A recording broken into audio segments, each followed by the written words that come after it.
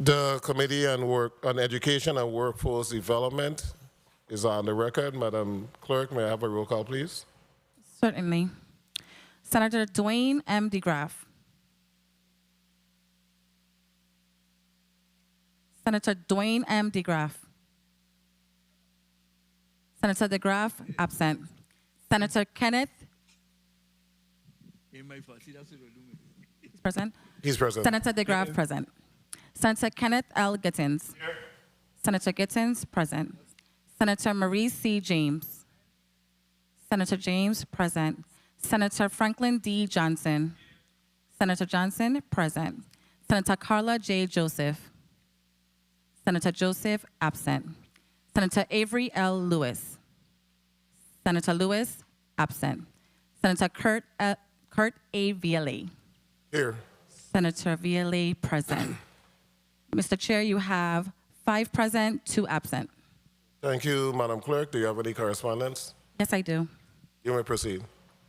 March 5th, 2025, the Honorable Kurt A. Viale, Chairman, Committee on Education and Workforce Development, 36th Legislature of the Virgin Islands, 3022 Estate Golden Rock, Christiansted, St. Croix, VI, 00820. Dear Senator Viale, please accept this letter as a formal notice that I will be arriving late to Friday, March 7th, 2025, Committee on Education and Workforce Development meeting, scheduled to begin at 10 a.m. in the Fritz E. Lewitz Legislative Conference Room in St. Croix. Thank you for your consideration on this matter. Sincerely, Carla J. Joseph, Senator, 36th Legislature of the Virgin Islands. Please mark Senator Joseph as tardy. Will do. Proceed. March 7, 2025, the Honorable Kurt Viale, Chairman, Committee on Education and Workforce Development, 3022 Estate Golden Rock, Christiansted, VI, 00820. Dear Chairman Viale, due to a prior commitment, I regret to inform you that I will not be able to attend the Committee on Education and Workforce Development meeting scheduled for March 7, 2025 in the Fritz E. Lewitz Conference Room on St. Croix. I kindly request that all the information provided in today's meeting be sent to me if it is not accessible on the legislative drive. I understand the importance of this meeting and I regret that I cannot attend.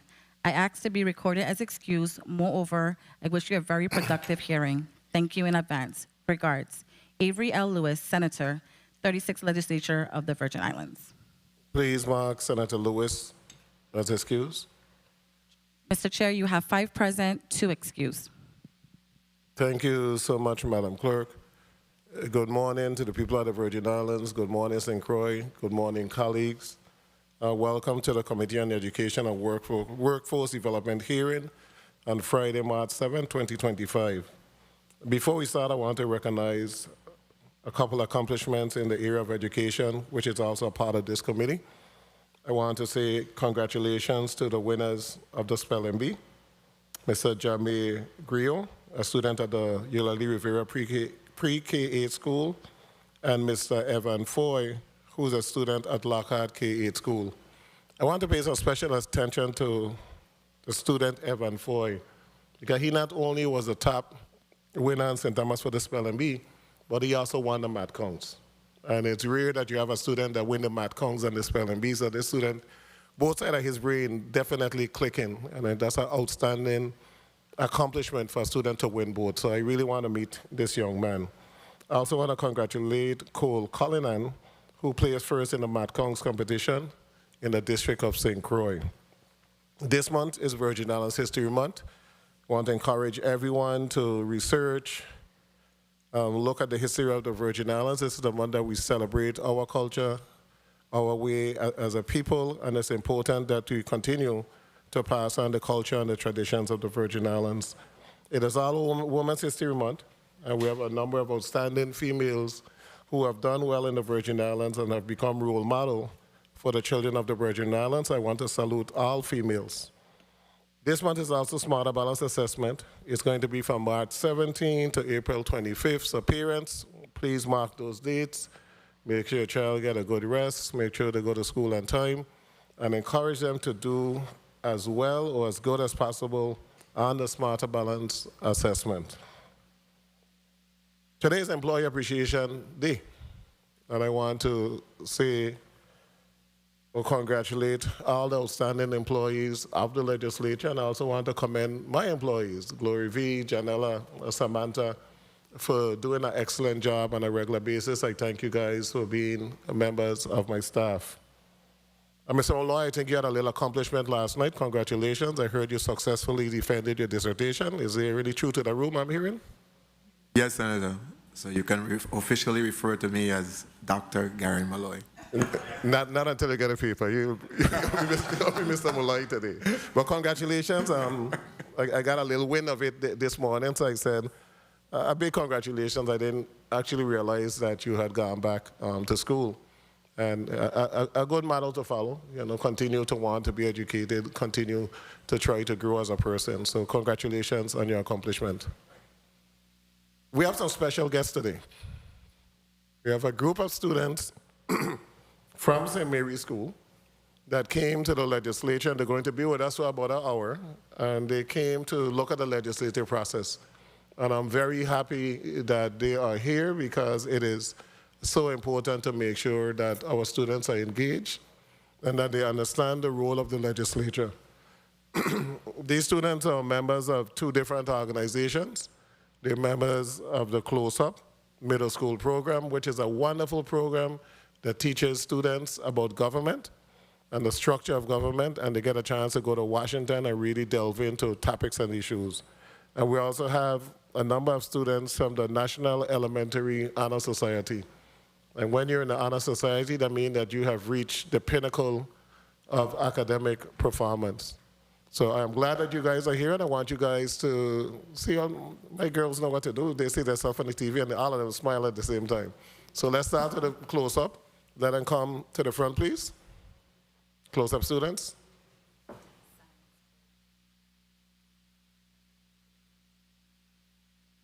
Now, while I'm saying that, the Science Bowl is also taking place at the University of the Virgin Islands today on the island of St. Thomas. You can come right in front. Come in front of me. Come all the way across.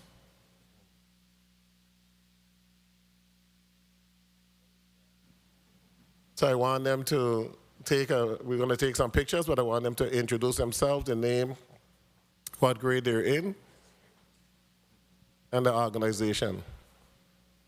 Young lady? Hold the mic up to your mouth and go ahead and speak. Yes, go ahead. Okay. My name is Sinaya Isabel Marchena, and I'm the president of the National Elementary Honor Society, and I am in close-up. Congrats. My name is Jadora Amy Ramos. I am the treasurer of National Honor Society, and I am also in close-up. Congrats. My name is Anai Leilani Richards. I'm the historian of National Honor Society, and I'm also in close-up. My name is Ariana Marie Girard. I am the National Honor Society Vice President, and I am also in close-up. Hi, I am Anais Josiah Jawahir Jr. I am in close-up, and I'm the Sergeant at Arms for National Honor Society. Congratulations. So we'll have you guys step a little bit to the left.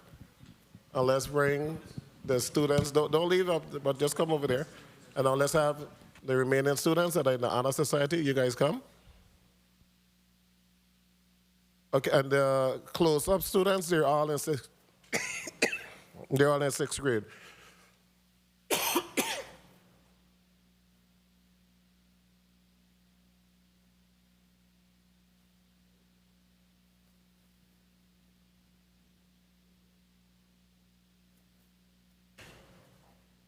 And Mr. Jack, while they are getting lined up, since you are a sergeant of arms, pull the sergeant of arms to the side and take a picture of him, please. See if you get a picture for me, Mr. Burke.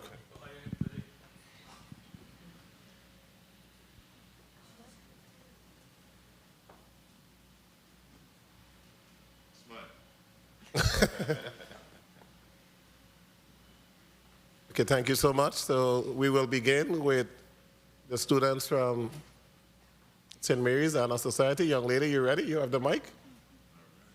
My name is Ava Grace Francis Burton, and I am in the National Honor Society. What grade are you in? Fourth.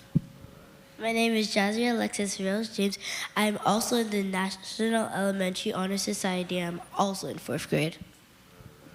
My name is Caden Pierce Scotland, and I'm in 4th grade. My name is Talia Nazari Sealy, and I'm in 4th grade. My name is Kaden Greaves, and I'm in 6th grade. My name is Ariana Cadence Marie Sage, and I am in 5th grade. My name is Makai Dennery, and I'm in 5th grade. My name is Jawar Reynolds, and I'm in 5th grade. My name is Fantasia Alexander, and I'm in the National Honor Society, and I'm in 5th grade. My name is Aaron Webster, and I'm in the National Honor Society, and I'm the secretary, and I'm in 5th grade. Thank you. Thank you so much, students. Let's give them a round of applause.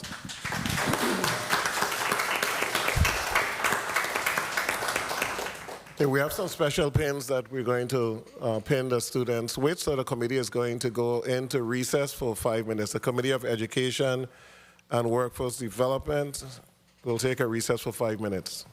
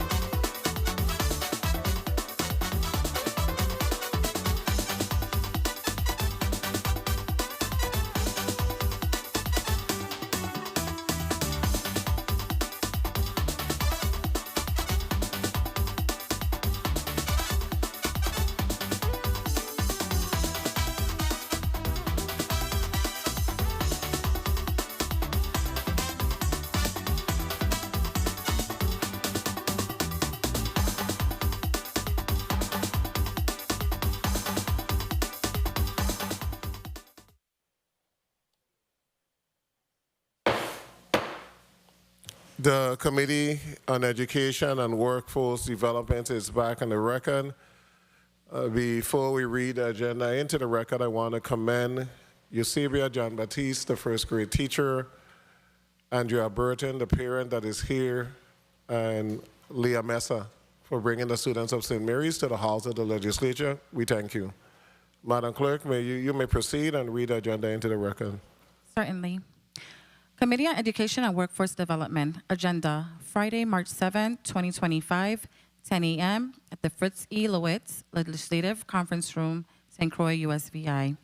Block 1, testimonies and committee discussions. Invited testifier, Honorable Gary Molloy, Commissioner, Department of Labor, on the status of workforce development programs aligned with key industry, construction, technology, and healthcare. The breakdown of local and federal funds allocated for workforce development and the number of individuals served. Update on the Youth and Apprenticeship Program, including participating service providers and individuals served. Financial breakdown of expenditures for the Youth and Apprenticeship Program, status of the Summer Youth Work Experience Program, and Youth Team Impact, number of youths served, completed academic, career assessments, and service referral. Block 2, testimonies and committee discussions. Invited testifier, Christy Payne, Program Director, My Brother's Workshop. Frandel Gerard, Executive Director, Crucian Heritage and Nature Tourism. And Suzanne Darrow McGrath, PhD, Director, University of the Virgin Islands, Center of Excellence in Leadership and Learning. Discussion topics, overview of organization's mission and program, workforce development initiatives, educational and training opportunities offered, collaborations with school, colleges, and vocational programs, success stories and community impact, and barriers and challenges to workforce development. This concludes the reading of the agenda, Mr. Chair. Thank you, Madam Clerk. Commissioner Molloy, I'm going to begin with you and allow you to put your name and title on the record, and then I'll ask all of the other members of the staff to do likewise with Ms. Nelson, and then go into St. Thomas. Thank you. Good morning. Gary Molloy, Commissioner, Virgin Islands Department of Labor. Thank you. Kimberly Nelson, Territorial Youth and Apprenticeship Coordinator. Thank you, St. Thomas. Good morning. Jean Ford, Assistant Commissioner, Department of Labor. Good morning. Charlene, Director of Workforce Development Services. Good morning, Shaneka Sebastian, Director of Youth and Apprenticeship. Good morning, Deetra Powell, Assistant Director, Workforce Development Services. Thank you. Mr. Molloy, you may proceed with your testimony. Good morning, Honorable Senator Kurt Vele, Chairman of the Committee on Education, Workforce Development, honorable members of the Committee on Education and Workforce Development, distinguished senators of the 36th Legislature of the Virgin Islands, listening and viewing audiences, I am Gary Molloy, the Commissioner of the Virgin Islands Department of Labor. Here with me today in the St. Thomas chambers is Assistant Commissioner Jean Ford, Director of Workforce Development Services, Ms. Charlene Hodge, Director of Youth and Apprenticeship, Ms. Shaneka Sebastian, Assistant Director of Workforce Development Services, Mrs. Deetra Powell, and with me in the St. Croix chambers is the Territorial Youth and Apprenticeship Coordinator, Mrs. Kimberly Nelson. Thank you for inviting us to provide a status update of workforce development programs that align with key industries, the distribution of local and federal funds allocated for workforce development, an update on youth and apprenticeship programs, the status of the Summer Youth Work Experience Program, and the Youth Team Impact in the territory. Workforce development programs. The Virgin Islands State Workforce Development Board determines policy and identifies the target industries in the Virgin Islands. The Virgin Islands Department of Labor builds the territory's pipeline through the workforce development programs that focus on those identified target industries funded through a combination of local and federal funds. The local funds are used only for youth services, which we'll describe later in the testimony. The current workforce development programs under the Workforce Innovation Opportunity Act, WIOA, or WIOA, these programs serve adult and dislocated workers. The dislocated worker program focuses on promptly reintegrating displaced workers into the job market when they face mass layoff or shifts in economic sectors. The Workforce Innovation Opportunity Act of 2014 reinforced the role of state and local workforce boards in workforce development and stressed the importance of collaboration among stakeholders in the workforce development system. The workforce development system encompasses the U.S. Virgin Islands America Job Centers, we call it AJC, which includes the one-stop operator, Equis Workforce Solutions, contracted by the Workforce Development Board and housed in the Virgin Islands Department of Labor offices on St. Croix and St. Thomas, with two specific responsibilities. First is to manage the WIOA, or the Workforce Innovation Opportunity Act program funding for adult and dislocated workers.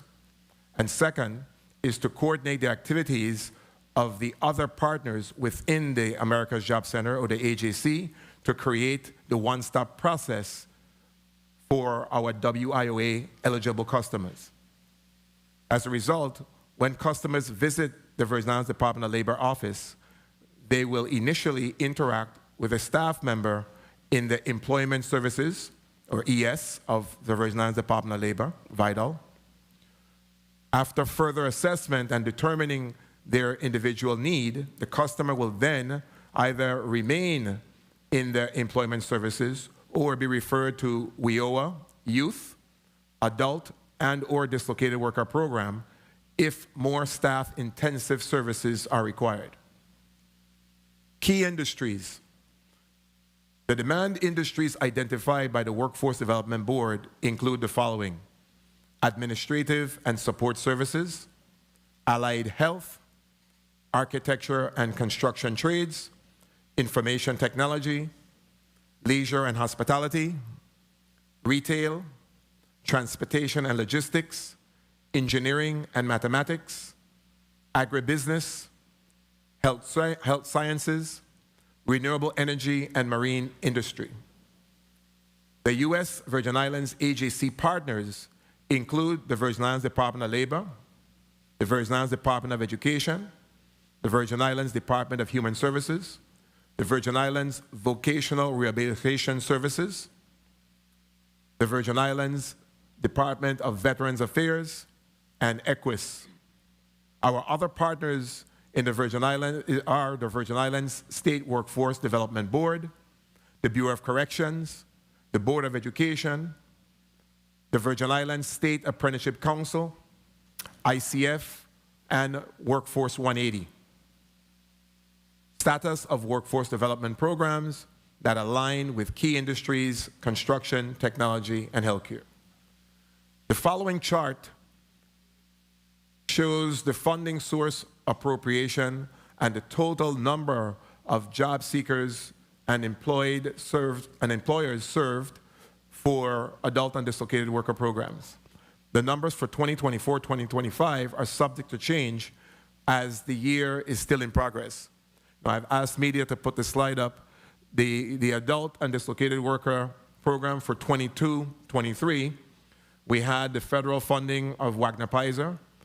We were appropriation of $1,773,783, in which we served 1,089 job seekers, and we also served 582 employers for a total of 1,671 connections between the job seekers and employers seeking qualified individuals for employment. In the WIOA, or the Workforce Innovation Opportunity Act component on 2022-2023, it was 1.4 million. We served 558 job seekers, and that's through the Equis services. as well as these were for career services and basic or individual services. In 2024-2025, which the program year begins July 1, 24, and it goes till June 30th, 26, the Wagner Pizer funding will receive allocation of appropriation of $1,201,898,000. We're projected to serve so far 524 job seekers. We've worked with 323 employers, again, making connections between the job seekers and employers seeking qualified individuals for employment. The WIOA funding so far is 1.3 in the appropriation, 1.3 million. And so far, we have served 312 job seekers. And again, basically with career services, basic and individual services. The record for workforce development services that align with key industries in terms of construction, technology, and healthcare in the Virgin Islands electronic workforce system, or the VIEW system, includes the following. The number of individuals enrolled in training programs, 118. The number of individuals certified, 20. The number of individuals in progress of studying, 51. The number of individuals currently employed in the field, 32. Additionally, a Grow with Google program provided the public with free training in specialized programs including data analysis, digital marketing, e-commerce, IT support, project management, cybersecurity. Once enrolled, participants could select more than one class. The program yielded the following statistics: 85 live learners, 71 learners enrolled, 16 completers earned certificates.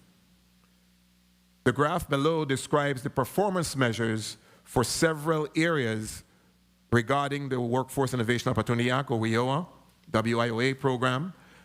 These measures are separate by target demographic, adult, dislocated worker, and youth programming. Program year 2023 covers July 1, 2023 to June 30th, 2024, and the program year of 2024 is quarter 2, includes July 1, 2024 to December 31st, 2024. So the program performance, we track adult entered employment, the second quarter, for program year 2023, and this slide should be up as well, 67%. In terms of the performance attainment in 2023, by the second quarter of 24, it's 64.2. Adult entered employment by the fourth quarter. So those are, we're tracking who retained, who stayed, who was from the second quarter that's also within the fourth quarter. It's 70.9 for program year 23. For program year 24, by the second quarter, it's 65.5%. Adult credential attainment, 63% in program year 23. In 24, it's at 54.4. Adult measurable skill gains, 88.5% for program year 23. For program year 24, second quarter, 91.5%. The DW's dislocated worker, again, entered employment for second quarter, 23 was 44.4%, which is low. The program year 2024, second quarter, 60%. Dislocated worker entered employment for the fourth quarter. Program year 2023, 73.4%. Program year 24, 77.8%. Credential attainment for the dislocated worker, program year 23, 87.5%. Program year 24, second quarter, 72.7%. Dislocated worker measured skill gains, 100% for program year 23, and we're at 92.9% so far in program year 24, second quarter. The youth entered employment numbers for the second quarter, 66.1%, program year 23. For program year 24, second quarter, it's at 71%. Entered employment for youth at the fourth quarter, it was 61% for program year 23. So far in program year 24, second quarter, it's at 57.6%. Youth credential attainment in program year 23 was 42.1%. For program year 24, so far it's at 54.5%. Youth measurable skill gains in program year 23 was at 65.4%. And so far in 24, second quarter, it's at 87.2%. Workforce development services for youth. Update on Youth and Apprenticeship Program, including participating service providers and individuals served. The Youth and Apprenticeship Division is dedicated to designing and managing workforce development initiatives for individuals aged 14 to 25. Within this framework, the youth team conducts in-house academic and career assessments to tailor services and activities to everyone's needs. They create individual employment plans and service strategies, make referrals to service providers, and offer a range of youth services, including job preparation skills, resume building, and both paid and unpaid experiences. The division offers various programs such as occupational skills training, the Work, Learn, and Earn program, that's for ages 17 to 24-year-olds, out-of-school youth, the Summer Youth Work Experience program, that's for ages 14 to 25, the Labor Investing for Tomorrow, or the LIFT internship program, and the Jobs for America's Graduates Virgin Islands program, JAG-VI, in collaboration with the Virgin Islands Department of Education. Through a significant but final investment of $385,956.64 from the Virgin Islands Casino Control Commission, the Virgin Islands Department of Labor was able to help the JAG-VI program expand their services, enabling them to continue providing ongoing on-the-job training, stipends, uniforms, and participation in the annual training and conferences. This funding allowed for 100 12th grade students to receive stipends for their required OJT hours. This year, the JAG-VI program extended its reach to include 9th and 10th graders, resulting in an 81% increase in enrollment, bringing the total to 329 students. Among the 12th grade students, 140 successfully completed the JAG model and graduated in May of 2024, representing an impressive 98.59% graduation rate for the senior class. The performance is based on students that graduated in 2024. The Virgin Islands Department of Labor will not be able to present the completed performance until the end of 2025 academic year, with high school graduation in May of 2025. JAG-VI's success was further recognized with a prestigious 6 of 6 National Network Award, awarded for exceeding all 6 national performance metrics focused on graduation and employment.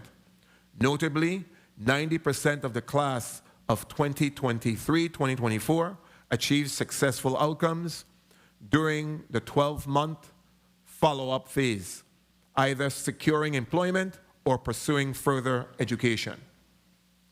As of March of 2025, we have upheld our dedication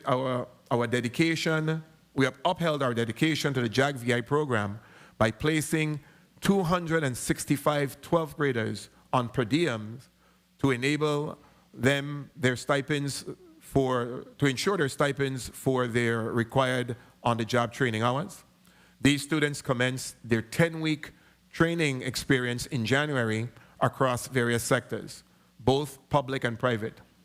As we remain committed to supporting the development of the Virgin Islands youth, this year we have committed to providing stipends to 40 12th graders engaged in the on-the-job training or OJT segment of the NAF Academy.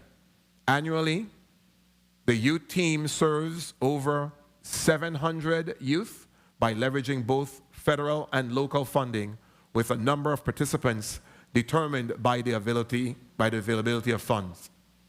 The status of the Summer Youth Experience Program. Summer Youth Experience Program.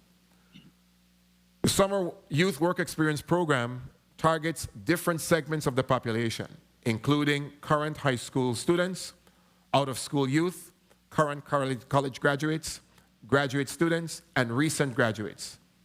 LIFT, the Labor Investing for Tomorrow participants, must be college juniors, seniors, or recent graduates with 60 credits or more, a GPA of 2.8 or better on a 4.0 scale, and between the ages of 18 to 25. As of February 2026, 2025, the Virgin Islands Department of Labor has received a total of 548 online applications for the Summer Youth Work Experience Program. The breakdown by program and island is described in the chart on the screen. So the 5-week paid work experience program is for ages 16 to 25. So far, 271 individuals from St. Croix, 140 on St. Thomas, 2 on St. John, for a total of 413. The Career Exploratory Program, that's for 14 and 15-year-olds. So far on St. Croix, there are 82 individuals that have applied. St. Thomas, 38. St. John, 1, for a total of 121. The LIFT, in the Labor Investing for Tomorrow internship, we're limiting that to 30. So far, we have 11 on St. Croix that's applied and 3 on St. Thomas. So far, no one on St. John, for a total of 14. So total applicants, again, so far is 548. The youth team impact. The number of youth served completed academic/career assessments and service referrals. The following chart displays the funding source, appropriation, number of youth participants served, and the purpose for the local and federal funds in 2024. So in 2024, we wanted to make sure that we show that the funding source for the summer program, we had received an appropriation of $578,955. We were able to serve 381 students. The at-risk funding that comes through from the Casino Commission, which was the $385,956. We were able to service 136 individuals.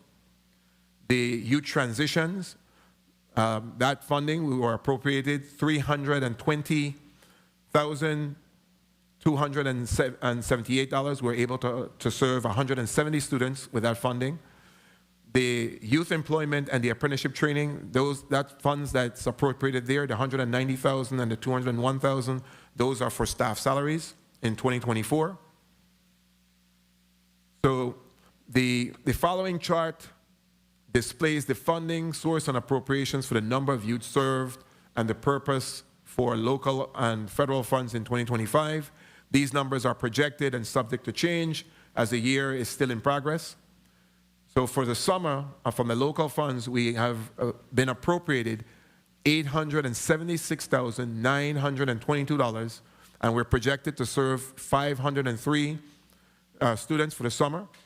For the youth transition, we're looking at an appropriation of $320,278 to serve the same 170 as we served last year. And then we're predicting again the youth employment and the apprenticeship from the local. Those are salaries for staff, and that is projected to be the same. What's notably different is that you've noticed that the at-risk funding is not in the line item for 2025 because we no longer receive the funding from the Casino Control Commission.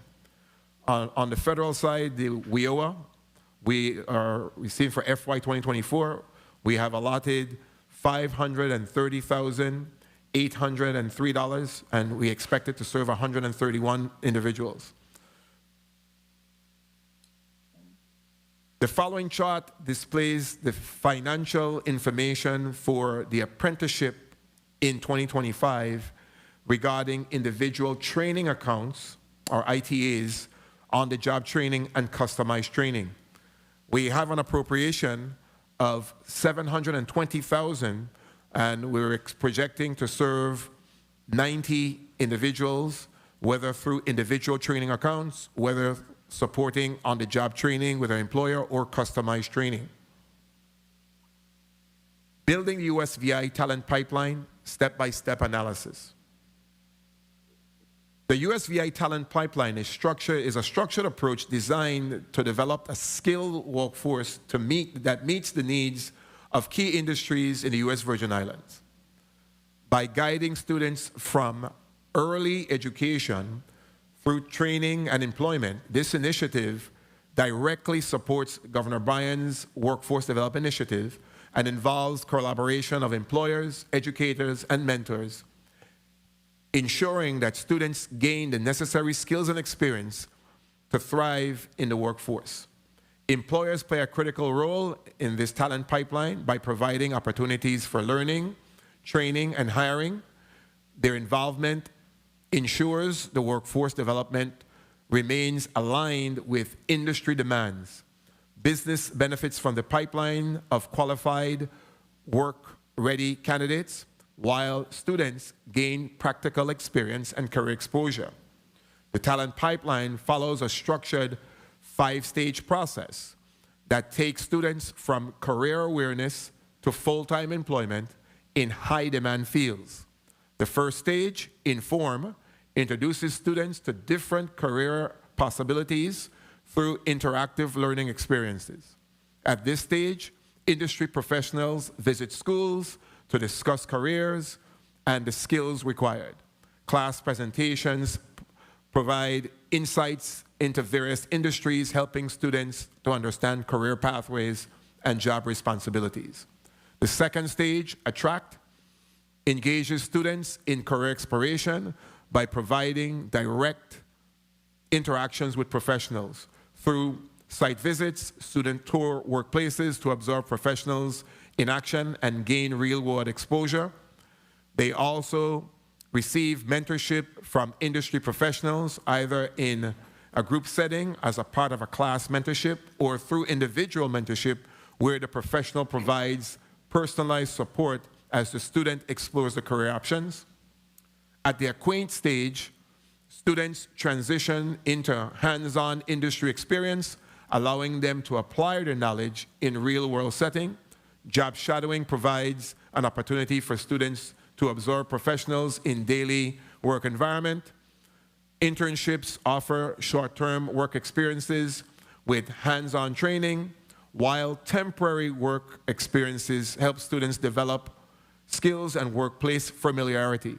Summer employment provides additional paid or unpaid work-based learning opportunities, and pre-apprenticeship serves as early training programs that prepare students for full apprenticeship in high-demand industries.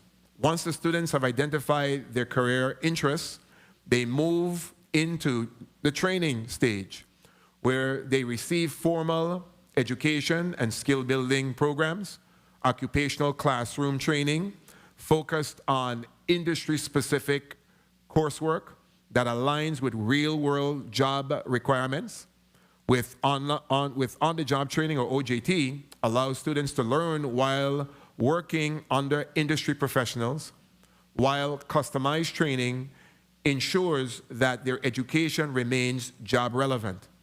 The final stage, Hire, ensures that trained students transition into the workforce seamlessly.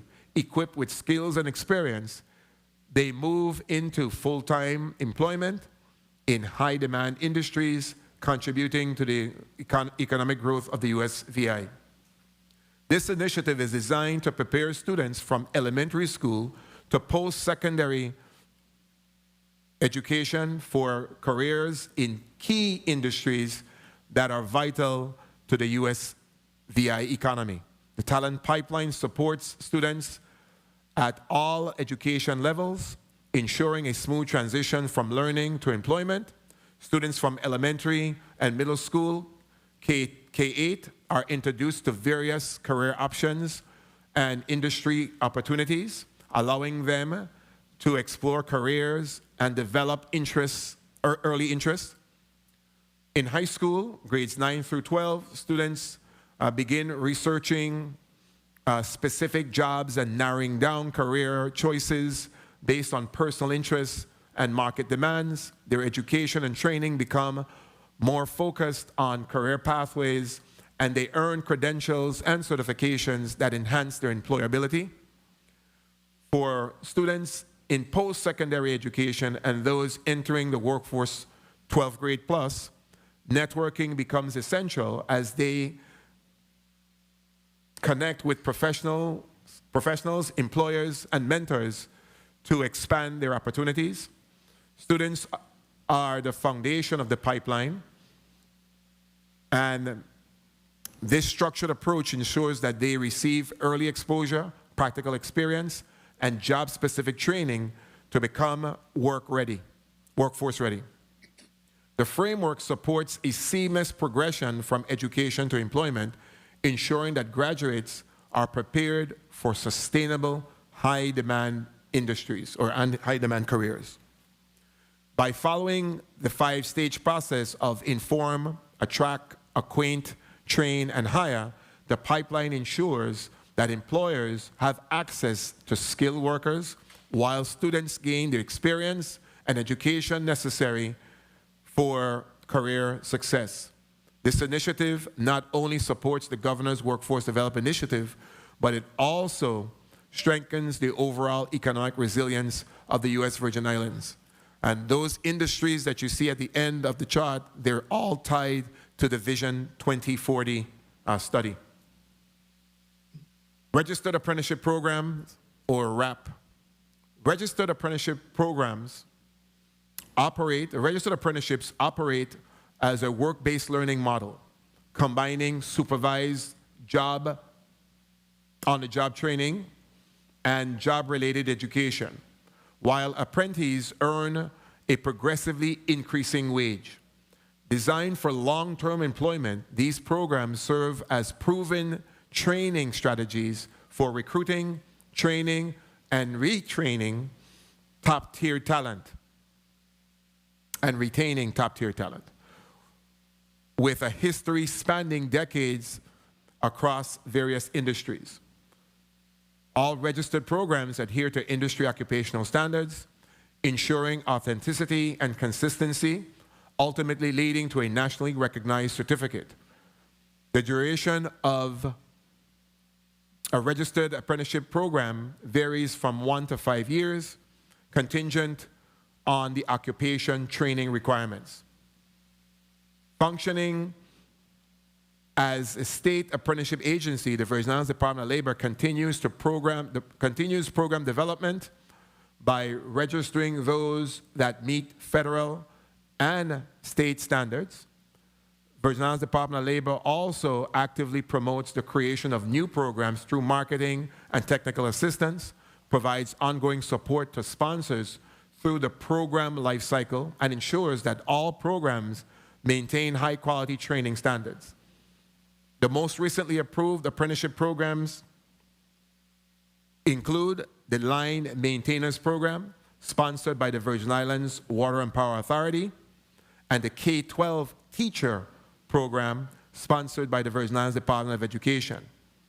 As of January 2025, 14 apprentices are approaching the completion of their programs, with 85% on track to graduate successfully with a nationally recognized certification. Current registered apprenticeship programs, there's a slide that shows up. The occupations are the certified massage therapist, This is territorial. It's a pipe fitter, construction, territorial. Medical assistant / patient coordinator, St. Croix. A certified nursing assistant, dementia specialty, St. Croix. Life safety coordinator, St. Croix. Certified nursing assistant, restorative specialty, St. Croix. Surgical technologist, St. Croix. Recreation assistant, St. Thomas. K-12 teacher, territorial. Line maintainer, territorial. Able seaman, water sports, St. Thomas. Cybersecurity support technician, territorial. Construction craft laborer, St. Croix. Human resources, territorial. Success stories. There are a few success stories that the Virgin Islands Department of Labor would like to highlight regarding our services.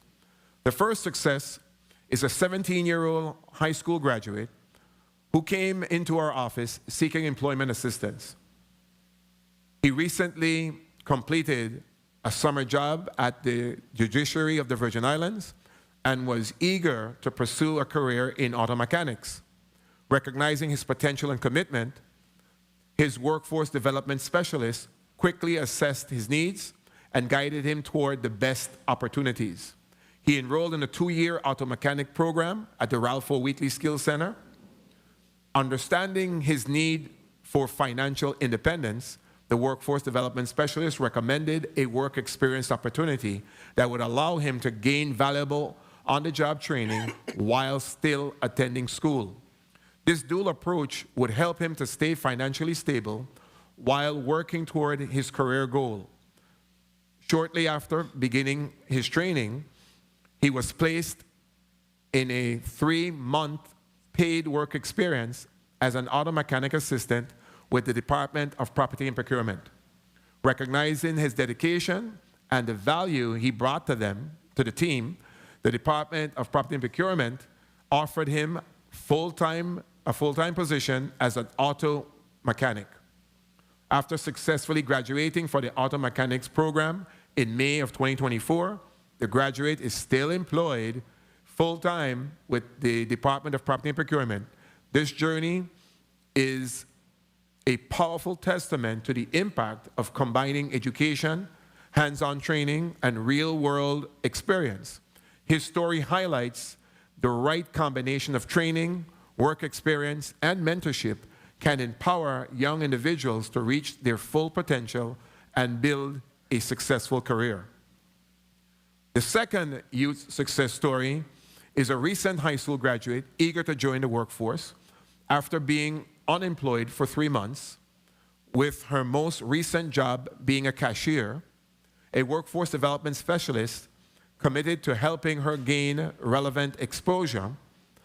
The recent high school graduate had a clear vision of becoming a marshal, although she had no prior experience or exposure to the field. The workforce development specialist contacted several agencies, including the District Court of the Virgin Islands, the Virgin Islands Police Department, and the Virgin Islands Police Department.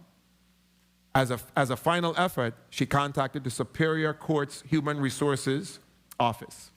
The workforce development specialist explained that the young woman could participate in the Work, Learn, and Earn program funded by the Virgin Islands Department of Labor. She assured the HR that her wages would be covered by the program and offered to sign any required confidentiality agreements. After careful consideration, she began her placement at the Superior Court as a receptionist through the Work, Learn, and Earn program.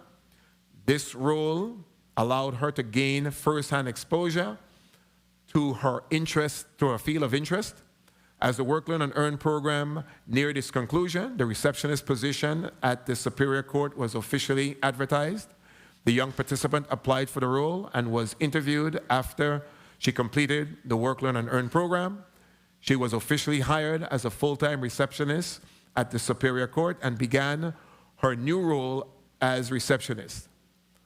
All of this happened within just 6 months of her journey and a testament to the power of determination and opportunity.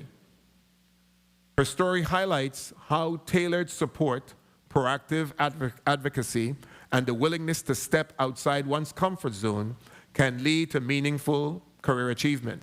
Today, she's on path aligned with her aspirations, gaining valuable experience that moves her closer to her ultimate goal of becoming a marshal. In April of 2023, a client expressed interest in our training program. However, he faced significant challenges, including the recent loss of his home in a fire. This devastating event resulted in the loss of essential belongings, such as his DJ equipment and clothing. Despite these setbacks, our client remained determined. With the support of his dedicated case manager, he attended our Joining Forces career fair in September and identified a company of interest. The case manager proactively submitted a letter of recommendation to the company on his behalf to enhance the client's job prospects, and his employment services case manager enrolled him in the OSHA 30 online courses. He visited the AJC every day from 1 p.m. to 5 p.m., walking over a mile and eventually losing his glasses. The client diligently completed these courses, often working without his glasses.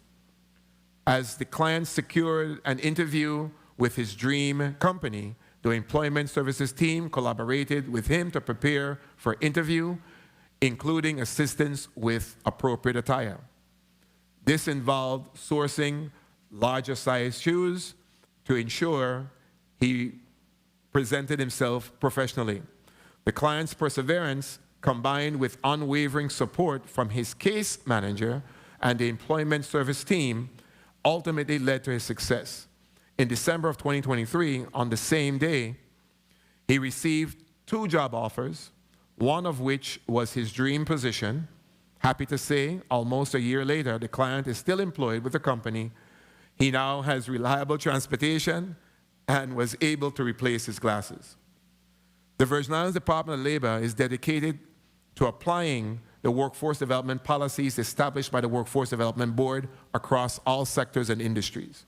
Our commitment is evident through various programs and services offered by our offices in St. Croix, St. Thomas, and St. John. On behalf of the Virgin Islands Department of Labor, I want to express gratitude to the members of the Committee on Education and Workforce Development for allowing us to testify about the programs and services available to all Virgin Islanders. I also like to take the opportunity to thank my team at the Virgin Islands Department of Labor. And this concludes my testimony, and my staff and I are ready to answer any questions you may have at this time. Thank you, Commissioner Molloy, for your testimony. Colleagues, we're going to go to a 6-minute round of questioning. Before we begin, I want to recognize non-committee members. Senator Fredericks, welcome. Senator Clifford Joseph, welcome. Commissioner, can you go back to your chart on page 3? Adult dislocated workers. Yes. You have, this chart represent the appropriation, the total number of job seekers and employers served, correct? Yes, Senator. In the 2022-2023, under the Wagner PISER funding source, you had 1,089 individuals who were seeking jobs. Do you have percentages as to how much of those individuals actually receive a job? I will refer that to Director Charlene Hodge, if we have those numbers.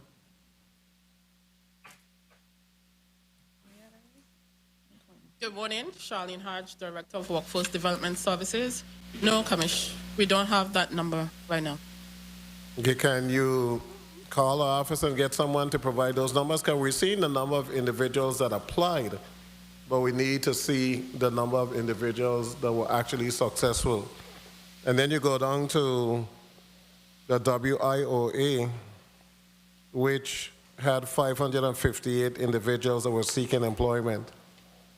You also don't have those numbers, I suppose. Well, let me just say, these are numbers served. So within the Wagner-Pisa program and within the WIOA, there are different services that these individuals get. So these are recorded as receiving services. So the ultimate is the other chart where we look at that the measures, the performance measures, that the percentages of entered employment, that's where those measures actually come in. So in our reporting to the U.S. Department of Labor, these numbers, we have to report on Wagner-Pisa and the WIOA with those individuals that are served separately. Okay, so they're separate programs. Right, and I know that, but I want to know, they were served and what was the result, the end result? Did those individuals receive employment? So those numbers in the next chart on page 4 and part of 5 is they would be captured in those numbers depending on whether they were in the received adult services, if they received dislocated worker services, then they would be accounted for in those percentages. Correct. So the 67%, the first one, adult entered employment, 67%. 67% of what? Well, it would be depending on the amount of individuals.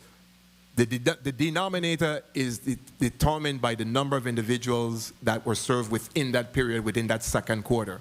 So the numerator. Yeah, the denominator determines how much. You're asking of how much. So that denominator, that number, that bottom number comes from how much we were serving during that particular period. So we have to give reporting at the second quarter and the fourth quarter. Okay, so I understand how you get a percentage, but I just need to know a percentage of what. It could be 67% of 100. Right. It could be 67% of 10.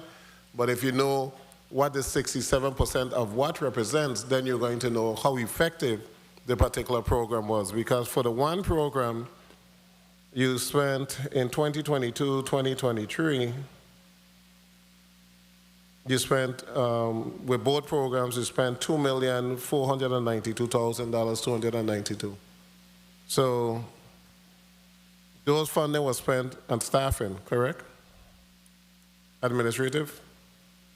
From the chart to the dislocated worker?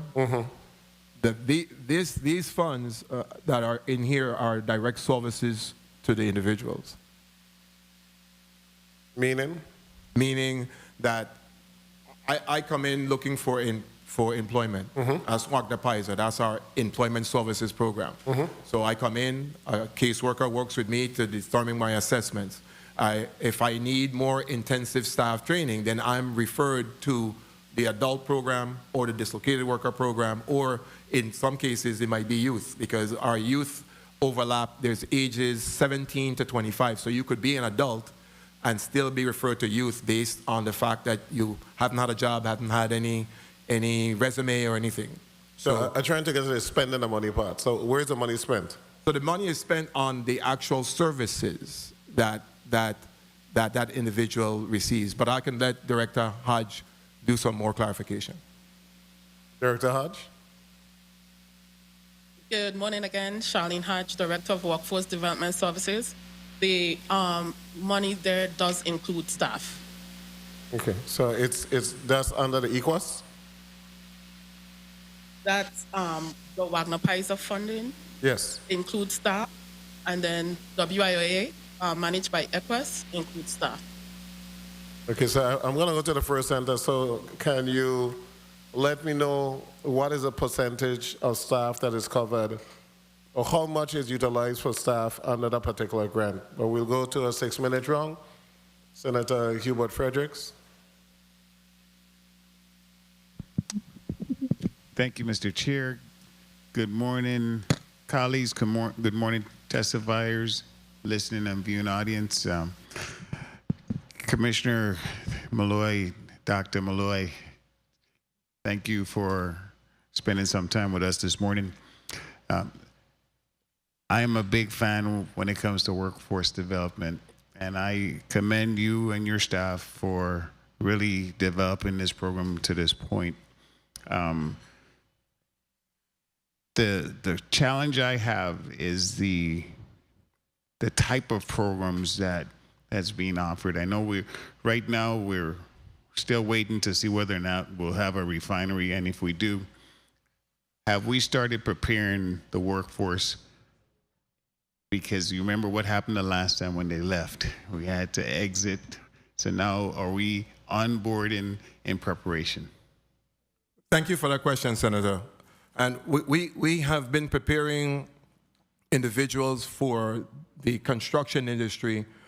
Several years ago, we wrote for a $10 million grant and received the grant, and we were able to train 858 individuals with national certifications, of which, of that 800, 400 plus was in the construction area. So we have individuals that are certified in electrical, individuals that are certified in welding, individuals that are certified in pipe fitting. But we continue, as the board, the Workforce Development Board has eligible training providers. So the eligible training provider would be the CTEC program. One would be the Ralph O. Wheatley Center in St. Thomas. We have other training providers. So as those training providers are on board and we have applicants, there's an ability to continue to train. My next question is with respect to what's going on with the undocumented workers and the impact it's had on small businesses in the Virgin Islands. We're leaning on the Department of Labor from the business community for you guys to supplement our shortages of workers, skilled workers, so we could in fact continue doing business. I don't know if you're aware of some businesses were closed or had to abbreviate their schedule recently because of the lack of workers. And so I need to know what's in place to cover the shortages.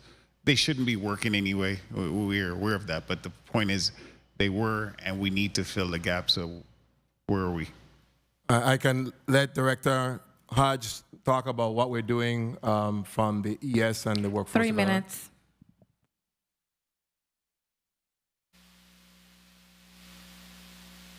Director Hodge. Good morning again, Director Hodge. Charlie. Okay. Good morning again, Charlene Hodge, Director of Workforce Development Services.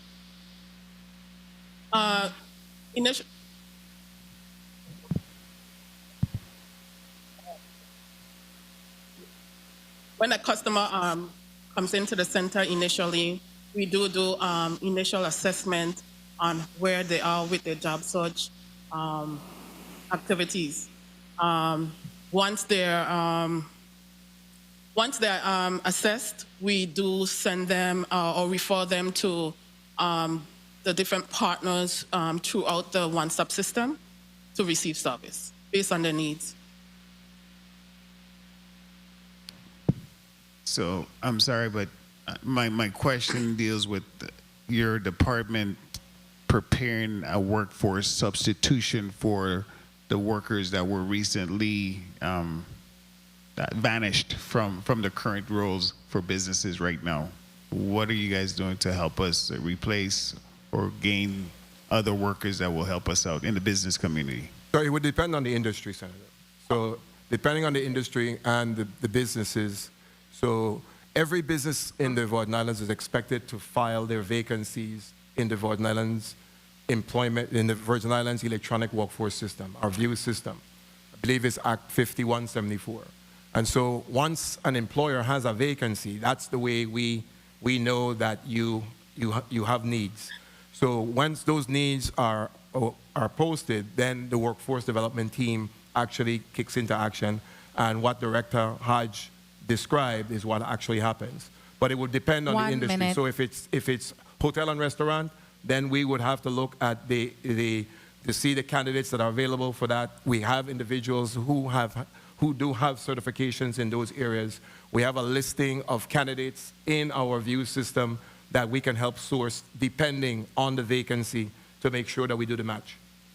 So as of recently, I know the legislature had problems finding hotel rooms on St. Thomas because of when the action started, 30 seconds. we had issues getting rooms because the hotels couldn't prepare the rooms. They had no workers. So what I'm saying is, what is in the pipeline? What are you guys doing to make sure? Because these are jobs that should have been posted. They should have been there permanently, actually. These aren't new jobs, right, for the Department of Labor. So what are you guys doing to help the business community fill that inventory of workers? Time. Like I mentioned, Senator, in order for us to know that there's the vacancy, the employer needs to post. Once they post, then everything that Director Hodge kicks into action. But we do have individuals that were certified. That were certified in housekeeping, that were completed. And that was done based on our $10 million grant. So, but those individuals, of course, have been absorbed already. So the opportunity is still there to be able to do that. But based on the need, once the need is communicated, then we will go to the bank that we have. And if there's individuals that are interested in those training, then they're placed in those trainings based on the board availability, having the eligible training providers, and then we go through that process. So it sounds convoluted, but it's a lot simpler than it is once the business alerts us and does the posting. Mr. Chair, if you would, just one more. You may conclude. Go ahead. So I'm just a little confused because I know certain jobs are always going to be needed. For example, restaurants always need cooks.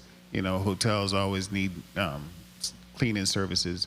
And so we had a situation where we lost a significant amount of those jobs. And so the inventory that you have in line, Commissioner, should have been able to now start picking up the slack. That's what I'm thinking. Yeah, that's the process, right? Well, yes, and we also do our career fairs. So we've been doing job fairs and career fairs throughout the territory. We do specifically, so if an employer lets us know that they have a need, we've done job fairs for them specifically, or we have done job fairs for the industry specific.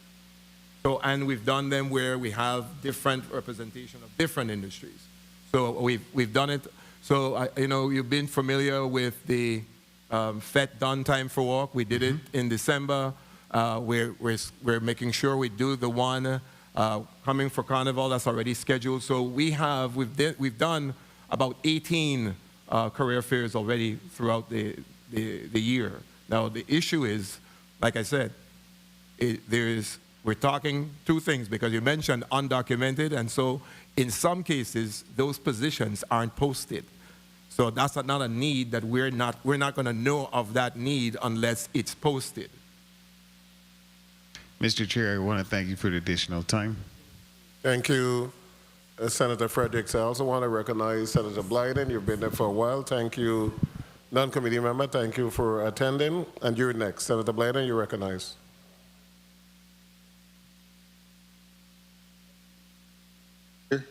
Good morning to my colleagues, listening and viewing audiences, staff, central staff, and good morning, Commissioner Molloy and your management support team there. And thank you so much for your testimony. I have some questions in respect to your testimony, though. What does it look like in terms of your relationship and or coordination with, for instance, the new construction maintenance department at the Department of Education? Construction maintenance, the Bureau of School Construction, I should say. Because I had a meeting with them as of late, and I was surprised to find out that they did not have any on board, plumbers, electricians, or carpenters in terms of being licensed and or certified. Knowing that that's a new department that we just brought online with the government of the Virgin Islands, what's, in terms of workforce development, what the collaboration, communication, or what does that look like? And how do you go about creating and forging partnership with individuals like those? Well, succinctly, can you talk about that, please? Thank you, Senator. We are accessible to making sure that we collaborate with any government agency and any partner in terms of the needs. But again, the challenge that ends up happening, especially with the government, remember, it's those positions have to be posted as well. Once those positions are posted, individuals still have to go through the training and to be able to get their certification. In some cases, individuals are hired before they get the certification. We have the ability to do what we call a customized training or incumbent worker trainings when those individuals are on the job, that they can be trained to move on to get their certification. So there's several ways to be able to do that. So it's one, that they might have a vacancy, or two, they might have somebody on board that needs to be put into training to get the certification. Either way, we can help. Okay, very well. And let me ask you, on page 4 of your testimony, you spoke to the number of individuals enrolled in training programs. You have 118. How many applied? I know you have 118 that's enrolled. How many applied for that training program? Do you have like a scale? I'll have to refer that to Director Hodge. Good morning again. Charlene Hodge, Director of Workforce Development Services. We assess individuals when they come into the center, and based on their needs and what they're trying to do or the kind of job that they're trying to receive, we refer them to training. We wouldn't and again, it's based on the person's needs. So we wouldn't have like a list of all who applied for training. Okay, let me ask you then. Next one, based on number of individuals certified, you have 20. How many individuals actually try to get certified, and you have 20? How many enrolled in terms of the certification program? Once you're enrolled in the training program, all the activities you do or the curriculum leads to a certified training. So anybody that attends training in any area, they are receiving the skills that they need to be certified. So they all are tested for certification. Let me ask you, in respect to your workforce development service for youths, how many programs do you have in all? The different programs for our young people at the Department of Labor. But before that, to Director Sebastian. Shineka Sebastian, Director of Youth and Apprenticeship. We have a few programs because we have funding under local. Under the local funding, we have funding for about, I think, 4 to 5 programs, but we still provide services and activities. Under WIOA, which is the federal funds, we have the opportunity to provide them basic career services and individualized, specialized services that includes paying for occupational training and work experience. And talking about training, under the apprenticeship program, I see you have on page 7, you have appropriated $720,000. How much of those funds have we actually expended so far to assure that our folks are part of those apprenticeship programs? I'll refer that question to Commissioner Molloy.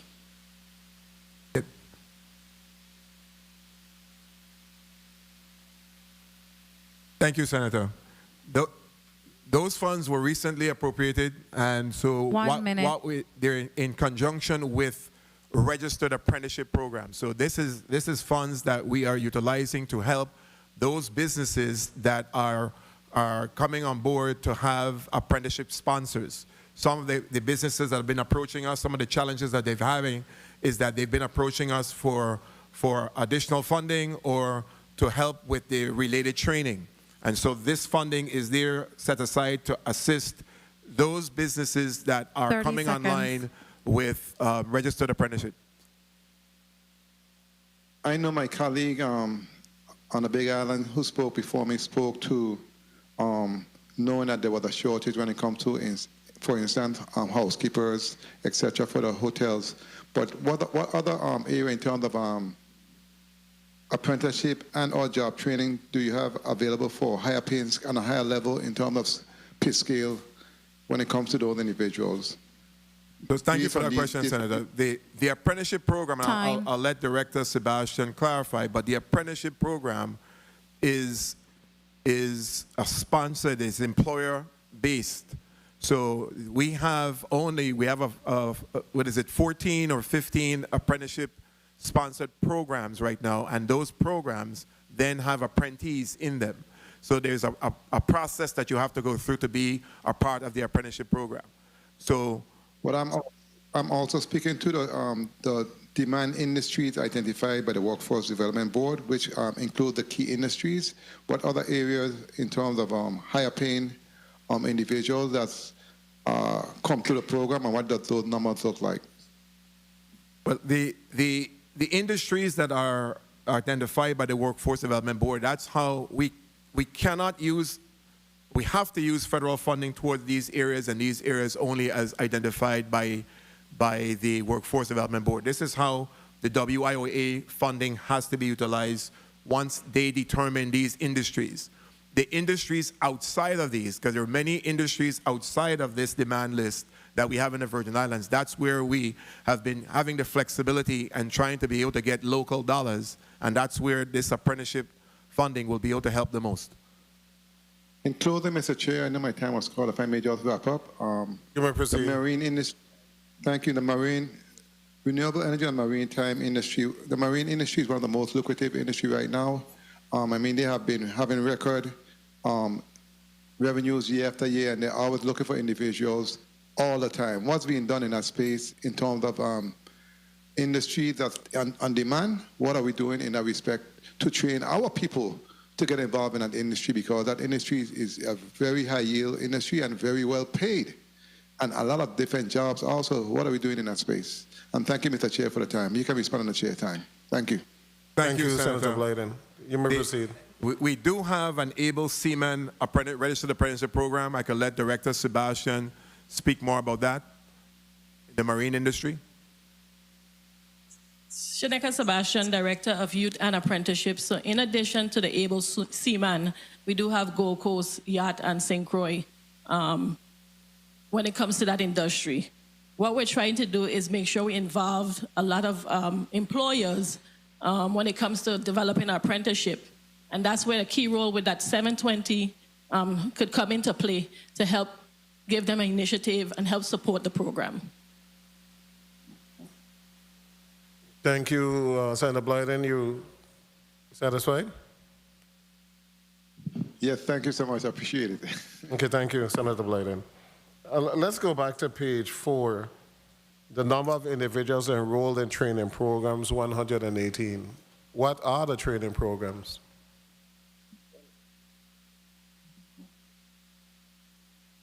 Director Hodge. Good morning again. Charlene Hodge, Director of Workforce Development Services. This particular number included to satisfy your requests for key industries, construction, technology, and healthcare. Those represent those industries. That was not all the people that did training, but those because of your requests for those industries. So the 118 you're saying is just in healthcare and construction? Healthcare and technology. So what's the breakdown? Yes. How many in construction? How many healthcare? I don't have the number like that. I'm sorry. Okay, what is the construction training program? Who's conducting that? These are programs as part of our eligible training provider list. I do not have the list, but I know we do have some that receiving service or training from the Ralph O. Whitley Skill Center and the CTEC Training Center. And these are in areas of carpentry, welding, HVAC, and so forth. So these are adult learners? Adult learners. And the individual certified 20. 20 out of what? 20 out of the 118 that's listed in that area were certified. Okay, and then you went on, there's a number of individuals in process of studying. So 51 of the 118 are still studying? Yes. And the 32 is of the 118? The 32, yes. that they're employed. Yes. Yes, sir. Mhm. So do I imagine then that 12 of those were not certified? Since you only have 20 certified? Yes, sir. Only 20 was certified. Yeah, and what is the certification? The certification is the CTEC and the weekly? It would be determined, it might be the NCCR, it might be the arc welding, if it's in welding, depending on the industry, then it would be an industry-specific certification. And is it a national certification that if they get that welding certificate, they can go on the mainland and go to an employer, and that certificate is recognized? In arc welding, yes. Yes, sir. We made sure, because there's a difference between the NCCR and the arc welding. So the arc welding is what we're making sure the certification is in. So you guys have a partnership agreement with CTEC and Wheatley Center? The Workforce Development Board is responsible for the eligible training providers. So they have to submit a proposal to the board reviews it, they come and make a presentation, and then they're determined on the eligible training provider list. Once they're there, that allows us to be able to source candidates to them and to utilize the federal funding. CTEC and Wheatley are submitting proposals to the board? Yes. Okay, and what funding are they receiving after they are deemed as competent or able to provide this training? Each of the individuals have what we call an individual training account, but I can let Director Hodge speak to how the funding moves with the participant. Yes. Again, Charlene Hodge, Director of Workforce Development Services. Yes, once you're eligible training provider, we can, of course, refer customers to your training. Each individual once approved for training, receive an individual. My question is more, how much are the providers receiving? Like if you have students in welding at CTEC, how is the program funded under this federal grant? Do they receive X amount per student to be able to purchase supplies and materials? Because I know the adult class at CTEC literally had no supplies. So I'm trying to see if this is one of the possible funding source for those programs. So do they receive direct money that you're giving the career and technical complex, that you're giving them X amount of money for each person that's enrolled? Yes, it's called an individual training account, and it's up to $6,000 for training. $6,000 per person? So, per person. Okay, thank you so much. Point of information, Senator Johnson. Good morning. Thank you very much, Mr. Chair. I still want to stand that line there because we're talking about only 20 being certified. So what are we doing and what can be done to improve on the certification? Because 20 out of 100 being certified is a very low number. And then when you go to 32 alone being employed, you're still underneath 50%. So what can be done or what are we doing to improve and enhance the certification? Thank you for that question, Senator. And that goes to the old adage of individuals and the ability and whatever support services are needed. Because some individuals are able to move through the certification process very easy without additional supports. Some individuals need additional support. They might need additional tutoring in math. They might need additional support from in getting transportation. So they're different. It all depends on the particular individual, which is why the individual training account goes up to $6,000 for each individual. It all depends on what support services that individual needs to get them through that particular program. But you do agree that those are low numbers as far as certifying, right? Yes, they are. I'm sorry, Commissioner, may I? Yes, you may. Senator, 51 of those customers are still in training. So they did not finish all the course curriculum to test for certification. And if I may, Mr. Chair, is there a time frame? We're trying to get clarity, so go ahead. Yeah, thank you. Isn't there a time frame, and are they past the time frame? Because 20 already been certified, but you said the next 51 is still in the process. So do we have a time frame as to how long they should be in training and should be had already complete the certification? It's based on an individual, and then they have levels of training. Some may have started before the other, so some are ahead and have certified already. But it's individual training, and it's based on the level that you have achieved. All right, then what kind of time frame are we talking about? After those 20 were certified, how much longer does these next 51 are in these classes trying to be certified? And most of the trainings at the Ralph Whitley Skills Center is like 4 semesters. So yes, some have completed, some have not. Yeah, thank you. You get to dig a bit deeper, Senator. Go ahead, Senator Brown. Point of information. Thank you, Mr. Chair.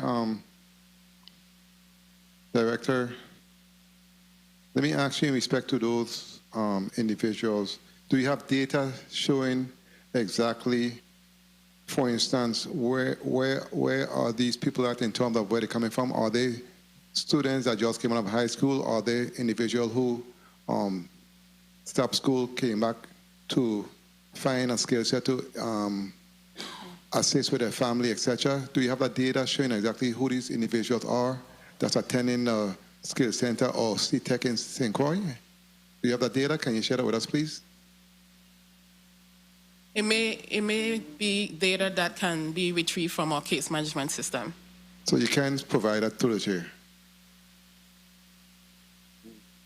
You're making a request, Senator, so we will say the request again, please.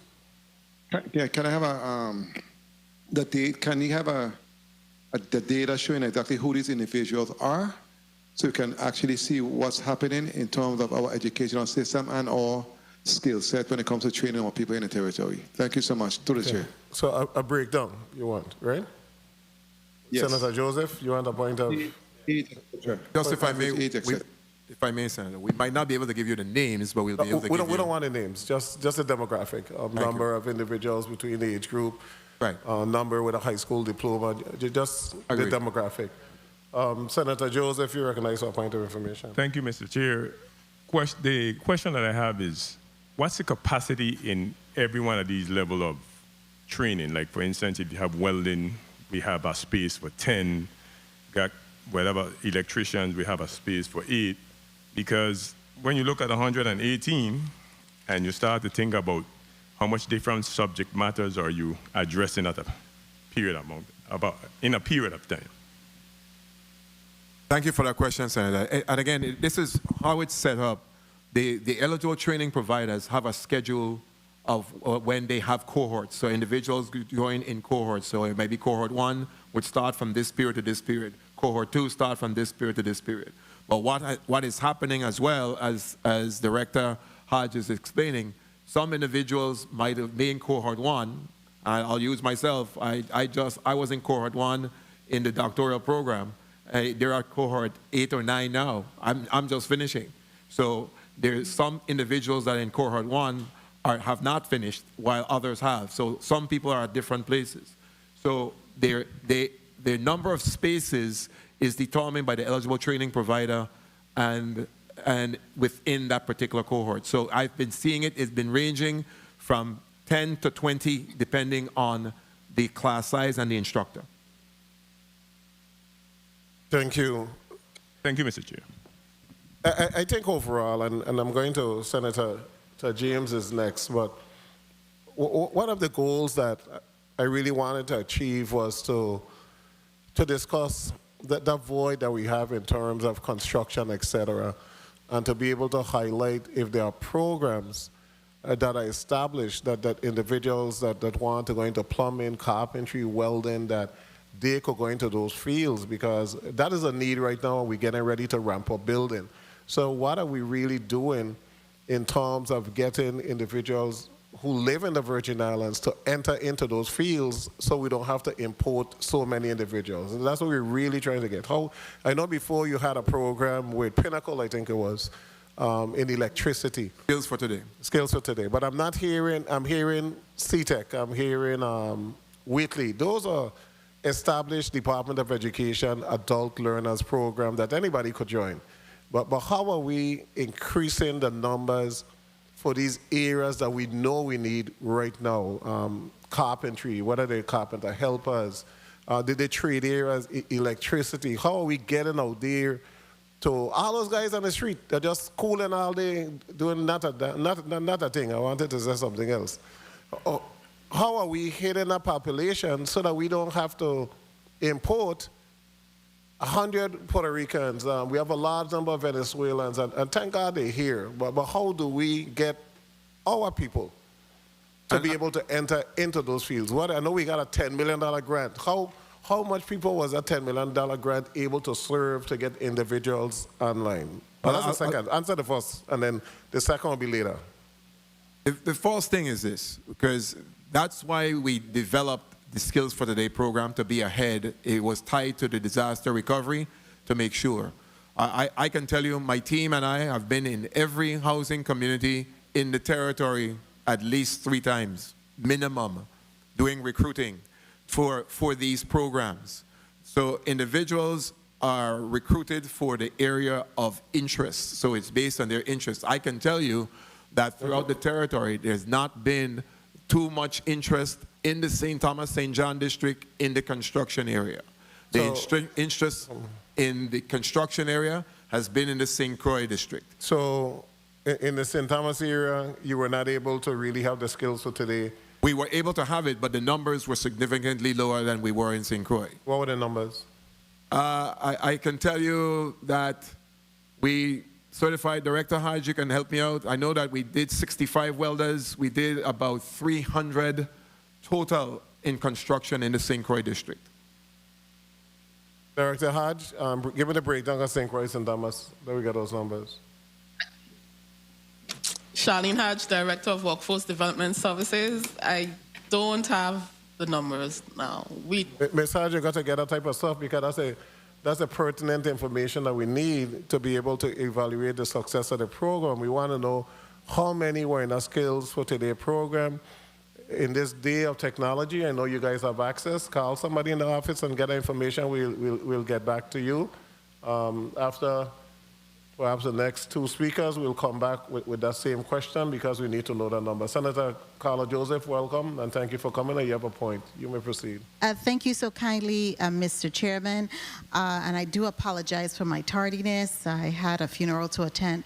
And just in that line of questioning, relative to the outreach and recruitment for individuals to be participating in these programs, I wanted to ask you, Commissioner, and your team, what are your strategies to reach out to the low and moderate income housing, public housing communities? You are a part of the Workforce Investment Board, and so is the Virgin Islands Housing Authority, which is the largest landlord for low and very low income household. What is your relationship? How are you working with that population?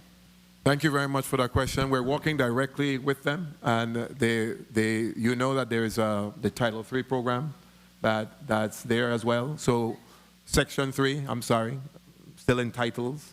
There's Section 3 program. So we've been working with them on several levels. One, we've been helping them. They've been working with us by having us use their community centers a part of the recruiting. So we've been sending the information. We've been using the information from our unemployment insurance data. So we're looking at head of household. We send the information to the housing area. They help to identify us based on head of household, who is working, who's not working. We've been doing direct outreach to those individuals through that way, through every housing community in the territory. So to try to make sure that they know and are aware of all the programs that we have in the territory.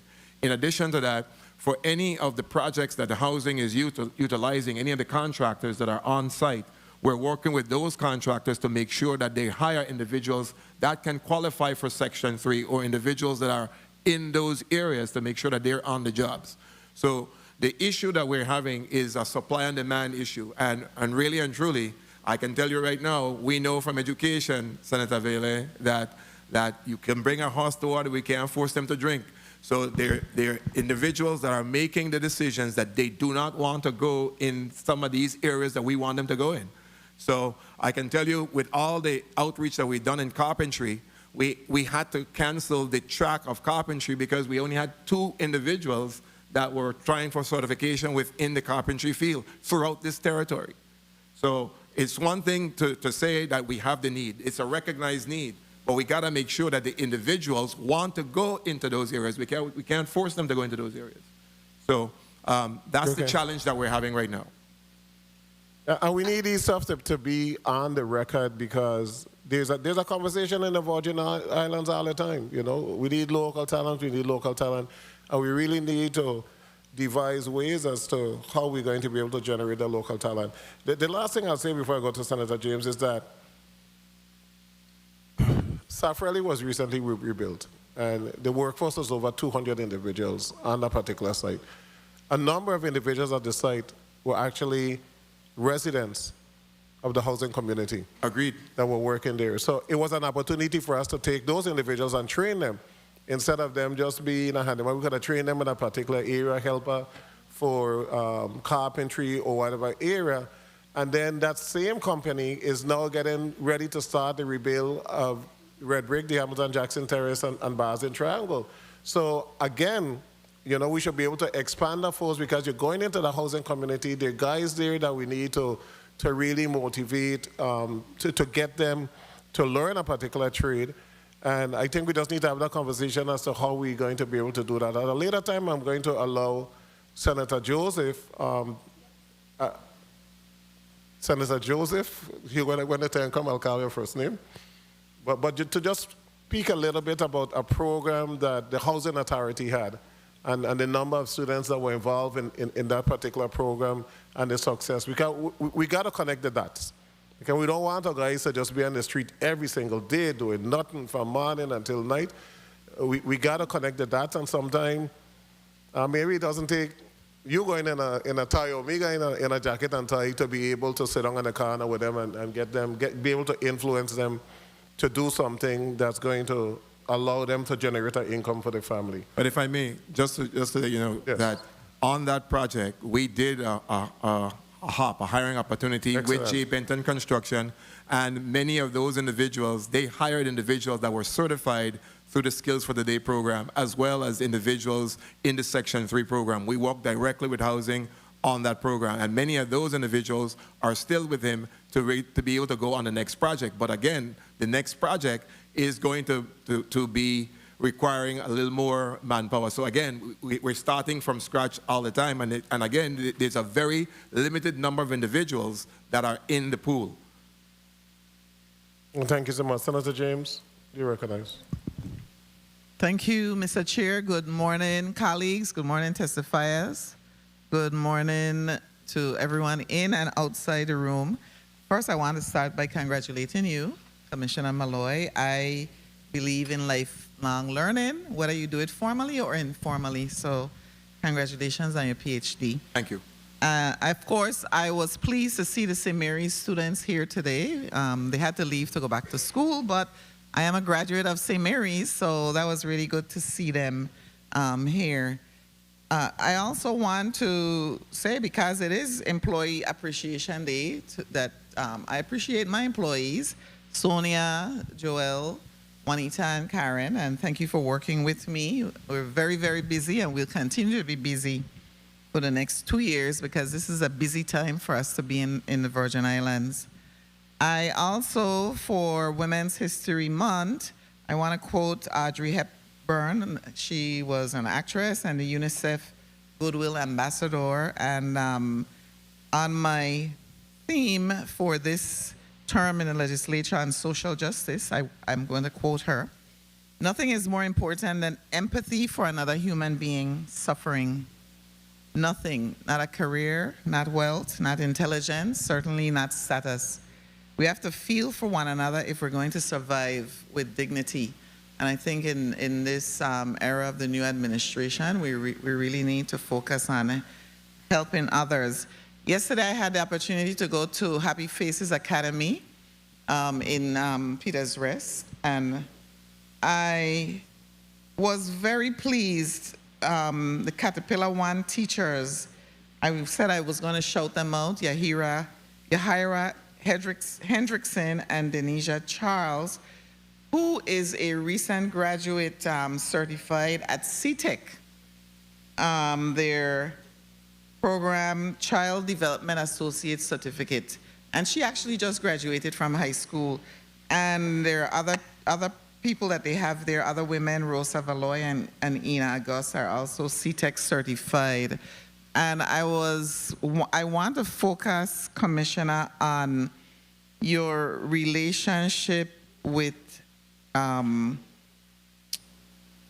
let me start by asking this first. One of the barriers to women, and this is Women's History Month, is childcare. And I saw that on page 7, the YIOA,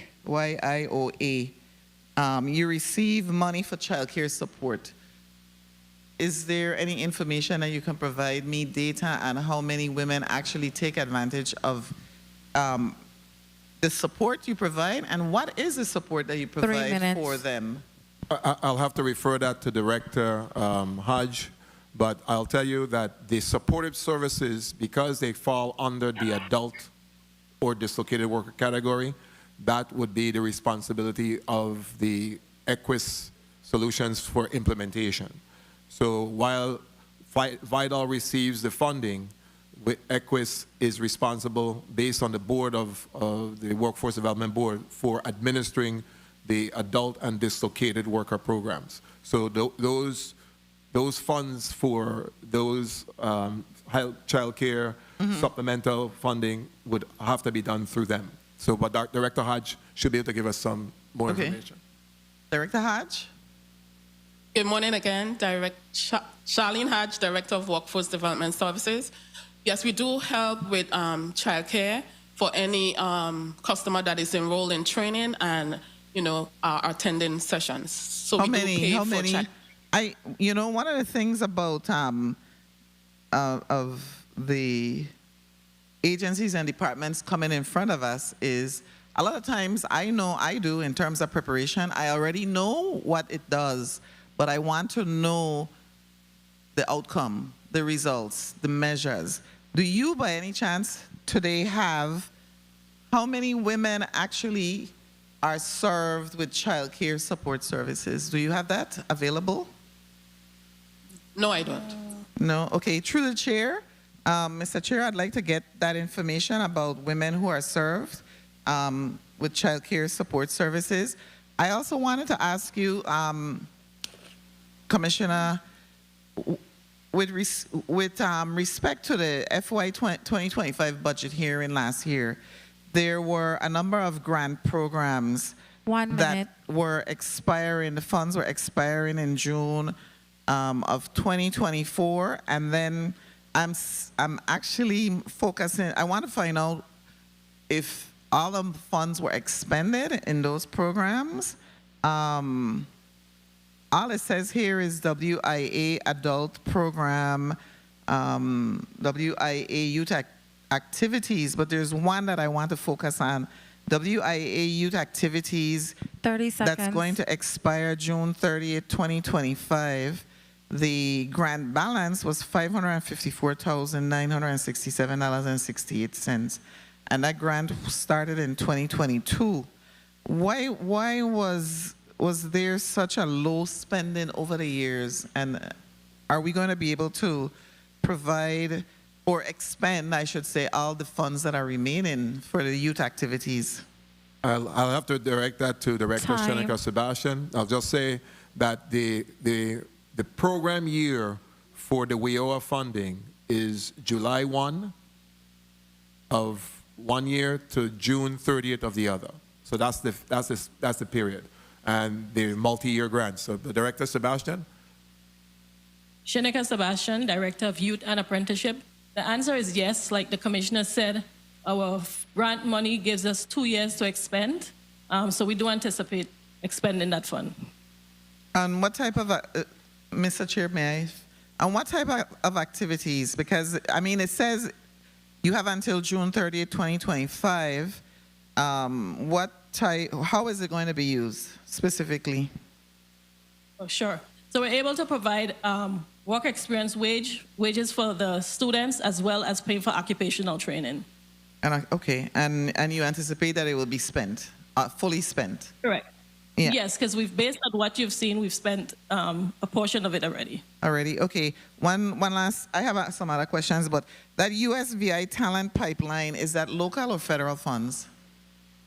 That is a combination of us using local and federal, and it's done in conjunction with Department of Education. We have already met with Education, we already met with the board, we have already met with every principal throughout the territory, and it's just a matter of starting the implementation to get the connections between the portrait of a graduate that Education has matched to the ONET or the job codes, so that we could make sure that we do age-appropriate discussions with the presenter. Oh, how much money? We don't have. You don't so have any? It's a part of our services. So staff is going to go out to do the training. So it's staff embedded. Okay, through the chair, I'm going to ask one more question, please. The teacher apprenticeship program, that ECWAS again is involved in that. And I know the application deadline is this month, March 2025. Can anybody give me an update on the application deadline? It says applications due when you go online for the teacher apprenticeship program, and that the first cohort is going to start in May. Can anyone give me any information on how that is going? What's the progress? Is that actually being fruitful? Director Sebastian, the education is a sponsor. The Department of Labor is the registered apprenticeship agency. So the program is there. ECWAS involvement was they were the intermediary that helped the department to get it together to be able to move forward. But Director Sebastian? So, Shaneka Sebastian, Director of Youth and Apprenticeship. I don't have an update because the recruitment is being done directly through the Department of Education. After the deadline, then I would be able to get that information. Mr. Chair, one more question, please. I think I gave you how much? Okay, you're going to have a second round? A short, quick. Go ahead. No, when it comes to the Department of Education, my proposal with respect to apprenticeship, I'm just going to say this. I'm proposing that CTEC be placed under the Department of Labor, and I wanted to get your opinion on that. Thank you. That's a big one, Senator. you need to think about that a while. Mr. Molloy, I want you to answer that question as a former educator. Oh, boy. Really putting me on the spot. You sound like thinking about what President Trump is doing right now, looking to abolish the Department of Education. But I'll just say this. From the challenges that the department has in terms of getting teachers, I would like the opportunity to be able to have the board provide the eligible training providers as the instructors and not have the label of teachers. So that would be able to probably help the individual process. Now, but to move it under labor with the structure of having a teacher, that is going to be, we're going to have the same challenges that education has right now, because you're not going to get a licensed person to work for the teacher's salary when they can go out there and do more. So that's the challenges that's there. So I see it as being able to get the industry professional in front of the students would be beneficial. And I think the key, the key with that is that the students enroll in CTEC, they also need to meet academic requirements for graduation. So the sort of separation would cause some issues. But we could have a discussion. It's a good topic for discussion. I think there needs to be more a partnership. And the government have the ability to partner with everything. There's no reason education can't partner with labor. Those are decisions made on the executive branch level, but they got to see how they're going to be able to coordinate those efforts. I'm hearing a lot about data.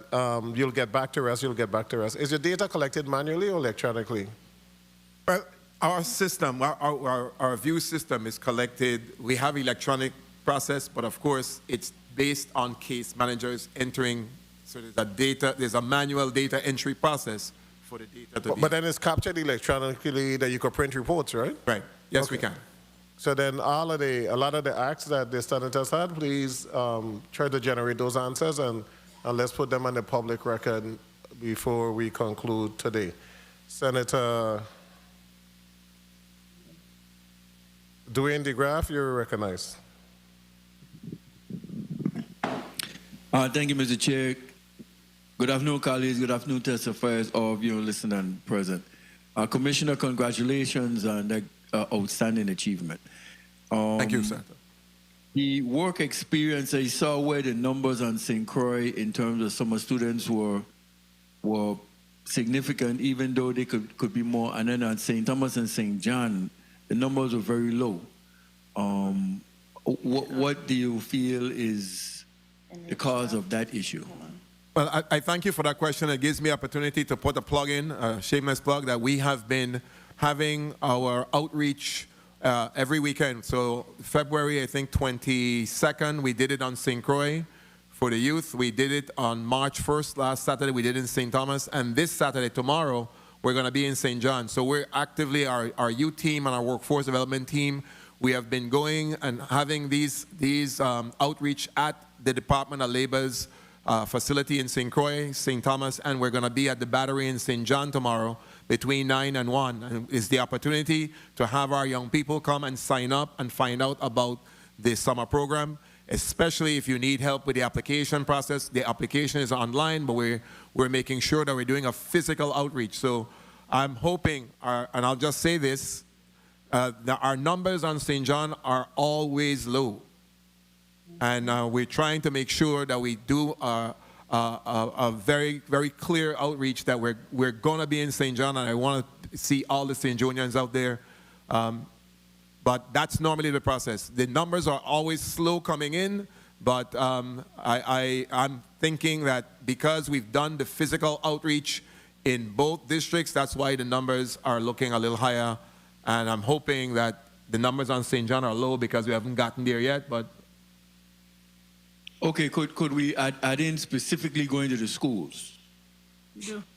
Well, we do go to the schools. I can let Director Sebastian talk about that. In addition to doing this outreach on the weekend, so we know the parent is accessible, we also go to the schools as well. Okay. Yeah. So Shinaka Sebastian, Director of Youth and Apprenticeship. So we do outreach directly in the schools as well as the community centers. Okay. Okay, you could always touch base with me. I like to assist too. So when you're in there, if I gotta be there, we could try to do all we could do to get more summer students out. Yes. I just want to know, our numbers on St. Croix, as you see, is extremely high, and that has been the trend over time. They tend to apply earlier than St. Thomas. For some reason, the St. Thomas students wait till Carnival or after Carnival to decide what they're going to do for the summer. But that's why we've been trying to push the application process as early as possible. Okay, thank you for that. 3 minutes. On the job training, the program that you have, the stipends, when did the stipends start going into effect, and how much is paid to the students? Clarification, you mean the stipends for? Is it OJT? The OJT the for our yes. youth customers. Yes. So they get paid $10.50 an hour. Okay. And depend on the program, our NAF, the individuals who are in a NAF program for the OJT, they get paid up to 80 hours. And our JAG students get paid up to 120. Okay, that's good to hear. Commissioner, when I think on Department of Labor, and I hear the governor in his State of the Territory address speak of a 3% unemployment. Based on what you're seeing with the training and stuff, does that coincide with 3% unemployment? Thank you for that question, Senator. I'll just say this. They're right now, as of December, because the new numbers are going to come out on March 17th in terms of the unemployment rate, but the territory is 3.2%, the territory-wide. Right now in the St. Croix district, it's 3.8%. And get this, the St. Thomas, St. John district is 2.8%. Now, I'll just say, is it a representation? It's how the unemployment numbers are calculated. I need everybody to know that there are several reports, UI1, UI2, UI3, UI4, UI5, and UI6. the unemployment numbers are calculated by the UI3 report, and the UI3 report specifically, the definition is individuals 16 years and older, full-time or part-time, actively working or actively looking for work. So there's a large segment of the population that is not included in those numbers, and that's what we're seeing. And so we have mechanisms to capture them, but they're known as marginally discouraged or discouraged. So there are different categories of workers that we have in the territory that we have to have a different strategy, workforce. We're talking workforce. We need a strategy for each one of those categories. Okay, thank you for that, Commissioner. I'd like to close out with two things. One, the construction field. You know, I don't know, are we selling to our local residents? 30 seconds. One, there is $22.5 billion obligated in money earmarked for the Virgin Islands to repair the Virgin Islands in the construction field. Is that being sold to the outreach in terms of, hey, if you get in and get your skills now, you may have access to some of that? Because what I'm finding on the street with these individuals, hey, if you ain't paying me, I ain't coming. The minimum wage too low, this and that. But when you look at, if you're trained, if I may wrap up, Mr. Chair, and if I'm trained, I can have access into that, some of that $22.5 billion. Maybe, I don't know if you're using that selling point, but maybe that might be one point. And finally, Mr. Commissioner, your staff, you know, going through these numbers over the years and hearing among the people going through labor, is your staff increasing? Are the salaries increasing? You know, is your staff sufficient for putting out, or is that some of the issues where we don't get as many people reached out to because of maybe shortage of staff or overworked staff? Those two would be a closeout for me. And I'll just say, Senator, thank you for those questions. You know, the first one, it's very, very, you know, I could tell you stories about how we've done this. We've even tried to look at the bundles that the Governor Brian has put out. There's several billion-dollar bundles of projects that are out there. We've even showed the projects and asked if you would like to work on this project. And the interest is there, but again, we got to remember, some of these individuals that we're talking about, the hardest to solve, are very, very challenged, and you find out that there are other barriers that are stopping them. So you find that there's also some educational gaps. There might be some mental health gaps. There might be some substance abuse gaps. So those are some of the realities that's happening within the populations that we're dealing with. And so what we're trying to do is to be very, very proactive. But again, you know, you can't help everybody with the funding sources and all industries at the same time. So one thing I do know that the Workforce Board has been trying to be a lot more focused in terms of how the money is being spent. So that's one. And the other thing, the staff, my staff, I'm doing the best I can with the staff, but know that we have a situation where my staff internally in the Department of Labor is the employment services. Then we do have an outside entity in Equus that's a part of the staff, that's a part of the partnership, that has the roles and responsibilities of advocating or implementing the adult and dislocated worker program, as well as coordinating the one-stop services. So those are the challenges that we operate internally, and we make sure we do everything that we can to make sure that the process is as seamless as possible to the customer that's coming. When does the Equus contract expire? Yeah. I don't recall, but I do know that it's up for renewal shortly. Renewal with? It has to be rebidded. The U.S. Department of Labor has specific requirements. Again, the conditions of accepting federal money, they come with a lot of requirements. So every 3 to 4 years, it has to be put out to bid. Point of information, Senator James. And on the same, thank you, sir. 1 second. Senator Graff, you wanted to say something. I'm so sorry. Oh, sorry. Go ahead. Yeah, I was just trying to wrap up in terms of salaries for that contract for the individual doing those jobs versus the salaries in-house that you have. You know, I'm always for the wage increase for your individuals locally here versus the contracted individuals. So if some of that could be rearranged to get some of the work done, I think we're going to get even more done across the board, put out from the Department of Labor. Thank you for the time, Mr. Chair.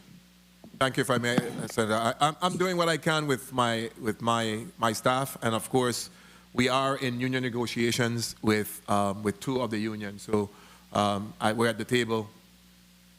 So we're doing the best that we can to make sure that we come be more proactive in looking at making sure that the wages and the workload are more commensurate. So we're trying our best to do that. Thank you. You have a relationship with My Brother's Workshop, Chant, those other organizations in terms of some of the vocational training that they're trying to offer. I heard you talk about per diem, and do you have a relationship with them in which you can use them to possibly fill some of the void? As long as to utilize the federal money, they have to be a part of the eligible training provider. At one point, Chant was. At one point, My Brother's Workshop was. But I can tell you, they are no longer. I'm not seeing them on the list right now. And I'll tell you, it's challenging to be an eligible training provider because, again, it's federal dollars. You have to account for it, and they're even requiring you now to not only account for the individuals that come to you from the Department of Labor, but for everybody else. So you have to be able to demonstrate that you're not just utilizing the federal dollars to run your program. And so it's going to be more challenging to find providers because of the additional paperwork that comes along with it. They're coming up next. I'll ask them the question. Senator James, you had a point, and then Senator Johnson. Thank you, sir. My follow up on the EQUAS contract. How many employees does EQUAS have in the Virgin Islands? To my recollection, it should be 12 because we had 12 individuals in Department of Labor that when we had to implement the contract, we had to be able to go through the process to let them know that they could no longer be affiliated with the Department of Labor because the funding that was going to be used to pay them had to go to EQUAS. So it should be 12. 12. Through the chair, I'd like to request a list of the eligible training providers. I don't know if that would come from you or from, but you would have access to that? We'll have access to it, and it should be on the Workforce Board's website, but okay. We should have access to it as well. Okay, thank you, sir. Thank you, Senator James. Senator Johnson, you recognize. Good morning. Thank you very much, Mr. Chair. Good morning to my colleague. Good morning to the testifiers. Good morning to the viewing and listening audience.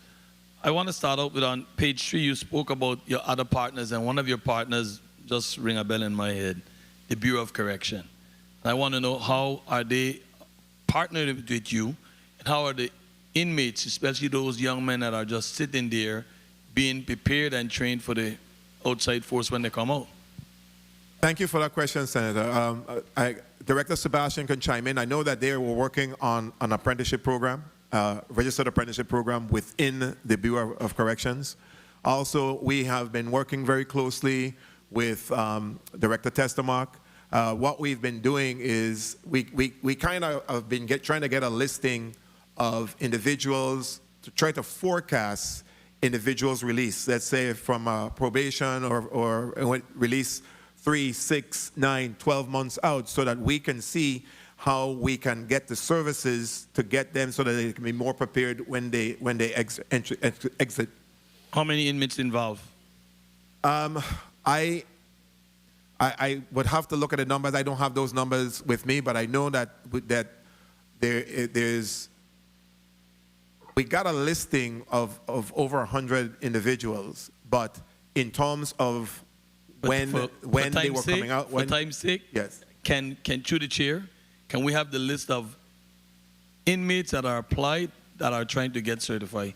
We'd like to, I would, you know, and whole day today we are realizing we're not getting numbers, and that makes a difference to us. We need to understand and get these numbers. Data is the only thing that drive this thing forward. Understood. Hearing the numbers of people that are taking part is the only way we're going to understand what's going on out there. I will move on, but through the chair, if we can get those numbers, I really would appreciate that.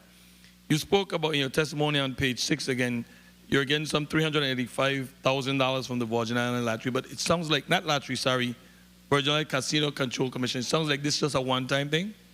It used to be an annual thing, but 3 now minutes. that was the last check that we received last year.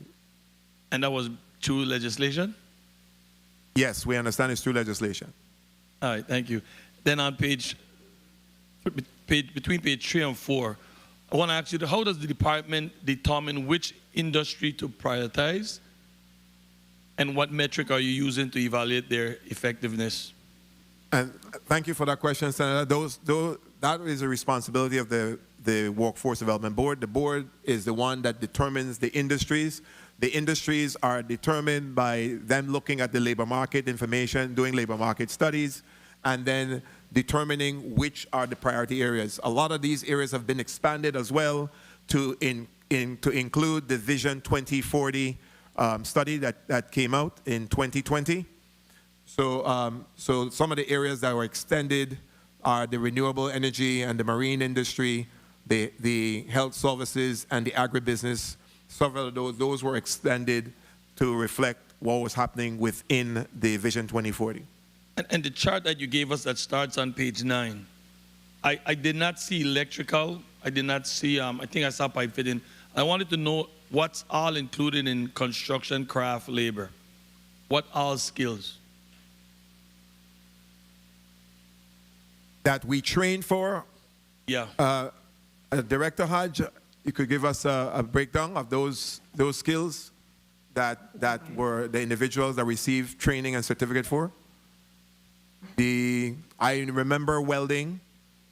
I remember pipe fitting. There's electrical. There is plumbing. Like I said, there was a very, very low number in carpentry but those are what I can recall. Director Hodge, I don't know if there's anything that I missed. No, Commissioner.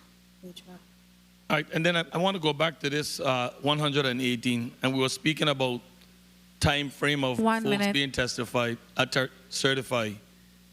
And what I was trying to get is, and I think one of my colleagues them kind of follow up on that question to try to break down who comes in with knowledge, education background. So again, I think that was asked through the chair. So those information definitely is information that will help us and help you, because we need to know why is it taking so long for some of these individuals to pass this certification. Is it because they're coming out of school not prepared to take these 30 tests? seconds. And we need to find out that, because it will be very important to us. And then I saw you spoke about some federal funding. And I would like for you to, again, through the chair, give us a breakdown of how these funding are being used in each department and expenditures. Again, that would probably need to come through the chair. I don't think you guys have that information. And it's important that when you come here, these information means a lot for us to divert and go deeper in our questioning. Thank you, Senator. The federal funding, like I said, that we get for workforce, the employment services funding, that's under directly the stewardship of Director Hodge, the WIOA, adult and dislocated worker funding. The board has made the determination that EQUIS administers that funding, so it's pretty much a pass-through from us to them. Once they submit the related trainings, and then on the youth side, Director Sebastian would have the expenditures for the WIOA youth breakdown. And Mr. Chair, just one last question. Conclude. Thank you very much. You were speaking about your unemployment and the different category you need to put in place. And what stood out to me when you spoke about actively looking. What are those numbers looking like as far as folks that are actively looking and seeking employment? And that number, when you look at our vitalviews.org website and you go to the labor market information, you go to unemployment, you see the chart. When you see the total workforce, that number, that is, those individuals make up what we consider the total workforce. So it would be, and you'll see the number who is actively working, and you'll see the ones who is not working, and you're going to see the unemployment number. And what is that number? Well, I can tell you right now, it's the percentage of unemployment is 3.2%, but I can look at the website and get you the specific number of the workforce. If we could get that, I would appreciate that. Thank you very much, Mr. Chair. Thank you, Senator Johnson. Now, let's keep in mind that the unemployment number is just a reflection of those who are seeking jobs and can't get employment. It's not a real reflection of what's going on in the Virgin Islands. If everyone was supposed to apply, you'll see the unemployment number probably close to 20%. There's a lot of people that have just that are not seeking employment, and that's a sad reflection on the community.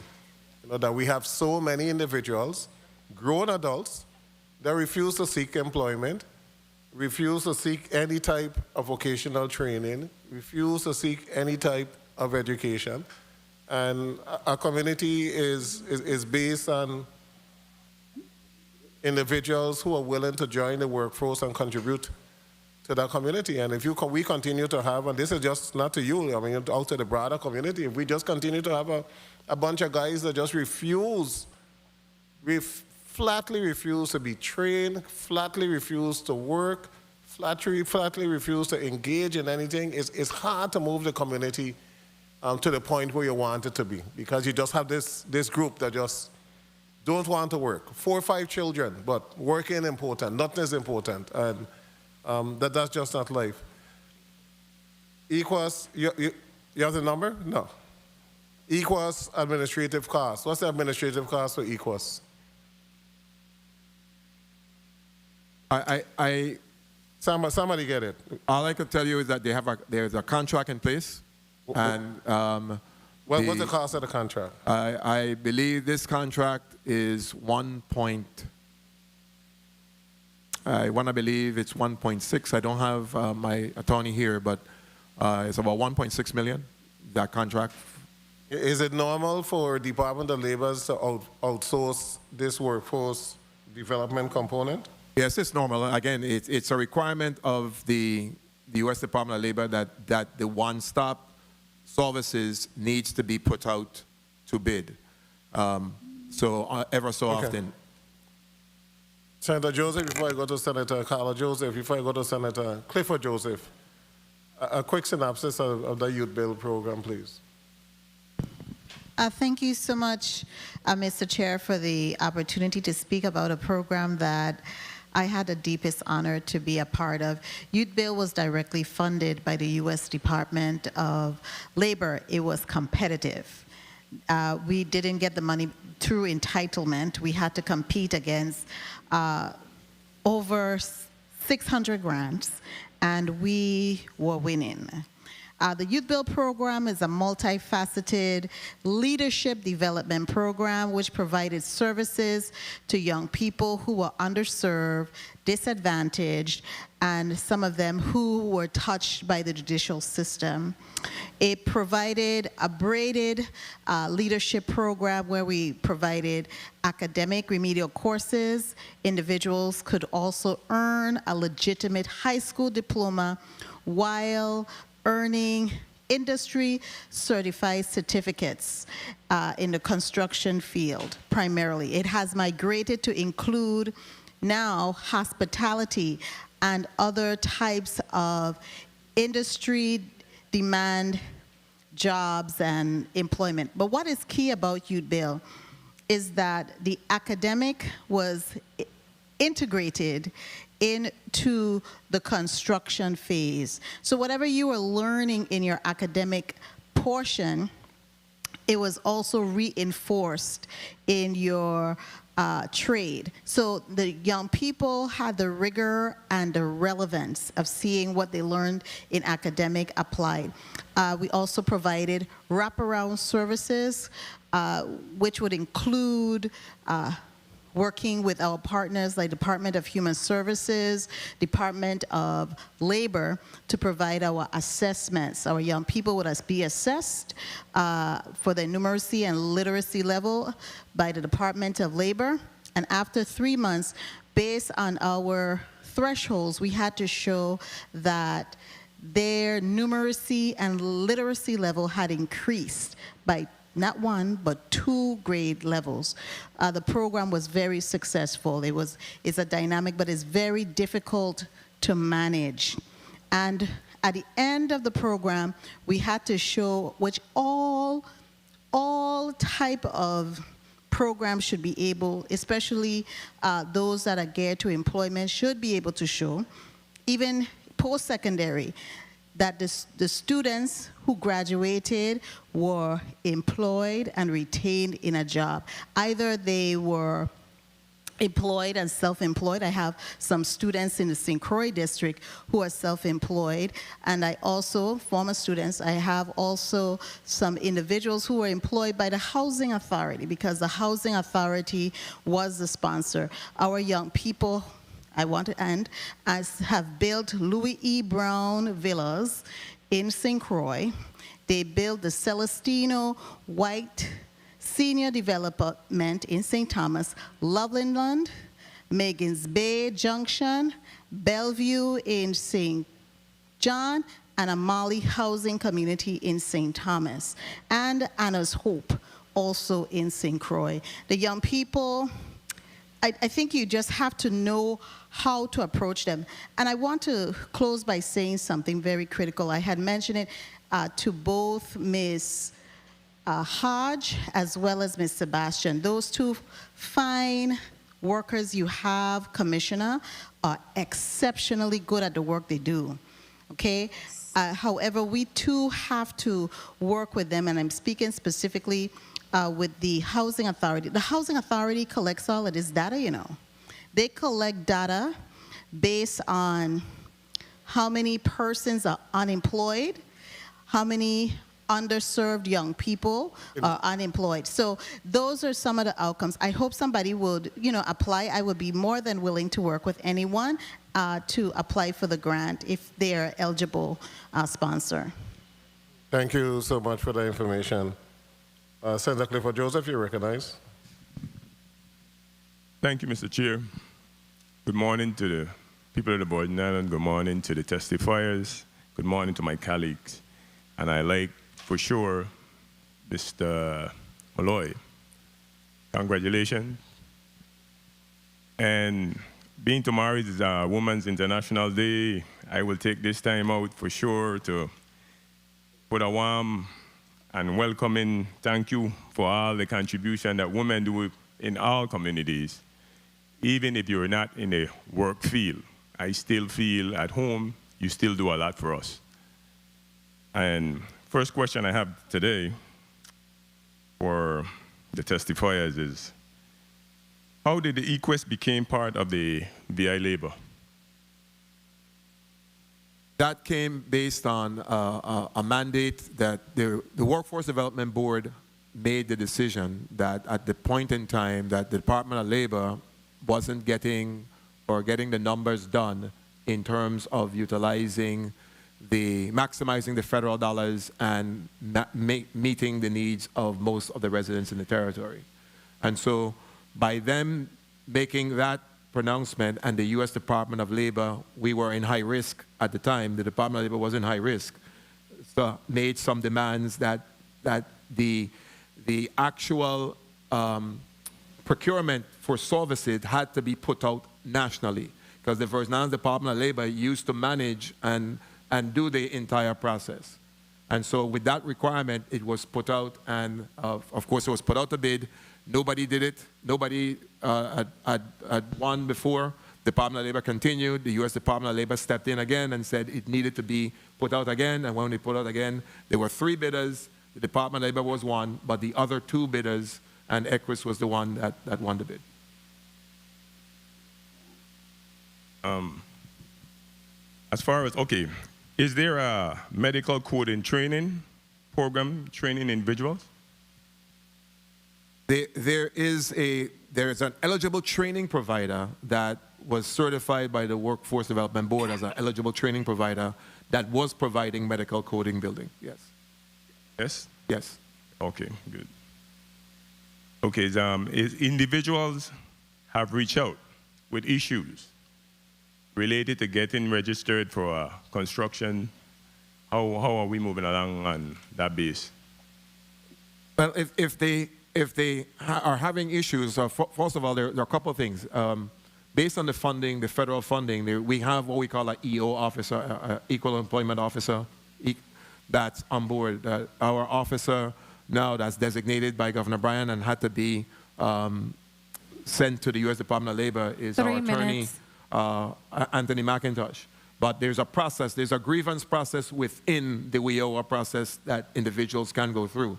But first line of defense, our staff, employment services, or any of my directors would take the complaint, and then we would try to see what would happen before it gets to that point.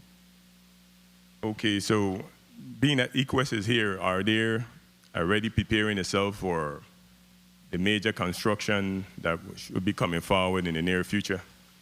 Well, they work with us very closely, so I don't want anybody to think that there's a separation. We do everything that we do to make sure that there's a seamless process to the job seeker or the client. So what we try to do is to make sure that the services, what their limitations, what we're finding, and I'm sure what they're finding, the limitations that the Department of Labor had, that when we were accused of not being able to get it done, they're having the same trouble because the funding, there's not enough money to do what you need for everybody. And so you're going to have to set limits on how many people you can solve. Thank you for your answer. Thank you, Mr. Chair. Thank you, Senator Joseph. The various grants that expired last year, did we send back any money? I would have to, we do a very good job. If we did, it was very minimal, but I would have to ask Charlene, Director Hodge, or Director Sebastian from their respective programs.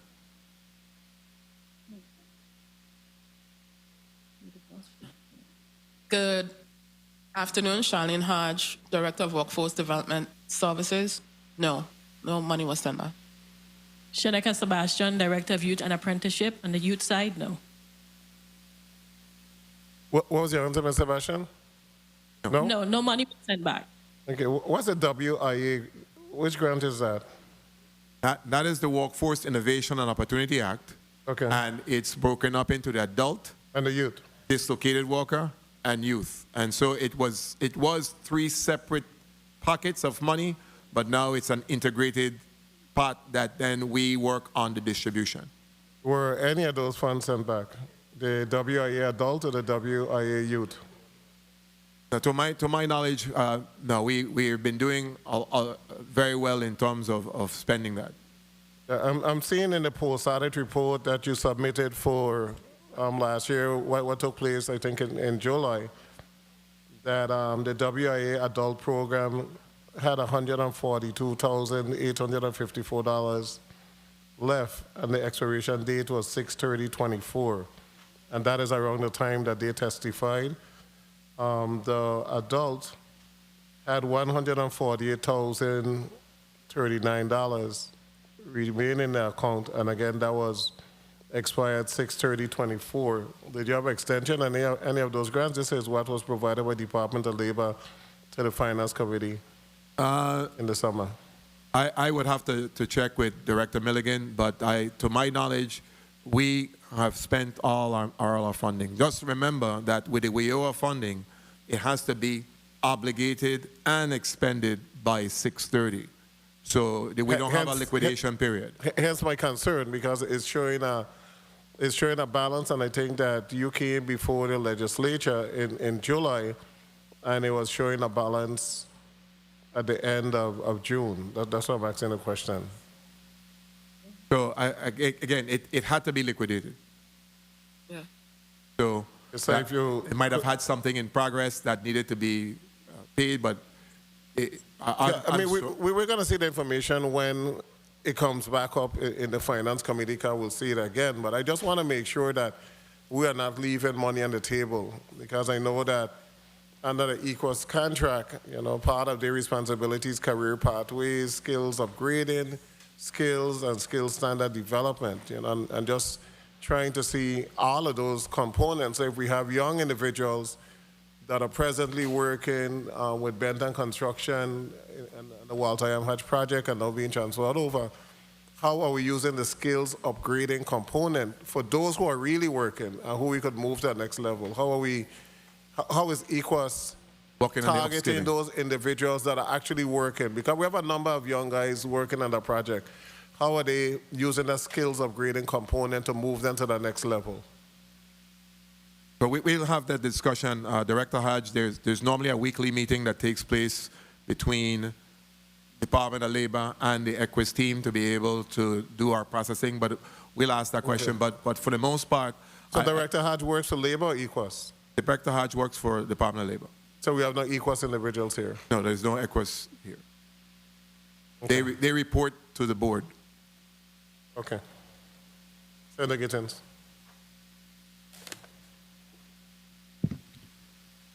Thank you, Mr. Chair, and good afternoon to all. Congratulations to all our outstanding students on their achievements, and especially since we're in VA History Month, special congratulations to you too, Commissioner, on your defending your dissertation. Thank you. Looking forward to calling you doctor. Now, I did step out, but listening to portions of it on the way back to follow up on one of the questions from one of my colleagues from Parade Ground by way of Williams the Light regarding the shortage of workers due to the recent enforcement of undocumented workers. Does the Welfare to Work program still exist? And if so, what is the Department of Labor doing to work with the Department of Human Services to place these individuals in the workforce market and definitely reduce the dependency on public assistance? Thank you for that question. I'll direct most of it to Director Hodge, but just know that the Human Services is a part of the One Stop or the AJC.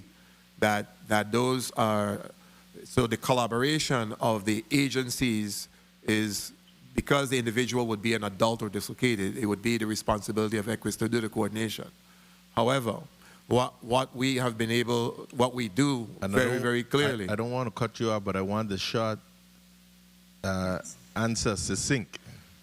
Director Hodge, the succinct answer? Good afternoon, Charlene Hodge, Director of Workforce Development Services. We do the jobs, the Welfare to Work program is now jobs at Department of Human Services, and they are a mandatory partner for the One Stop system, and we do work with them.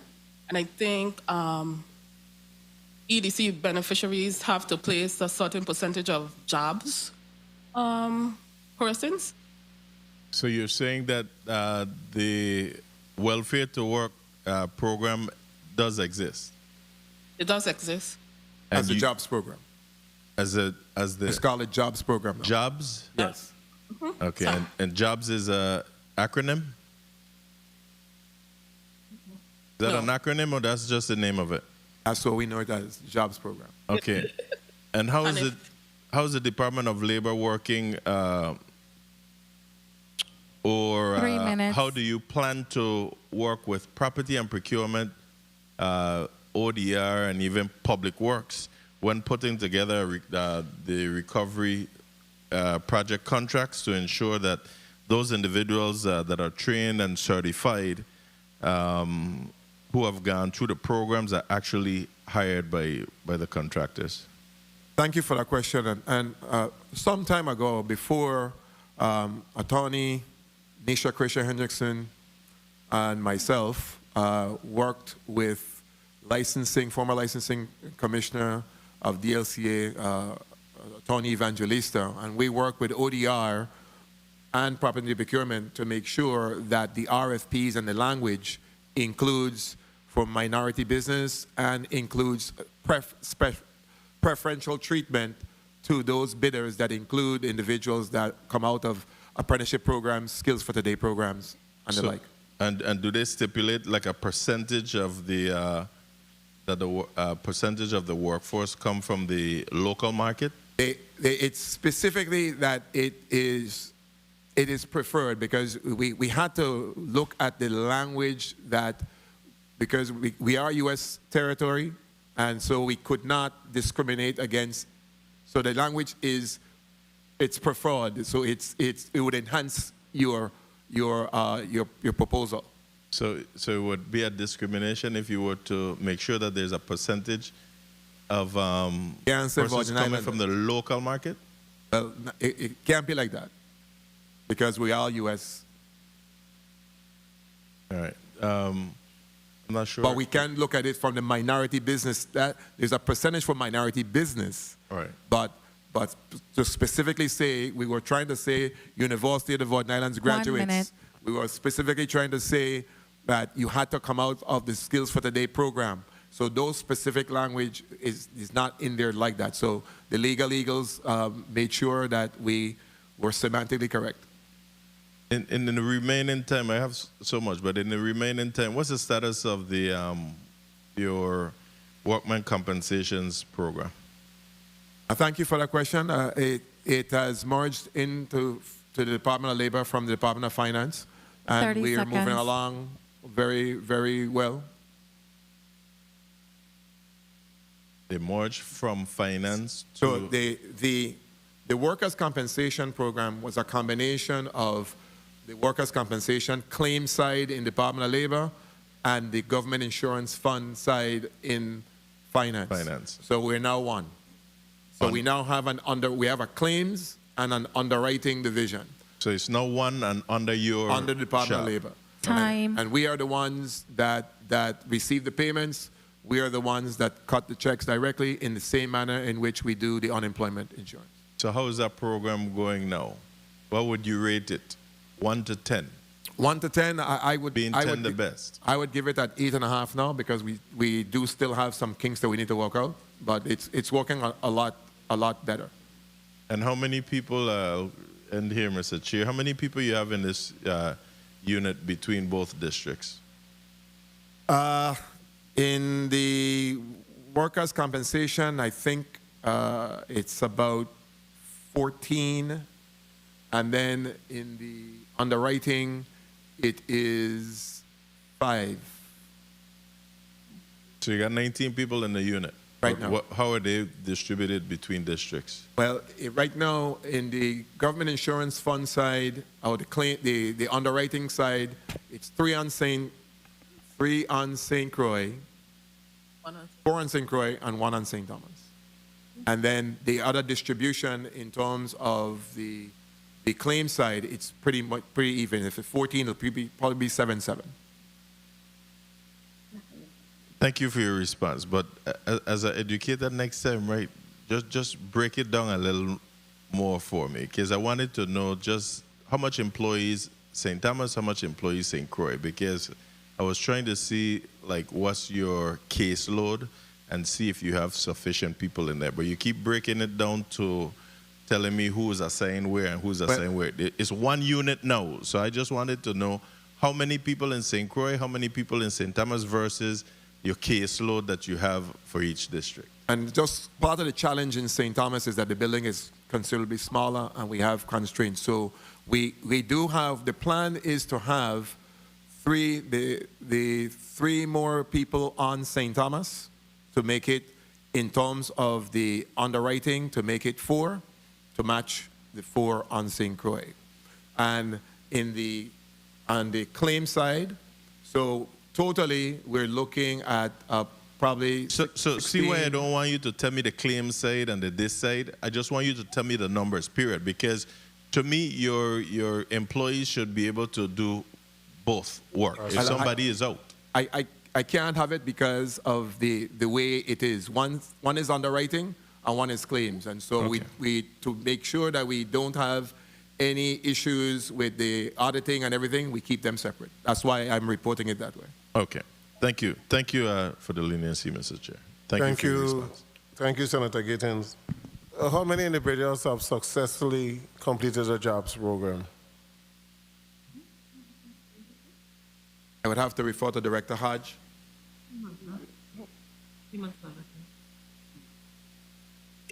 Good afternoon again, Director Charlene Hodge, Director of Workforce Development Services.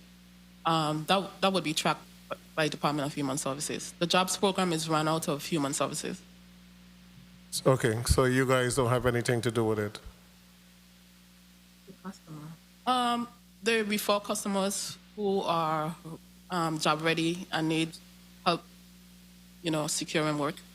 So but other than that, they have their own employment services program. Well, that's the question. I'm literally asking, how many individuals have Department of Human Services referred to Department of Labor for employment? And how many of those individuals have actually been employed? Because the job services send them on a job, they do X amount for a certain period of time, and then they try to get full-time employment. So how many individuals have been referred to Department of Labor?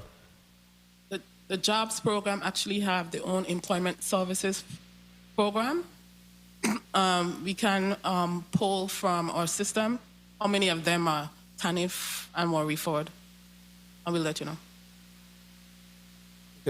We need to try to get this type of data now, because a lot is going to change in the next few months. So we could stay in the Virgin Islands and be here twiddling our thumbs and can't correlate this or that. I mean, SNAP, they're making recommendations for changes in SNAP. They have already literally said that single individuals who don't have any children and are able to work, they're going to take off a SNAP. They're also making other recommendations. So we have to make sure that the people at the Virgin Islands are ready for these changes. Or we're going to have some catastrophic events taking place with individuals not being employed, etc. Department of Labor and Human Services, the jobs program, should be tightly connected to Department of Labor, where they're placing these individuals in these jobs, and then they're trying to get full-time employment. We just have to connect to that, because we're spending a lot of money on a lot of programs, workforce development, 1 million a year. I saw where, and I had it up and I took it down, but of the 1.1 million contract for ECOS in the one area, there was only, I'm not going to pull it up and give the exact amount, because I don't want to just estimate. So let me go to Senator Carlo. Joseph, you recognize. Thank you so kindly, Mr. Chairman. A pleasant good afternoon to the hardworking men and women of the Department of Labor. I already said good afternoon to my colleagues and, of course, the viewing and listening audience. This month and tomorrow is International Women's Day, and I really want to highlight one of our trailblazers, and it's fitting because I'm a social scientist, and she is too, is Ms. Dilsa Capdeville. This lady has worked tirelessly to bring about social justice in St. Thomas District, St. Croix, as well as on St. John. She started the Nana's Baby House, as well as the Family Resource Center. Which was formerly known as the Women's Resource Center. So I really want to say kudos to her. Hope she keeps up her good health and strength and keep working on behalf of all the young people and the children in our community. Now, I want to ask you some really probing questions. It's really surrounding what I spoke about is the outcome relative to assuring that your clients are employed, because that's the outcome that we need. We need to make sure that they're employed, and the reason is so that they could pay taxes and be responsible citizens contributing to the very beautiful fabric of the Virgin Islands. I saw that you had on page, get to it, there we go. Page 6 at the top, for the JAG outcome, JAG VI outcome, you say 6 out of 6 National Network Award. And you mentioned that you exceeded all 6 performance metrics. What my questions is going to be about your performance metrics is, what your thresholds were and your indicators, and what thresholds that you have for each indicator, the percentage. So what were your 6? Quickly. I will ask Director Sebastian. Shaneka Sebastian, Director of Youth and Apprenticeship. The 6 is based off of employment, full-time employment, part-time employment, and credential.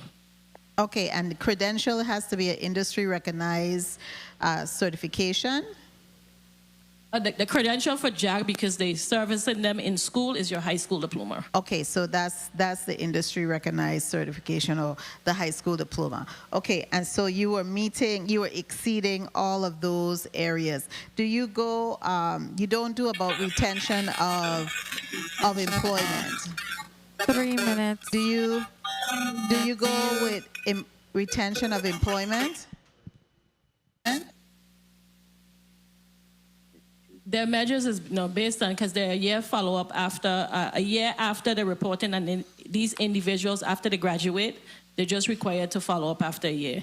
So to track that they have been employed or have enrolled in post-secondary education. Okay, and you don't do recidivism? No. Okay, that's good. Now, I wanted to also ask you relative to some of your other programs, your youth transition programs. Well, let's look. Some of these WIOA funding are used also to match or to be a match for any of these programs with the WIOA?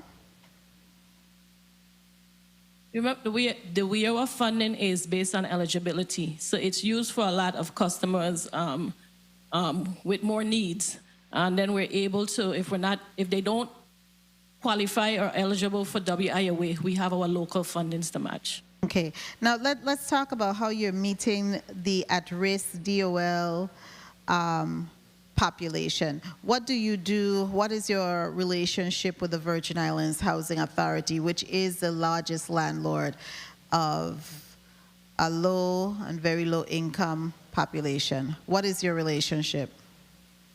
Our relationship we is do very work good, but I just want to make sure that that funding is referred to the funding that we get from the Casino Control Commission. Okay, but what you do service at-risk young people, that's part of what your WIOA funding does as well, correct? Correct. Okay. 1 minute. Okay, so what goes back to my question, what is your relationship? What is your relationship? How do you work with them? Are you getting the information on those public housing residents that meet the requirement of underserved and at risk and unemployed? Simple answer, yes. We do work with them, and we do know. How, and then I asked the how. How are you working? Well, we're directly engaged. 30 seconds. They have their regular committee meetings, but in addition to that, when there's specific projects that are upcoming projects, we have specific separate meetings about that. Do you have a listing from the Housing Authority specifically identifying those public housing residents who are unemployed, out of school, do not have any high school diploma? Time. We have some of that information, but not all of it. So when I say that, we get more of it, more complete when they're doing a project within that particular area. Mr. Chairman, my time has been called, but I do have one follow-up question. Let me conclude. I wanted to ask you a question relative to the Bureau of Labor Statistics. What specifically are you, how intentional is the information collected and analyzed and used by the department? Thank you for that question. The information is collected and the surveys, the different surveys tied to grants that we do on a regular basis. Our numbers are included, and when you see the job reports on the numbers and it's reported, the system has to be uploaded by 10 p.m. in the evening. So we're very consistent and up to date. The lag that you see is the difference between the interpretation that the regional or national BLS does, and then our local director has to do some local interpretations as well. Okay, thank you. Thank you so much, Mr. Chairman, for the leeway. I'm hoping that we'll have another round, at least a lightning round, because then I'll be making some point of information. Thank you. Thank you, Senator Joseph. In reference, I'm looking at the contract for EQUAS for adult and dislocated workers, and the one-year contract had a total amount of $1,627,880. But of that amount, only $384,956 were for customer expenses.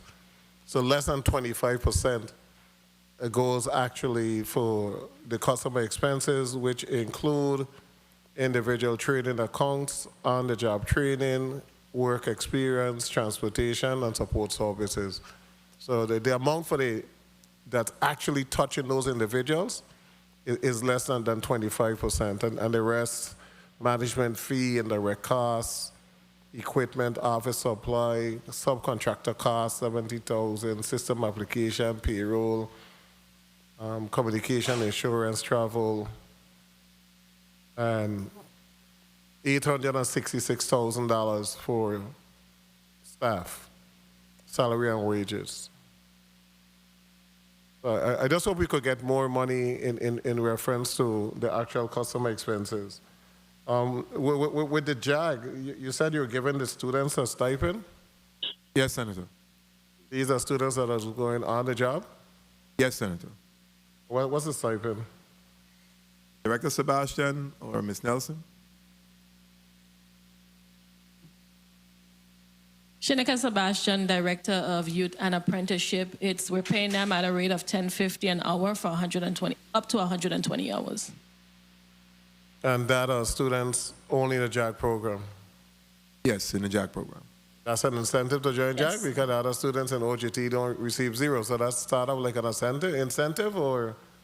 I kind of have an issue. I understand the concept, but I seriously have an issue in trying to teach students a particular trade or skill and actually paying them a wage. They actually get a grade for being in OJT. So you have these students in JAG that get a stipend, and then you have all the other students who go to school to work that receive zero. So go to JAG to get $10.50, and their components to join JAG, right? What's the requirements to join JAG? Director Sebastian, there's some requirements. However, I'll just say that we're also taking care of the NAF Academy as well. So it's not only JAG, but it also is based on the funding availability. And why we're able to do JAG was because we had the direct funding that was coming from the Casino Commission that was directly tied to legislation. So we were able to do that. Okay, that funding was tied to a lot of different stuff for youth services. It didn't have to be stipend, but what's the requirement to be a member of JAG? There's different requirements, but it's basically barriers to completing high school. Okay, so if I don't have any transitioning barriers to complete high school, I'm a student that's doing well, and I have an OJT, I can't get a stipend. But if I'm doing horrible, I get a stipend. So sometimes we have to really evaluate some of these programs. Because like you're getting penalized because you're doing well. And I know that there's probably a program that you... Say that again? Can I add that the barriers don't necessarily have to be academic barriers? It could be social barriers. Which I know. I will leave that as it is. But as a farmer educator, intrinsic versus extrinsic motivation is important. you have an extrinsic motivation. And extrinsic motivation don't go far. Intrinsic, when you want to accomplish something, goes a very, very far away. And you know, sometimes when you continuously, you reward, and then you pull the reward and they need to continue further, they don't continue further because the reward is no longer there. But I'm going to take a quick 1-minute recess and we'll be back on the record. Colleagues, we're going to finish with this group and we're going to allow the next group to come. I think you guys have asked some wonderful questions. So we will take a 1-minute recess.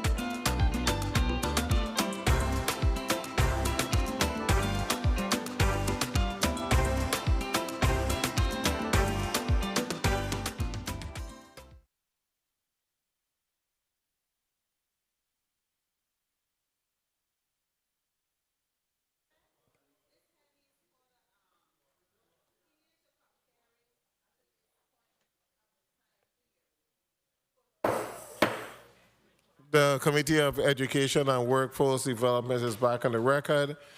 My colleagues say that they have at least one burning question, so I'm going to allow the one burning question. Senator Frederick is on his way back. Senator Johnson, you have a burning question? You're good? Senator Clifford Joseph. Thank you, Mr. Chair. The question I have for you, Commissioner, is the EQUES. Is there actually paying rent since they're staying here? You're using the same Yes, facilities? Thank you for the question. There's a funding allocation that we have to use and submit to the U.S. Department of Labor. Yes, they are paying rent. Thank you. What's the amount of rent they're paying? It's based on an allocation. I can't give you the number because it's based on the amount of seats that they have, and it's tied to the whole allocation for the entire building, and it's a percentage of our rent in each district. Okay, and that's separate and apart from the contract that they have. Yeah, well, the contract is for them to have an amount as 4,800 square feet in each district, and so but in terms of their square footage.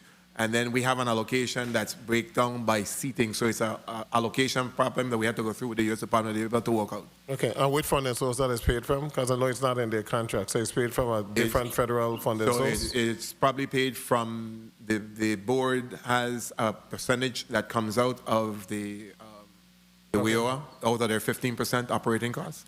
And they got 4,800 square feet for 6 people in each district? They got more space than your people? Plenty more space than your people. Well, a lot of it is shared space because they have to operate the computer centers, and so it's shared space.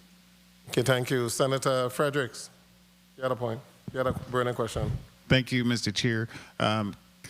Dr. Commissioner Molloy, real quick, I just wanted to know, have your department started planning for any austerity measures given the possible or more probable reduction in federal funding? And if so, what percentage are you shooting for? Thank you for that question. What we've been doing is taking a look at our FYI, our 2025 spending plans, and we've been looking at reprioritizing to make sure that we're doing exactly what needs to get done tied to the KPIs, the key performance indicators. So once we have met those requirements, then we are pretty much curtailing our spending and pretty much planning for a rainy day. So I can't give you the exact percentage, but that's what we're doing right now across the department right now. Okay, real quick, we just need a number. So I'm on the finance chair, and we're gonna have to start seriously looking at these numbers. So no more qualitative discussions. It's gonna have to be a number, a realistic number that we could start anticipating. Thank you, Mr. Chair. Appreciate it. Thank you, Senator Frederick. Senator Carla Joseph. Thank you so much, Mr. Chairman. My question is relative to your Workforce Innovation Opportunity Act performance, those indicators that you have here. If you could supply, through the chair, your performance year 2023 quarter 2, so we could compare it with what you supplied with the performance year 2024. That's the only thing. I just need to see those numbers. Thank you so much, Mr. Chairman. And just to, thank you, Senator Joseph. Just to clarify, if I can, just that these are negotiated with the board and the U.S. Department of Labor. So these performance measures. Okay, thank you so much. And Mr. Molloy, we want to thank you for your testimony. Again, we just want to make sure that the Department of Labor is moving forward in trying to meet the needs of the growing need for skilled labor, especially individuals in the field of plumbing and masonry, all of those vocational areas that we're trying as best as possible to be able to add capacity to the Virgin Islands. I'm going to give you an opportunity to put a closing statement on the record. Thank you. Just want to thank you for the opportunity to share, and the discussion is really good, and we need to have it because, again, the needs is it's going to be a supply and demand situation, and we know what's happening on the mainland. It's going to eventually trickle down here. We expect the unemployment rate to raise. We expect we have to plan for it and be prepared. And again, we need to be proactive, and we're doing everything that we can with the funding that we have and the resources that we have available. And so we're applying a lot of the thinking. We're going to see us a lot more visible, especially in the schools, to make sure that the connections are there, to make sure that Virgin Islanders know what we have available locally. So thank you for the opportunity. I want to thank you to the staff. And again, this is Employer Appreciation Day. Thank you to all the Virgin Islands Labor staff. Thank you for all you do. And COA leads to PI. Thank you. It's not a joke for us. Thank you so much. I guess they know what I mean. I'm going to allow Madam Clerk to put the various requests on the record. And Director Hodge, next time you come before the legislature, you need to walk with all of those figures. A bit too much of, I'll get back to you. You know, we want to get the figures on the record so that the public could hear the information and not the senators receiving the information after. Madam Clerk, you may proceed. Thank you, Mr. Chair. Request for additional information through the chair. 1, a detailed breakdown of the individuals served, including relevant demographic data. 2, an overview of skills covered in the Today program, including participant progress and outcomes. 3, data on clients served who receive child care benefits. 4, updates on registration for the program, including current enrollment numbers. 5, a current list of training providers eligible for program participation. 6, a breakdown of inmates seeking certification, including programs participation and associated industry sectors. 7, a summary of federal funding allocations related to these initiatives. 8, number of individuals referred by DHS. Of that number, how many received training or gained employment? Thank you. Thank you, Madam Clerk. Colleagues, we're going to take a 5-minute recess to switch out testifiers, and we'll resume in 5 minutes. This committee stands in recess for 5 minutes.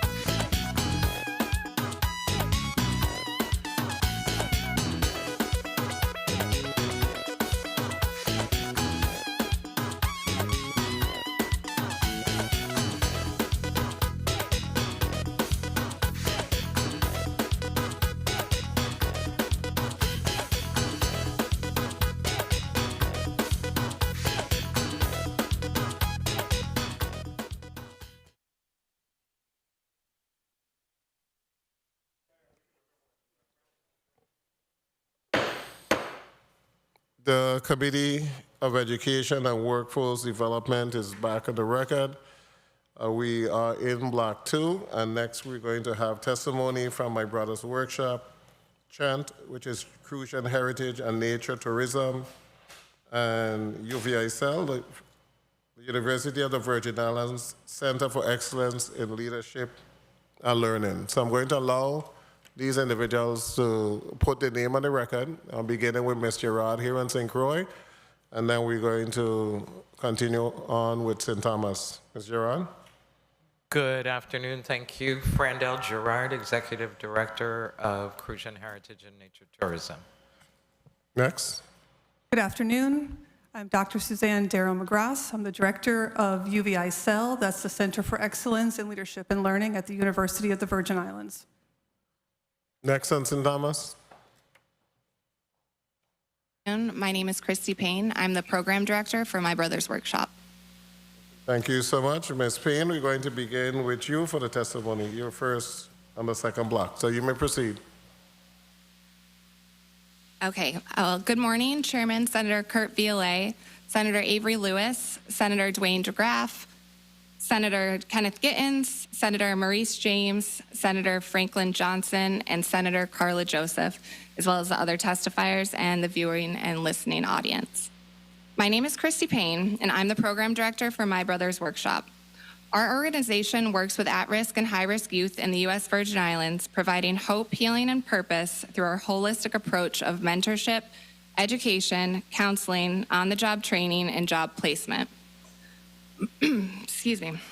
We provide workforce development in our woodworking shop on St. Croix, a workshop on St. Thomas, a cafe on St. Thomas, and a new campus that houses an industrial kitchen, event space, classrooms, cafe, and offices. To date, we have worked with over 1,600 trainees, both male and female, and serve around 100 young men and women annually. Workforce development plays a crucial role in providing young people with the skills and opportunities they need to build successful, fulfilling careers. By offering training, mentorship, and job readiness programs, workforce development helps bridge the gap between education and employment, ensuring that young individuals are equipped to enter the job market with the necessary tools to thrive. Furthermore, workforce development serves as a powerful deterrent to crime and incarceration. When young people have access to meaningful work and a clear path towards career advancement, they are less likely to resort to risky or illegal behaviors in an attempt to find purpose or financial stability. Providing these opportunities reduces the likelihood of young people becoming involved in the criminal justice system, offering them a better chance at building a productive, law-abiding life. In this way, workforce development is not just an investment in a young person's career, it's an investment in their future, contributing to a stronger, safer community for all. I look forward to any questions the committee may have on the MBW programs and any discussions on ways to partner and have a greater impact in the Virgin Islands. Thank you for your testimony. Next, we'll have Ms. Gerard. Good afternoon. Thank you. Senator Kurt Violet, Chairperson, 36th Legislature of the United States VI, and members Senator Avery Lewis, Senator Dwayne DeGraff, Senator Kenneth Gittins, Senator Maurice James, Senator Franklin Johnson, and Senator Carla Joseph, all other senators. Thank you for this opportunity and the invitation to testify to the Committee on Education and Workforce Development on behalf of the Board Directors, staff, and constituents of Crucian Heritage and Nature Tourism, CHANT. CHANT's mission is to promote, preserve, and conserve the built and natural environment of St. Croix and the Virgin Islands, and to serve as a catalyst for sustainable tourism development. Focusing on development from within, CHANT's Heritage and Nature Tourism Program and traditional building arts program serve as an engine for sustainable economic development, contributing to a new era of increased broad-based prosperity and community pride. Our project, Invisible Heritage and the Building Arts Program, is a creative placekeeping project that provides training for underserved youth in woodworking and masonry, and the restoration of a vernacular dwelling in the town of Frederickstead. Our project is an intervention crafted to meet our community's concrete needs for habitable buildings and viable employment. Community-centered approaches anchored in the local dynamics are utilized to activate these neglected and abandoned spaces, invigorate understanding of our rich heritage, and provide youth with opportunities for personal and professional growth in the community. Chant launched our 5th series of 6-week Intro to Woodworking workforce training program and concurrent community workshops on May 8th through June the 21st of 2024. Originally scheduled for 4 weeks, the workshops were extended due to popular demand. 9 young men ages 18 to 27 enrolled in the program, and 6 successfully completed the program. The students received introductory training and progressed to intermediate training during the last 2 weeks.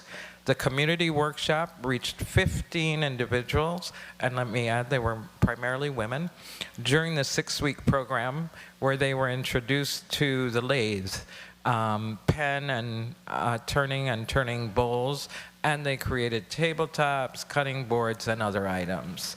Chant applied for historic preservation funding through the VI State Historic Preservation Office for the restoration of number 38 Hospital Street, Frederickstead, VI. The grant was awarded on June the 12th of 2024 in the amount of $159,139 for phase 1 of the project, which is building 1. Having support from Island Spirit Fund, which is a Crucian Rum Fund, the Federal Home Loan Bank of New York, the St. Croix Foundation for Community Development, we were able to meet the requirement for working capital that project required. We began work on June 24th, 2024. 6 trainees transferred to the construction project as apprentices under the leadership of African Southwell, our instructor who was acting as project manager. The job entailed the cleaning of the property, demolition and restoration of building 1, and the fabrication of replacement historical elements, including shutters, window openings, and porch railings. The team completed 90% of the restoration by September 30th, the original SHPO deadline. Congress approved an extension of the grant, and the work was scheduled to be completed by the end of October. Currently, 2 trainees are completing the finishing work on Building 1, and restoration of Building 2 is underway. In partnership with the founder of the American College of the Building Arts, located in Charleston, South Carolina, a replica of a long row has been fabricated by students and graduates of the college and is currently en route to St. Croix. On March 18th and 19th, we invite you, Senator BLA, all of the senators on your committee, and others to visit the site to see the installation of a long row by our apprentices and with the students of ACBA. Chant has forged new partnerships in the environmental sector with the VI Department of Planning and Natural Resources and the Nature Conservancy for the implementation of a workforce training program and the development of the Virgin Islands Conservation Corps. In April, we will be launching the VI Conservation Corps training program. The project objectives are to develop a U.S. VI Climate Corps, to train and employ young adults aged 13 through 30 from the local community to implement projects such as mangrove restoration, sediment reduction, stormwater runoff management, development and maintenance, coastal trail development, marine debris removal, and many other projects to build economic sustainability in this underserved population. The first training cohort will serve 10 to 15 young adults. And as an afterthought, I thought about my success stories, and I'll give you this copy. with your permission, our success stories and community impact. 35 young men and 1 young woman trained in the art of traditional woodworking through the Building Arts Institute program. Employment successes include placement with Calidad Construction, O'Reilly Construction, the National Park Service, Government of the Virgin Islands, Department of Education, Silver Airways, and more. 2 artisans have featured work in fine art shows. 1 apprentice pursued HVAC certification and is gainfully employed in the construction field in South Florida. 1 apprentice is a licensed long-haul trucker on the mainland. 2 of the apprentices are now entrepreneurs. 1 apprentice completed his, one of our very first, in our first program in 2017, has completed his engineering degree at the University of Florida. 1 apprentice is a supervisor with a construction company. 2 apprentices have joined their father's maintenance business. Thank you. And we gave you more information, which we'd be glad to share.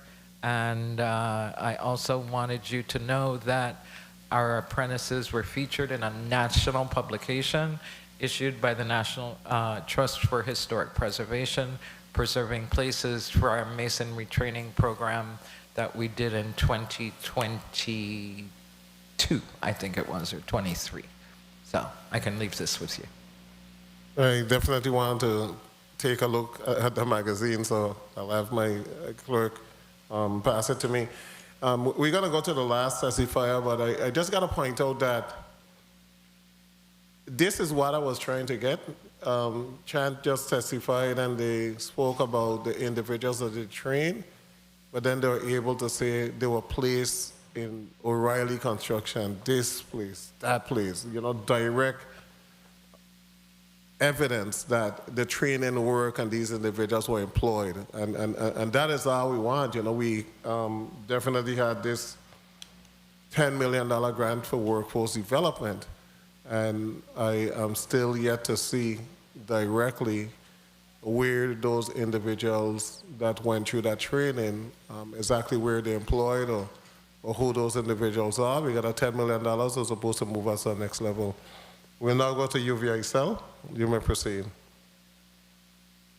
Today, Honorable Chairman Kurt Violet, members of the Committee on Education and Workforce Development, other members of the 36th Legislature, and to the listening and viewing audience. My name is Dr. Suzanne Darrow McGrath. I'm the director of the University of the Virgin Islands Center for Excellence in Leadership and Learning, UVI Cell. I appreciate the opportunity to testify on UVI Cell's role in the VI workforce development system. UVI Cell, a division of the University of the Virgin Islands, was established in 2002 to meet workforce and professional development needs critical to the economic prosperity of the Virgin Islands. With facilities and staff on St. Thomas, St. John, and St. Croix, UVI Cell is committed to supporting the intellectual and professional development and transformation of students and the workforce in the Virgin Islands, wider Caribbean, and the world as part of the university's mission, and to serve as the premier institute for personal enrichment and consultancy, locally and globally through innovative leadership and collaborative partnerships. UVI Cell is accredited through the International Accreditors for Continuing Education and Training. UVI Cell has 3 service lines: continuing education and workforce development, community engagement, and economic development. We serve a diverse range of customers, including the local workforce, community members and organizations, government agencies, local businesses, and university partners. We strive to be revenue generating and self-sustaining, and we are growth focused. We are supported by federal grants, local appropriations and awards, contracts, private partnerships, and donations. Each year, we serve approximately 2,000 customers with a variety of in-person and online programs, events, and services. I would like to thank our UVI Cell staff, instructors, and student workers for their commitment to our community and service excellence. We are grateful for the support of the legislature for funding that allows us to develop and sustain programs. Annual legislative funding supports career and technical education programs, and recent legislative funding was appropriated for the development and implementation of the Certified Residential Real Estate Appraiser and Surveyor Technician certification programs. The Certified Residential Real Estate Appraiser program is currently available for student registration, and classes start on March 12th. This online course was developed under the guidance of Ms. Elisa Rock-Runyon, appraiser and board chair of the Virgin Islands Board of Real Estate Appraisers. The course runs through June 30th, 2025, and prepares students to take the VI Certified Residential Appraiser exam. The Surveyor Certificate program is being developed under the guidance of local surveyor and civil engineer, Mr. Keon Rollins. We have identified a short list of stateside online surveyor technician certificate programs that meet 4-credit academic expectations, and we expect to finalize a partnership in the next month. We have developed complementary in-person coursework and fieldwork that will provide students with hands-on experiences. Graduates will be eligible to enroll into Associate of Applied Science degrees in Surveying Technology and Bachelor of Science degrees in Surveying Engineering. Program recruitment is expected to start in April 2025. Other workforce development initiatives, educational and training opportunities, and collaborations include the VI Department of Labor, the Workforce Innovation and Opportunity Act programs in demand areas that lead to industry-recognized certification, including renewable energy specialist, sustainability professional, administrative assistant, clinical medical assistant, mental health technician, stress management and wellness coaching, child care worker, child daycare management, culinary arts, and the Penn Foster online high school program. We also work with the VI Department of Education and the State Office of Career and Technical and Adult Education through our Adult Education and Family Literacy Act grant. This is a program that offers adult basic education, GED, ESL, and citizenship programs. We also offer a VI History and Culture course that meets VIDE teacher certification requirements and online teacher certification coursework for career and technical education instructors in partnership with the VI Board for Career and Technical Education, where I am also a board member. Initially funded through a 1-year FAA grant, our Coral Wings Aviation program offered private pilot and drone pilot training to high school students. We are moving to a tuition and fee-based model to open these programs to the public this year. Our FAA-approved test centers on St. Thomas and St. Croix will come online in March. Currently, VI residents must travel to Puerto Rico or Florida for testing. We partner with the Virgin Islands chapter of Tuskegee Airmen, Inc.'s Youth Aviation Club to provide free access to simulation equipment on St. Croix and expect to partner with the emerging VI Technical College to offer beginner and advanced drone pilot certification. Each summer, we support the Organization of Black Aerospace Professionals and the ACE Academy to introduce youth to career opportunities in aviation and aerospace. We recently met with Acon Group, Inc., Sky City, the selected terminal developer for the Cyril E. King and Henry E. Rolfson airports, to identify aviation operations and management workforce development needs. American Culinary Federation Certified Fundamentals Cook program with experiential learning through our Wild Sage restaurant on St. Thomas and our Diageo-sponsored Learning Skills for Life bartending program on St. Thomas, St. John, and St. Croix. In the fall, we will launch our partnership with the UVI Hospitality and Tourism Management Program to provide culinary students with college credit for coursework and establish a degree pathway. Culinary is another area of potential partnership with the VI Technical College. We also partner with the VI Professional Charter Association to support culinary and customer service training for their Marine Apprenticeship Program. The EDA University Center, where we are subgrantees to the University of Puerto Rico Mayagüez, we offer entrepreneurship courses, one-on-one mentoring, and small business support, including a custom veterans entrepreneurship course. We partner with the SBDC, the UVI RT Park, and VI SCORE. All VI veterans are eligible for free tuition for all UVI and UVI Cell courses through the Veterans Affairs Office. The VI EDA office often refers EDC beneficiary participants to UVI Cell for connection with the university on continuing education, grant partnerships, and workforce development opportunities. Bureau of Corrections in facility and reentry education programs, including high school, career and technical education programs, parenting, cognitive and behavioral programs, workforce preparation, and employment assistance program. UVI Cell supports a monthly public reentry action group, and I serve as the secretary of the VI Continuum of Care Council on Homelessness in support of reentry housing needs. We actively work with law enforcement partners, including the Department of Justice, the Law Enforcement Planning Commission, and the Office of Gun Violence Prevention to support public safety and the rehabilitation of those impacted by the criminal justice system. The VI Division of Personnel Certified Public Manager Program, graduates earn 6 credits towards the UVI Master of Public Administration degree. This program equips government professionals with advanced leadership and management skills to enhance public service efficiency and effectiveness. Participants engage in a rigorous curriculum that integrates real-world problem-solving, strategic planning, and ethical decision-making to foster innovation and excellence in the public sector. Empower You Youth Summit, formerly Man Up, engages all students ages 12 to 18 and includes panel discussions and breakout sessions to prepare youth for post-secondary education and workforce transitions, and supports mental health awareness and social well-being. This year, we held the St. Croix session on February 8th, St. Thomas on March 1st, and look forward to the St. John's session on March 15th. We also hosted a Beyond 40 Women's Health Forum on St. Croix on May 18th, 2024, and will bring this event to St. Thomas and St. John this year. Both programs are generously funded by EDC beneficiary Digital Lending Innovation.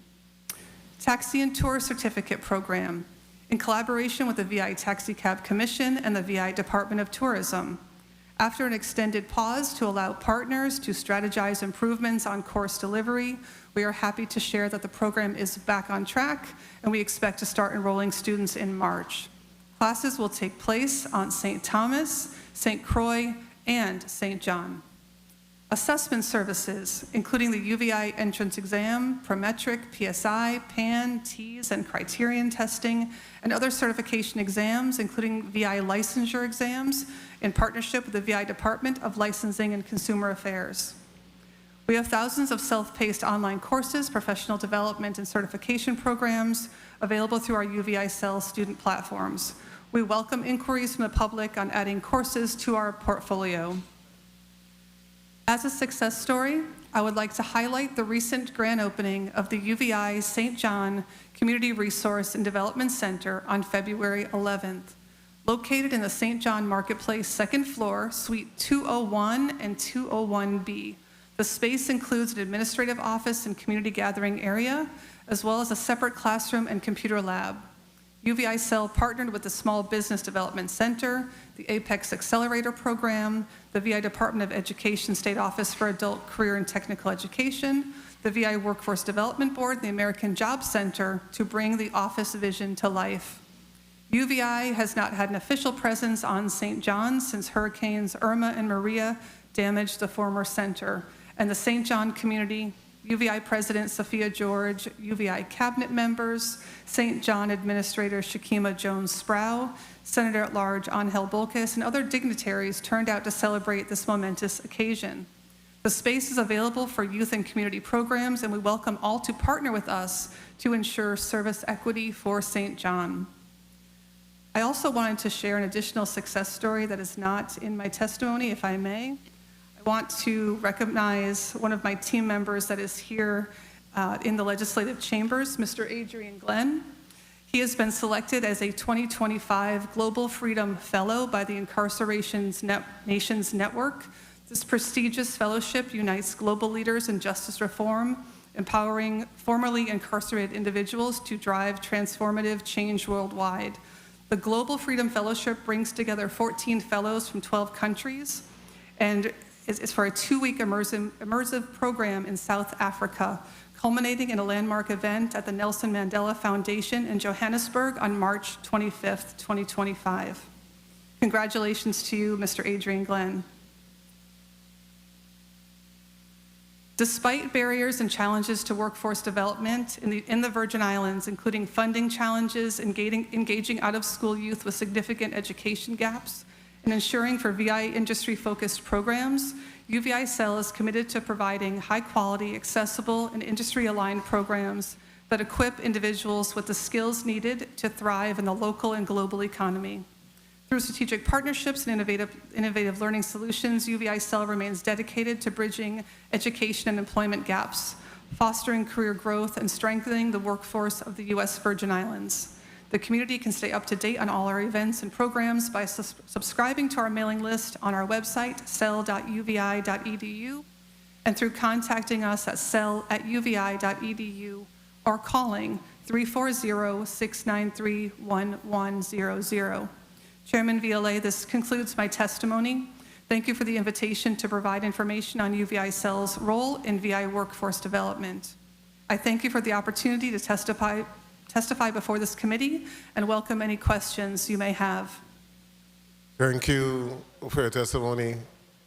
Rewind a little bit to the part you spoke about, Mr. Glenn. When I heard what you said, I think that I needed to recognize him. I hear a little bit about his story. What is he being honored for? Or what did he qualify for? Yes, so he has been honored and identified as a 2025 Global Freedom Fellow by the Incarceration Nations Network. So this fellowship unites our leaders in justice reform, empowering those who are formerly incarcerated to drive transformative change worldwide. It's a major honor. No one else from the United States has been selected. He is representing the Virgin Islands, along with individuals from Mexico, Ghana, New Zealand, and Ireland. Congratulations, Mr. Glenn. I wanted to break down all the fancy words that were used so that everybody could understand exactly what is going on. But I want you just, before we continue with questions, just to tell a little bit about your story and how you got where you are right now. I'll make it as succinct as possible. I know y'all got a lot of busy work to do today. And so first off, thank you for giving me an opportunity. My name is Adrian Glenn. I am the program manager of UVI-CEL St. Croix. I'm also the executive director of Align Community. Long story short, I used to make bad decisions, right? Let's just keep it simple. And at a certain point in my life, I decided those bad decisions wouldn't work for me anymore. And I decided to go another way, not really knowing what the outcome would be. But God has blessed me. He's brought me out of those situations. He's given me an opportunity to help other people going through what I've been through to find a new way. With the support of Dr. McGrath, along with a good grant we got last year, we actually were able to launch the first formal reentry program here locally. It's called Reset. It's still catching wind. It's only been going on for a year, but we are helping people as much as we can right here locally in the Virgin Islands. My only desire is to help someone else win. Right? It's not about money. It's not about recognition. That's why you don't never see no pictures of me. But it's really about helping people win, know it's okay. You don't have to be perfect in this world. In fact, I think imperfect people are the ones who make the world a better place, right? And while I have a chance and I'm here right now, anybody in this community that has an opportunity to help someone that's been formerly impacted, that may be at risk of being impacted by the criminal justice system, do something for them today. People don't need your money. But people need your interest, they need your time, and they sure enough need your love. But thank you again for the recognition. I can't wait to go rep the VI, man. I ain't from here, but this is home. I wasn't born here, but I swear they're gonna lay me here when it's all said and over with. Y'all have a blessed one now. Thank you so much. How long have you been here? I've been living here now, what is it, 7 years. 7 years going on 8 years. But my wife been here like 20 years. And both my boys was born here. They are native Virgin Islanders, so St. Croix all day, St. Thomas and sometimes. I'm just joking. I'm just joking. You're but on the right I love track. the VI. I love the VI. I really do. That's all right. Your testimony is on St. Croix, so you're allowed to make those type of statements. But I just wanted to make sure that you put your story on the record so that individuals could clearly understand, that anything is possible. Amen. And you can continue to elevate yourself as long as you're in that good space. Amen. Amen. So congratulations. One more thing. I'm sorry. I just thought about it. It just dropped on me. One more thing. Yeah, go ahead. One more thing. So April is Second Chance Month nationally. We always do things here in the Virgin Islands. We're going to have 2 town hall discussions, one on St. Croix, one on St. Thomas. We'll give you more information as we firm up the dates and locations, but please come out and support. Second Chance Month is all about educating the greater community on what they can do to assist people as they're reentering society and getting their lives together. We got some really great people behind these bars here locally. All they need is a little bit of support, and I'm telling you, some amazing changes are gonna come to our community. So I look forward to seeing y'all in April. Thank you so much.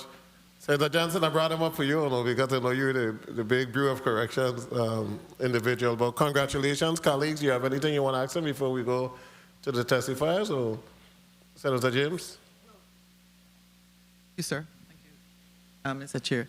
I just wanted to say that I participated years ago. The Department of Justice sponsored me and a group of people to go to work on reentry, and it's an excellent program that I attended, and I worked with some of the inmates. But I also wanted to ask you, because I just recently saw the movie Just Mercy. Amen. And it totally changed. And I'm reading the book now, because I love to read books. But just wanted to get your comment on what he's been doing, because it seems as if what you're going to be going to is connected to his work. And this is Brian, as you know. Stevenson, right? Right, exactly.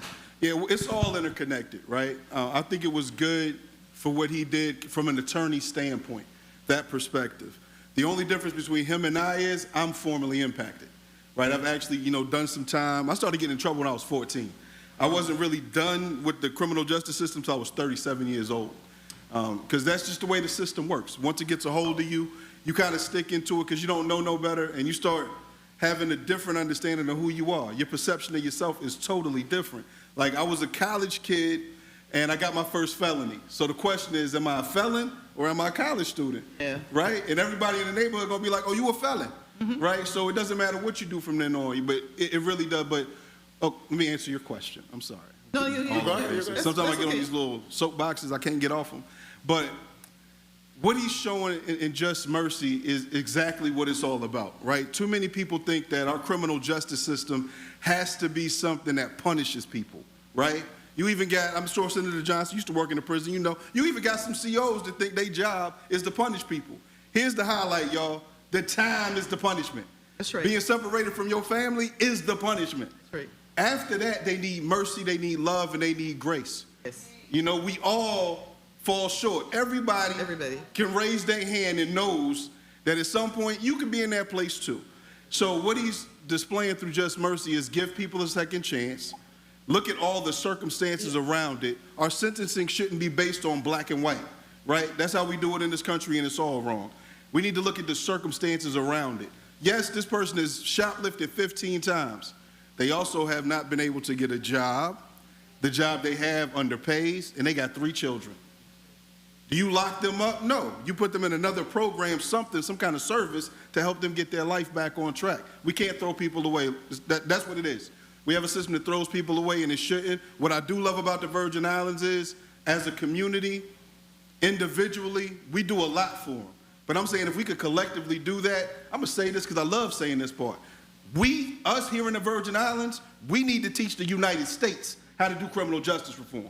We need to be the starting point for that, right? We predominantly brown, right? Predominantly people locked up is brown. If we start systems and programs that show brown people can be rehabilitated from being impacted, what can they tell us? Let's lead the way. Let's lead the way, y'all. Please, let's lead the way. Amen. Thank you Point of so much.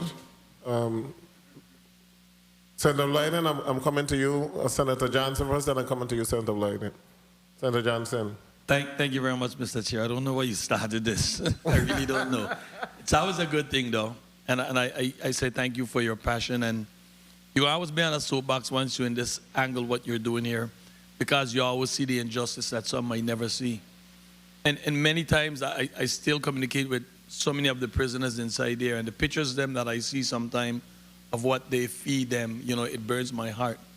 Because when I did work there, I ran the kitchen at one time, and I made sure I told the cooks, if you can't eat it, don't serve it on my line. And what you say is so perfectly true. People believe because they come to prison or you punish them, the punishment is the time. Being away from their family, being locked up, being told when to work, when to do just about everything in their life. And that passion still burns inside. I can tell you the amount of calls that I get from the prisoners in the mainland. If I show you this phone, since I'm here today, about 3-4 calls. They continuously call me because they need somebody that cares, that want to hear, and I appreciate that passion, and I hope that you're not going through hardship and getting to do what you want to do, which I'm quite sure there's some. But those are the doors that I keep saying to my colleagues, we need to pay more attention. Because if we don't do that, and I've been saying this for years, when they come back out, they're going to be your grandmother neighbor, your auntie neighbor, your sister neighbor. I only call women all the time because sometimes those are the ones that get advantage when they come back out. But they're going to be our neighbors, and if we don't prepare them to be a productive neighbor, they're going to just go back in. Amen. I have a gentleman working from H&H. I've been retired from 2003. Never worked in his entire life. He started going to prison from Richmond Penitentiary. When I got to Golden Grove to work, he was there. Never had a job, never worked. I got him a job there to H&H, and I've been retired from 2003. And he's still working there. Amen. So it shows me, and it tells me some of the worst person that you might think is the worst can change. They just need that second chance. And I thank you so much for your energy, your effort, and the work that you're doing. And we're definitely supposed to be hooking up. Let's make sure we do that. Indeed, sooner than later. And whatever doors I can open up, I definitely will. And just for information to my colleagues, I got an article yesterday where all of our prisoners are leaving from Florida to go to Mississippi, and it's because we ain't paying our bill. And the same thing that happened when I was working there, where the federal government put them on a plane and send them back home. Tell us, you could squash your bill, you ain't got to pay, but they're coming home on the plane. It's going to happen again. And we need to start preparing that facility because they're going to be sent home because we're not paying our bill. People could fluff it all they want. My experience when I walked there, we got a lot of work to do. Trust me. And I keep saying this to my colleagues. There's a lot of work to be done there. And it can be done. We just got to have people that have that care, that passion, and wants to help them do better. When you come with that attitude that they're just incarcerated people, trust me, you could be one tomorrow. It's just a matter of seconds that change our lives. Thank you very much, Mr. Chair. Thank you again. Thank you, Senator Johnson, and we look at your concern, and we'll talk off the record and then see how the Finance Committee could help that particular situation. Senator Blyden, you wanted to put something on the record. You go ahead. Thank you so much, Mr. Chair, and good afternoon, Director Penn, and thank you for your testimony, basically. I want to just add something to the discussion in respect to second chances. I know this body, the last fiscal year, in terms of the budget, we put some funds in there for VI justice initiatives that gives many, many individuals second chances because the amount of people that have been helped as a result of that program, when it just come to a simple thing, expungement, your record. Many folks make mistakes in the younger days or other than adult, and they really are hampered. And based on what Mr. Penn said, he's correct. Everything he said is right. So second chance is very important, and I believe that organizations like those, which is the non-profit, and others that assist in individuals, this body have been approving and appropriated legislation when it comes to second chance for our people, and I think it's a great thing. I look forward to next month with a reset program and see how we can assist you in whatever we can. And thank you so much, Mr. Chair, for the time. Thank you, Senator Blyden. Relevant to this now? Go ahead. Thank you so kindly, Mr. Chairman. I'm the only St. Thomas or St. Tomian here, and I represent big things. My question is a big question. I wanted to ask you, relative to your sense, or if you've ever been involved in any type of restorative justice program, and how do you see that fitting into the reentry program initiative, because it's very important part of, I believe, component of the whole ability of a human being to be able to face the person who they may have, who they had impacted adversely and may have traumatized. I appreciate that question because it's quite germane to the reason I was called up here. I have been selected as a Global Freedom Fellow, but Incarceration Nations Network is bigger than just the Global Freedom Fellowship. There's actually a program called the Global Freedom Scholars that, with Dr. McGrath's hard work, we have joined with. We're about to launch the VI chapter of the Global Freedom Scholars called Second Wave VI. You'll get more information about that again in April. And one of the key things we're going to be working on is just that, restorative justice. See, restorative justice is how people actually understand what justice means. The problem in our country is we don't know what justice is, right? We know what punishment is, but we don't know what justice is. Justice has to be equal.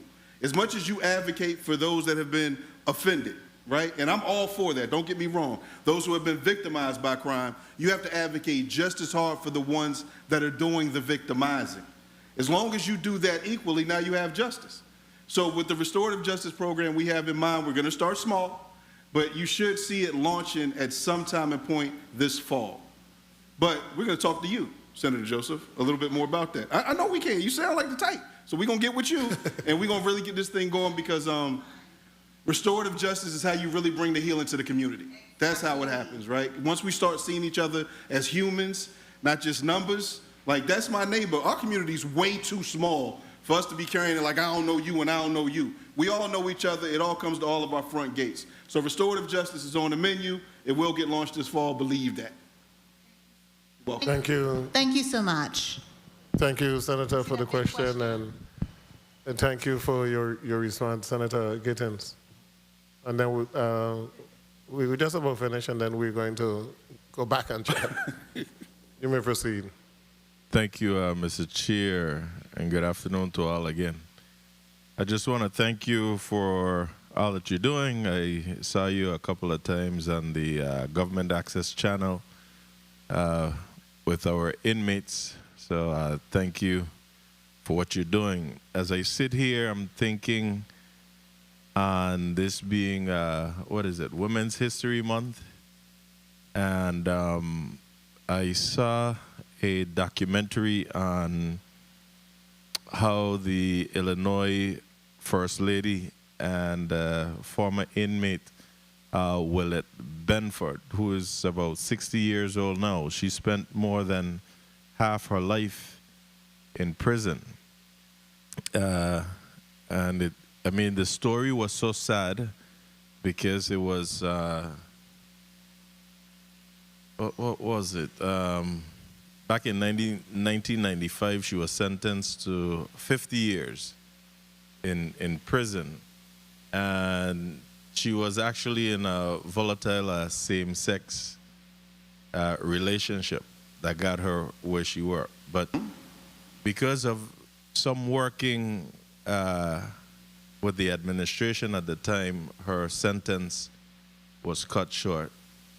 They didn't turn their back on her.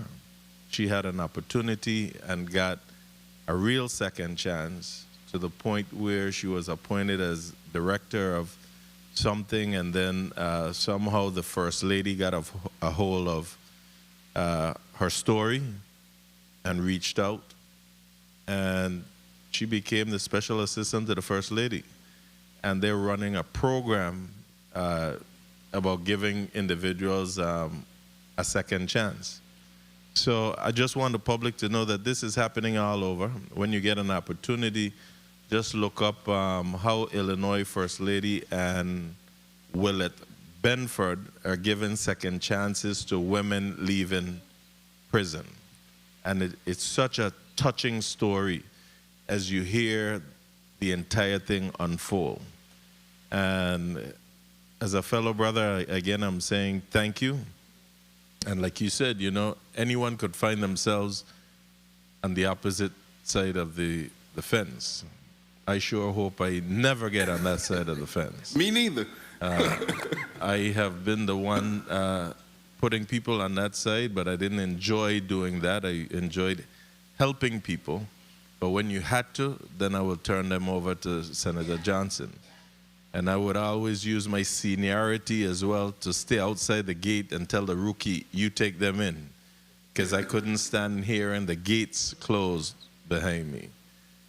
Again, thank you for all that you do, and I hope that we could reach out to a lot of our young people. And it's not just the young men today. We're seeing that it's the young men and the young ladies as well.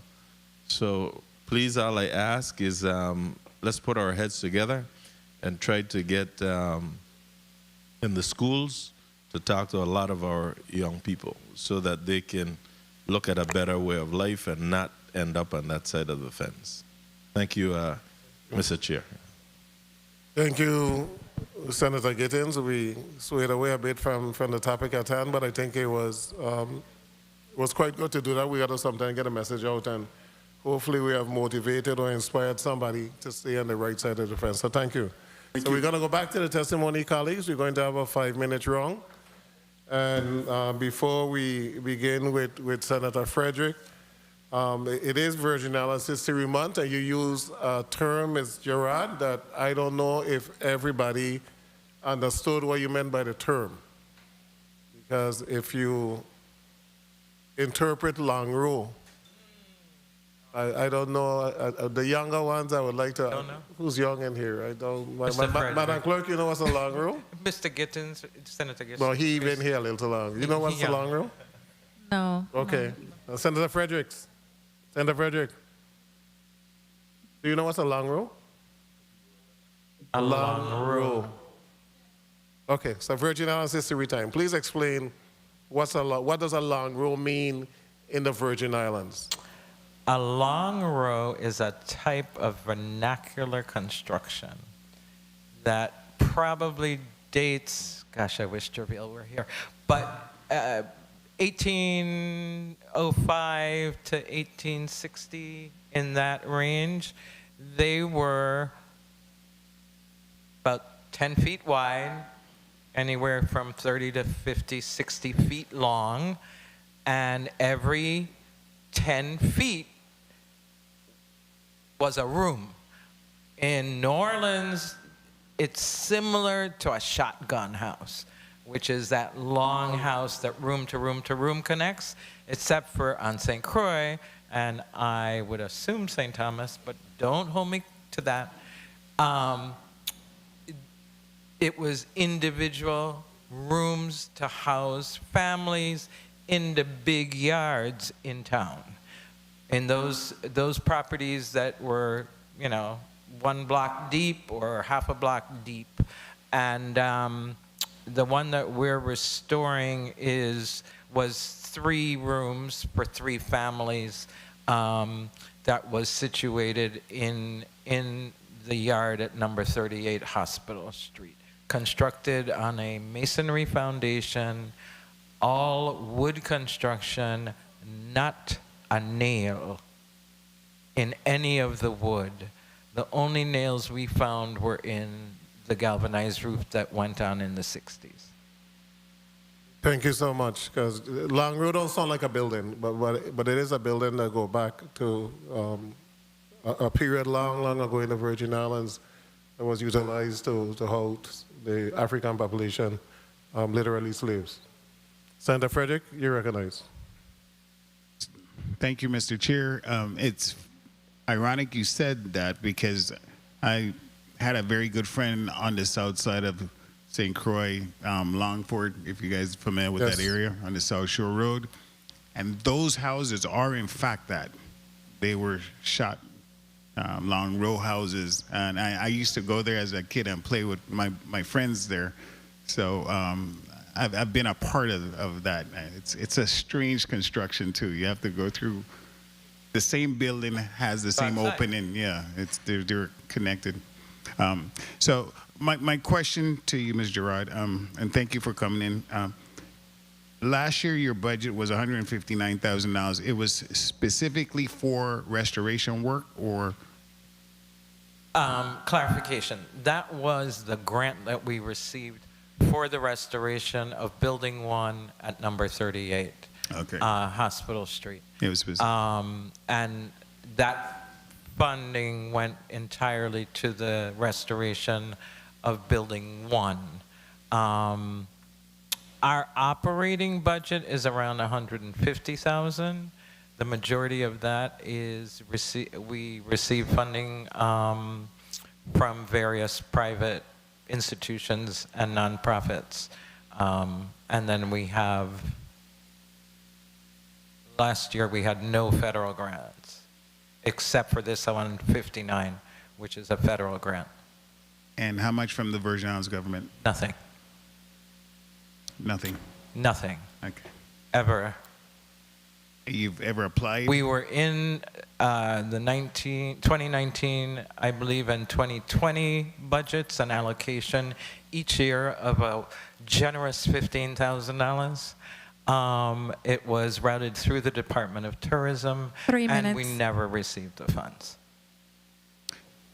Okay. Oh, we'll Yes, have we to asked. look at that. We're Yes, gonna we Look asked. at that again because you guys are doing phenomenal work. I personally have seen some of the stuff you guys have done, and that makes no sense. In fact, it's more efficient when we give sub-recipients like yourself the money than we do the agencies that run them. So we'll talk about that later. So I wanted to talk about UVI Cell because I was Dr. McGrath. I was so impressed with the services that you guys provide. We are not taking advantage of you guys at all as a community. You guys offer so much, and I'm glad to see with the taxi commission here that you guys now finally have the taxi and tour certificate program back up. My office got some complaints about, you know, what happened, why it's been so long. People are trying to get their taxi on the road, but there was no testing. Has that problem been finally fixed? Oh, good afternoon, Senator. Thank you for the question. So the problem was not that there was no testing. The problem was that there were inherent challenges with individuals not taking the test and were still receiving licenses. And so the decision was made to put a pause on all testing and programming and giving out of licenses until we could shore up the program, the processes with the Taxi Cab Commission, to ensure that everyone was fully vetted, that everyone was going through the proper procedures and were receiving their licenses as they should. So we might have some people who are driving that were not tested. The Taxi Cab Commission, I believe, has resolved all of those issues, and everyone who is driving should be fully licensed. Okay. 1 minute. One of the things I saw now, we finally have a proctoring center fully. Is it fully operational now, or is it almost? So in terms of the FAA, we have proctoring centers on all 3 islands. Are we now able to provide testing to all the requisite crafts that we currently have, like cosmetology, barbering, all that stuff? Yes, exactly. So all of the licensure exams, those take place at 30 UVI Cell seconds. facilities right now in both St. Thomas and St. Croix, and we're getting our St. John Center up and running to meet the criteria for testing. That's through PSI. Mr. Chair, thank you very much. Thank you, Senator Fredericks. Do you administer NCLEX in the testing center for nurses, RN, Yes, we do. and St. Croix? I will have to check on that one. Because I know for a period of time, individuals that wanted to take NCLEX had to fly to St. Thomas or fly to the mainland in order to take the test. As recent as I know as 2 years ago for sure. Okay, so if your facility have the capacity to administer NCLEX, that would be great for St. Croix. So, and if you don't, we need to speak to the Office of Nurse Licensure so that we can make sure that you have the capacity to offer the NCLEX, which will save the students a lot of money. Because the test usually start early in the morning, so they got to go the day before, they got to stay in a hotel room, and it becomes very, very costly. You said, and I don't know if everybody clearly heard, you said that they were, to break it down, were taxi drivers in the program, but they didn't take the tests, but yet those taxi drivers receive licensure from the Taxi Cab Commission. That's correct? That is correct. Okay. So, colleagues, we see some of the work that we need to do in terms of what was going on with the Taxi Cab Commission, which is an illegal issuance of licenses. And the reason why you have them take that via a history a class is that anybody driving a taxi need to know about the Virgin Islands and need to be able to speak to the Virgin Islands. I think Senator DeGraff have a point. Senator DeGraff? And then Yeah, for Senator Johnson. I was trying to get in right before my colleague just spoke in regards to Langro houses. You know, when you go up in Savannah, you know all them things Langro. But one that you could clearly think of is down Lower Comprinsen Garda on the right-hand side. Past what we know as the alley. You see one right there, it's heavily deteriorated, but still standing. And the inside, you know, the dirt yard, sweep with a broom whisk, fire clean, you know, so bring back the old days in us, you know. So we have them over here and saying that was still knocking dark. Thank you, Mr. Chair. Senator DeGraff, the long roads on St. Croix are predominantly wood or masonry structure? All I know is wood. All I know is wood and pitch pine wood that they take and they fire retard them by putting tin in over them. So even though that's pitch pine wood will catch fire easy, when you put a tin in over them, you fire retard them. So hey, they save for hundreds of years. So, Mr. Rod, St. Croix wood or masonry? Wood. They're all wood. And they are, and it is pitch pine, which is how the pine was treated. And so what we've done with this it's not going to be a restoration. It is a replication of the house that was there. So the wood has been sourced. It's southern pine. It's been cut to measure. It has been hand fabricated by the students and graduates of the American College of the Building Arts in South Carolina. And then it's being shipped here. So. Okay, thank you so much. The point, Senator Frankie Johnson, you may proceed. Good afternoon. Thank you very much, Mr. Chair. I wanted to piggyback on my colleague there in regards to the taxi and the taking of these tests. How soon will the first set of tests be given? The class is about, I think, 8 weeks in length. So the first test, we start enrollment in March. So the class started yet? No. Right now, the Taxi Cab Commission is distributing the applications. They're vetting individuals who are going to be able to be enrolled in the class. So UVI-CEL, we don't get involved with advertising and recruitment because individuals have to have a medical exam, vision exam, background check. They have to submit their driving records, all these other steps. And then the Taxi Cab Commission gives us the individuals who are then prepared to take the class and exam. I wanted to know that because there's a lot of taxi and some younger guys want to get into the industry and they've been asking about this test for quite some time. But even the information that she gave in regards to folks getting the license, I've heard a lot of folks, especially on the small island St. Thomas, talk about folks that could barely speak English but had a taxi license. And those are some of them that I hope that the Taxi Cab Commission really went down, investigate thoroughly to make sure they get these licenses back, because it's not helping us when it comes to the tourist industry at all. It's only going to hurt us. So I sure do hope that they do their due diligence and make sure whichever island it was happening that they find a way to get these licenses out of these folks' hands. Absolutely, and to that point, we've now added in a testing component where an individual can be screened for English proficiency. But the Taxi Cab Commission would then refer that individual to our office. That person would have to pay for that test to prove that they are proficient. But with the tour program, you have to be able to present on Virgin Islands landmarks and to speak to the tourists. It's really critical that your English skills are top-notch. Thank you very much. Thank you very much, Mr. Chair. Thank you, Senator Johnson. Senator Blyden, you recognize.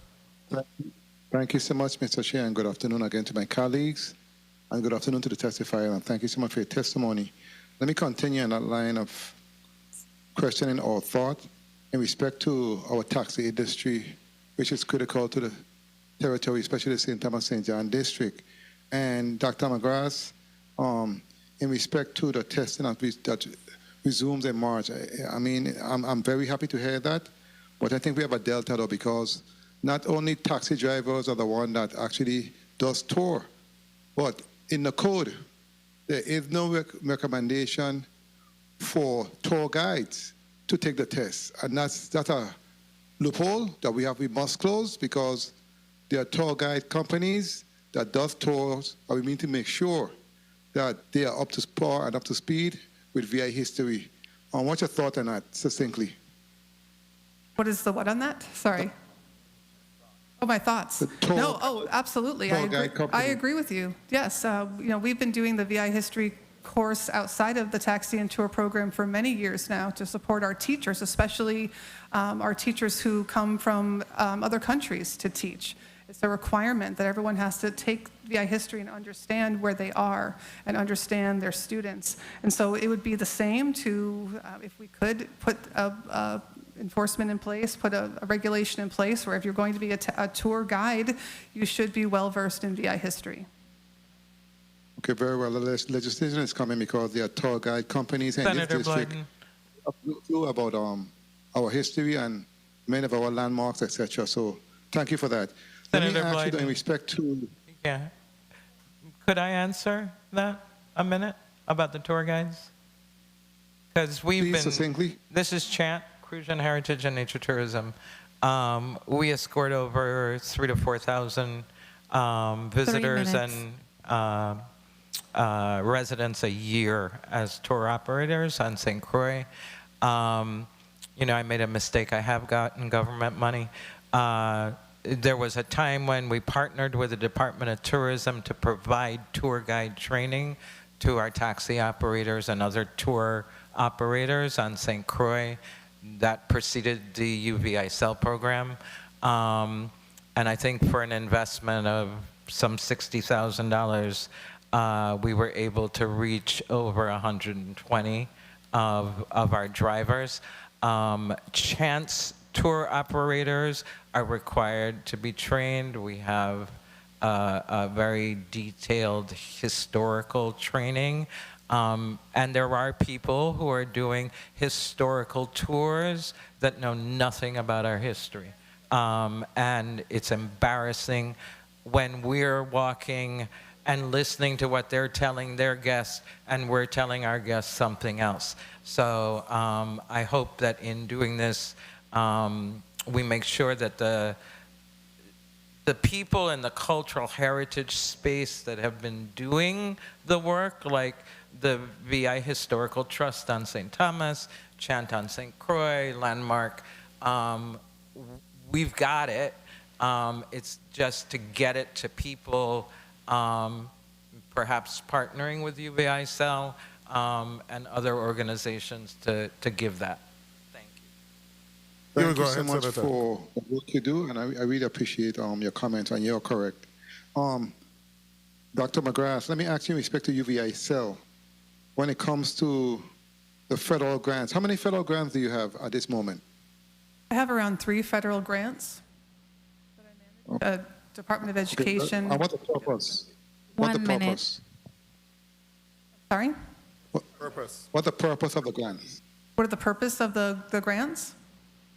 Yes. Okay, one is through the locally, the VI Department of Education, the State Office for Career and Technical Education and Adult Education. That's the ESL, GED Prep, Adult Basic Ed, and Citizenship classes. Okay, and in respect to your public-private 30 seconds. Partnership, how many public-private partnerships do you have at UVICEL? Currently, we have 2. So we have the Diageo Learning Skills for Life program, which is our bartending program held on all 3 islands. That's sponsored. That program starts on this coming week for St. Thomas and St. John, and we had St. Croix earlier. We'll be coming back around there.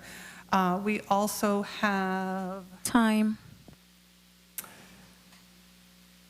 We have our beneficiary who has provided generous donations to support our youth engagement programs. That's the Empower You Youth Summit, again held across the territory, as well as our Women's Health Summit. And I know in the 34th legislature, I was a primary sponsor along with many of my colleagues, brought to UVI-CEL the surveyor technician, appraiser, and construction manager. And you said it started in March. Why have they taken so long to get those programs online? Because those are very critical and important programs for us in terms of assisting us with our recovery. What was the challenge? Yeah, and the surveyor one is not online yet. The real estate appraiser is the one that is up and running. The surveyor program has been taking longer because we want to ensure that our students who go through that program, that they receive college credit for their courses. This is not typically a UVI-CEL program. It's very technical. It's really an engineering degree. And so we've been really vetting stateside universities and technical colleges to find the best pathways for our students so we can ensure that once they have that certificate that they are then eligible to go on to associate degrees and bachelor's degrees. So we do have a short list of partners, so we're getting very close. How many individuals do you have in appraiser program? Right now it's open for registration. So I don't have a current head count, but it's open for registration right now. Classes start next week. Okay, very well. And in closing, Mr. Chair, I know I went over my time a little, but if you can please a bit. Work with me. Close out. Go ahead. Very well. And let me ask you the final question. When it comes to training opportunities and collaborations with UVI-CEL, what other initiatives do you have when it comes to development in the territory for our students? And what type of program are we speaking to? And you can speak on the chair's time. Thank you so much for your responses. You're asking for additional initiatives that we have that are not currently offered? Yes. Senator Blyden? Yes. Yes.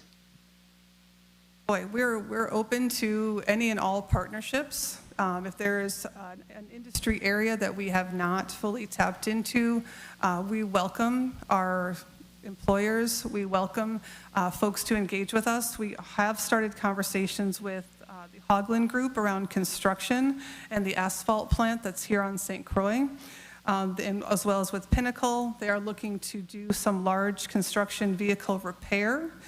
To have that program implemented. Initially, they want to engage with the Bureau of Corrections and have that program at the facility, but we're also looking at expanding that out for our students locally. So that is one initiative we're working on currently. What about the blue economy? The blue economy.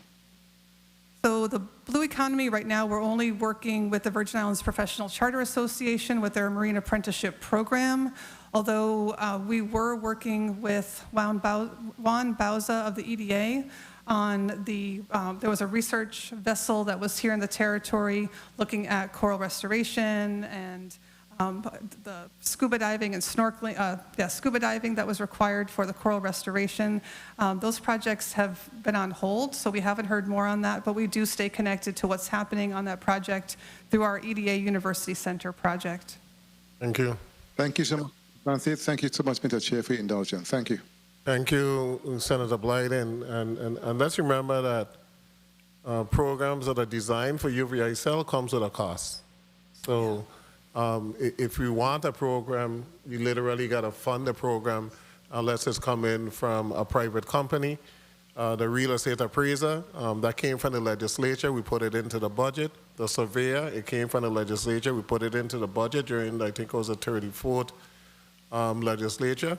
But the appraiser component was because there are a lack of appraisers in the Virgin Islands. There's barely any appraisers in the Virgin Islands, and if you need your home appraised, it's a long process.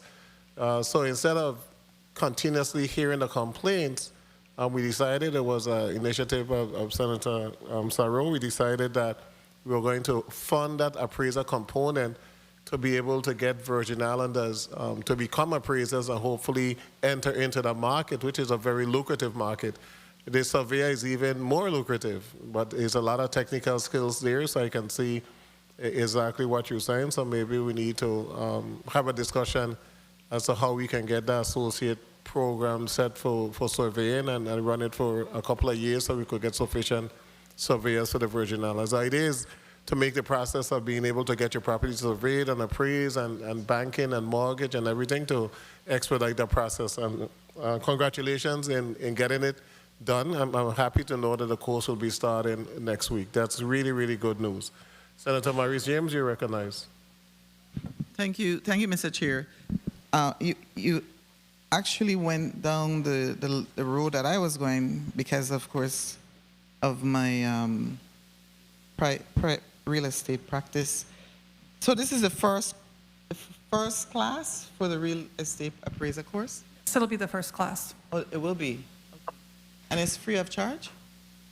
Not free of charge, it's tuition based. How much is it? Around $2,800. And are there any scholarships that are available for someone that may need assistance? Yes. Although UVI sell currently, we're not available to tap into free tuition or financial aid. We do have a link to Sallie Mae on our website, but we also can make arrangements with students, and we do that all the time. And how long is the course? Well, it's, I would say, around 3 months total, but if an individual needs more time, they can take that additional time. You know, and yeah, as Senator Viale said, it takes such a long time to get appraisals and then surveys. I was also, and I'm still concerned about the proficiency of our students in taking courses like the surveyor course. Prerequisite is pre-calculus. Right, exactly, yeah. I wanted to ask, with respect to the Coral Wings, and I didn't say good afternoon to both of you, so good afternoon, I apologize for that. The Coral Wings Aviation Program, how many students participated in that? By the end of the grant year, I think we had around 250 students that participated overall. Wow, excellent, excellent. And are all the UVI cell courses online courses, or is there a hands-on component for some of them? Yeah, absolutely. So we do have a lot of online courses. We do have quite a few that are hands-on. So the culinary arts, the bartending program, aviation is hands-on. Okay. Do you know, I saw you mention the VI Technical College. Do you know when that's coming online? Do you have any idea? I do not, but we meet regularly. I think it's like every 2 weeks we meet as a team to talk about progress 3 minutes. and looking at curriculum and where we can have synergies between the university and the technical college, which is consisting of the adult education and the high school programs. Okay, I'm going to talk to you offline about some other things, but I wanted to ask Ms. Gerard quickly. You were here when we were having a discussion about our young men. And I saw, though, that you were able, even though some people may think it's a small number, I don't, you were able to recruit 9 young men in your testimony for the woodworking workforce program. And I was just wondering, what is your strategy to attract young men? We don't because recruit.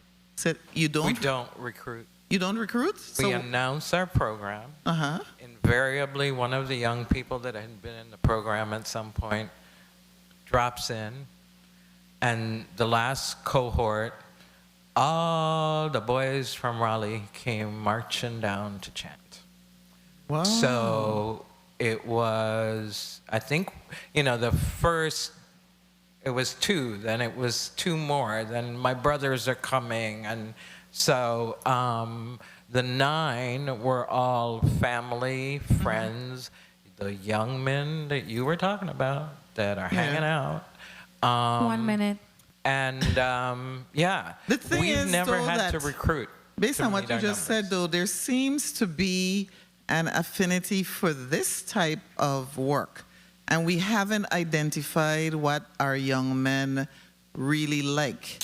Because that's part of education, of course, and working, right? It's doing something you love to do. It's what they love. It's a hands-on. It's the incentivization because they are remunerated. They are paid. Okay. We pay as they learn. And what I realized with the last cohort, and I've seen the change, especially post-COVID, is our young people are walking with a lot of trauma. So the next cohort that's starting in April, which is a completely different type of training, we're including, you know, leadership training, interpersonal communication, resolution training, and communication training, because, I was actually going to ask you that. Yeah. Once you said the trauma, I was going to say what services, because I think that's what's missing. If there are all these barriers, and I meant to ask the commissioner earlier when he said substance abuse, this, that, all these things, what are we doing as a community in terms of addressing those problems at the same time we're trying to train? But I heard my time has been called, so thank you, Mr. Chair. Thank you, Senator James. Senator DeGraff, you're recognized. Thank you, Mr. Chair. Good afternoon, colleagues. Good afternoon, testifiers, all of you listening and present. Ms. Payne, Christy, good afternoon. For my brother's workshop, are your programs certified? Good afternoon. So, yeah, Christy Payne with My Brother's Workshop. Thank you for the question. Our trainers are certified, especially in the workshop, in NCCER. So they're training in NCCER training. Our trainees, a lot of times who are going through the program, that's a multi-year training program, so they're not able to get the certification. And oftentimes, we're working with young people who are coming into our program who are at a much lower reading and math rate than they should be. On average, our trainees come in at a 3rd grade math level and a 6th grade reading level. So we're working more towards the basic skills of getting them ready to go on to a place where they then can get training in those certifications. Okay, would it be more or less in the reverse to train them up for that long period of time and then not be certified to transition them over to some place? Because I think my brother's workshop is special in terms of the environment that you create. So for them to leave there not certified, to send them to some place to be certified, you may lose them.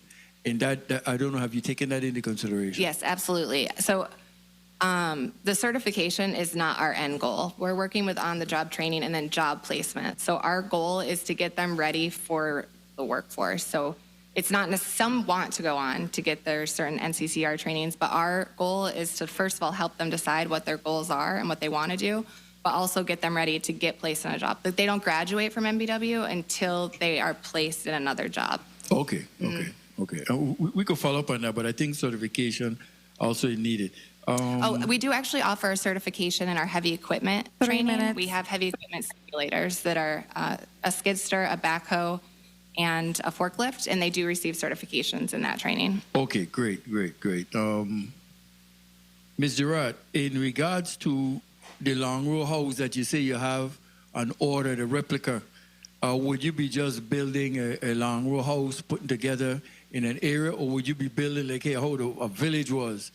You know, the open yard and the outhouse and the well and the different stuff where you develop, you know, it's going to be an entire facility? Thank you, Senator. Yes, the property at number 38 Hospital Street had the house on the street, the long row in the yard, and it had one of the larger old ovens in town. So the oven is a ruin that will be rebuilt as a kitchen and bathroom because the house on the street and the long row were never modernized. There was no indoor plumbing. There was an outdoor bathhouse and bathroom, and there was just one electrical wire.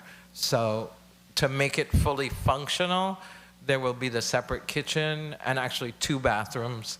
And then the long row, that's all that was in that yard. Okay, and in regards to the long row, would the wood structure be nailed or screwed together, or it would be the way they did in the old time where they notched them and put them together, which made them impervious to even hurricanes? Yes, sir. Practically. It's a replica. Okay, great. Yes. Great, excellent.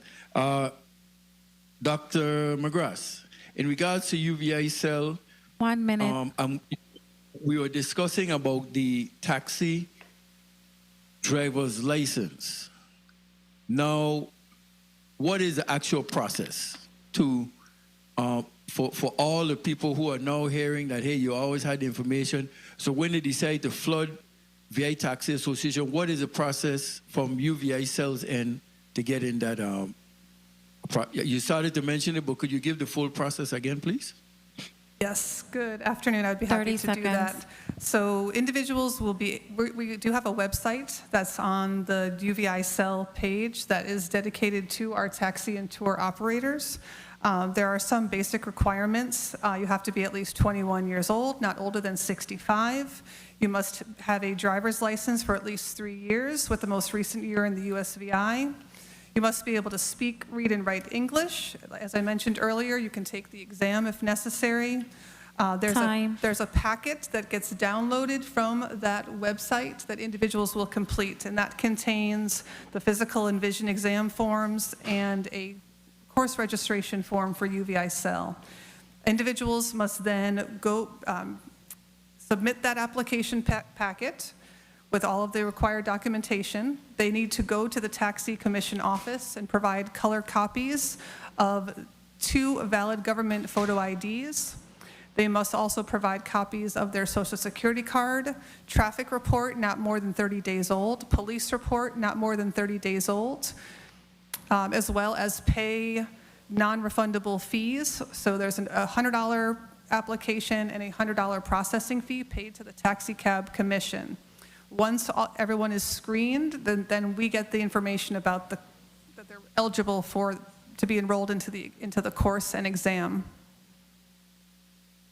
Okay, thank you. Mr. Chair, if I may close out, in regards to Mr. Glenn, I have spent 26 years as a police officer in this territory, and you know, I'm happy to hear what you spoke about justice.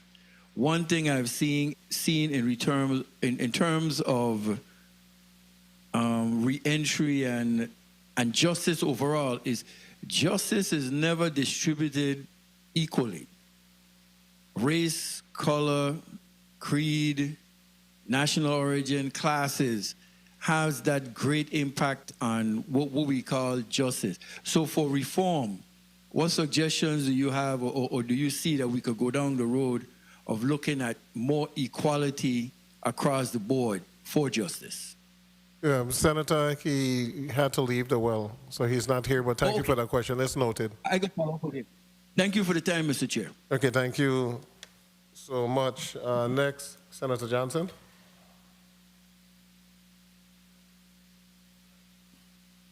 Good afternoon. Thank you very much, Mr. Chair. Good afternoon to the testifiers. Good afternoon to my colleagues. Want to start out with UVI cell. How does UVI cell determine which career field require workforce training program? How do you select which one? So, as you know, sometimes our legislature will come to us and say, we have a critical need, here's the funding, please create this opportunity. Other places, we look at the Bureau of Labor Statistics, look at our data, look at where we have gaps. We do spend quite a bit of our time at UVI cell working with individuals that do not have a high school diploma. As well as those who do not speak English, on the path to citizenship. So we do spend a lot of time in that space because that has been a critical need. Currently, I think it's 30% of adults in the territory don't have a high school diploma. So without that piece of paper, it can be very challenging to go on into the workforce. And then earlier, I think one of my colleagues questioned you about the Certified Residential Real Estate Appraisal Survey. And I think you say it was difficult filling those gaps. So what has your enrollment been looking like? For the real estate program, it's currently open for enrollment. I know we've had calls and interest in enrollment, so I don't know how many people have enrolled to date, but class does start. Even if we only have 1 or 2 students, we are starting class. All right. And then what portion of your program's graduate have successfully transferred into employment in their respective field? Yeah, that's a great question. So I would say around 65% of our students go on to employment. For the programs where we work with the Department of Labor, because we are one of those approved providers on the list, we work closely with them to track students. We have a bit of a higher success rate with those individuals. Around 75% of individuals go into employment. 3 minutes. Those are good numbers. Thank you for what you guys do. I want to ask my brother workshop some question, because you spoke about serving, I think it's approximately 100 young men and women annually. How does my brother workshop ensure equitable access is available to these programs?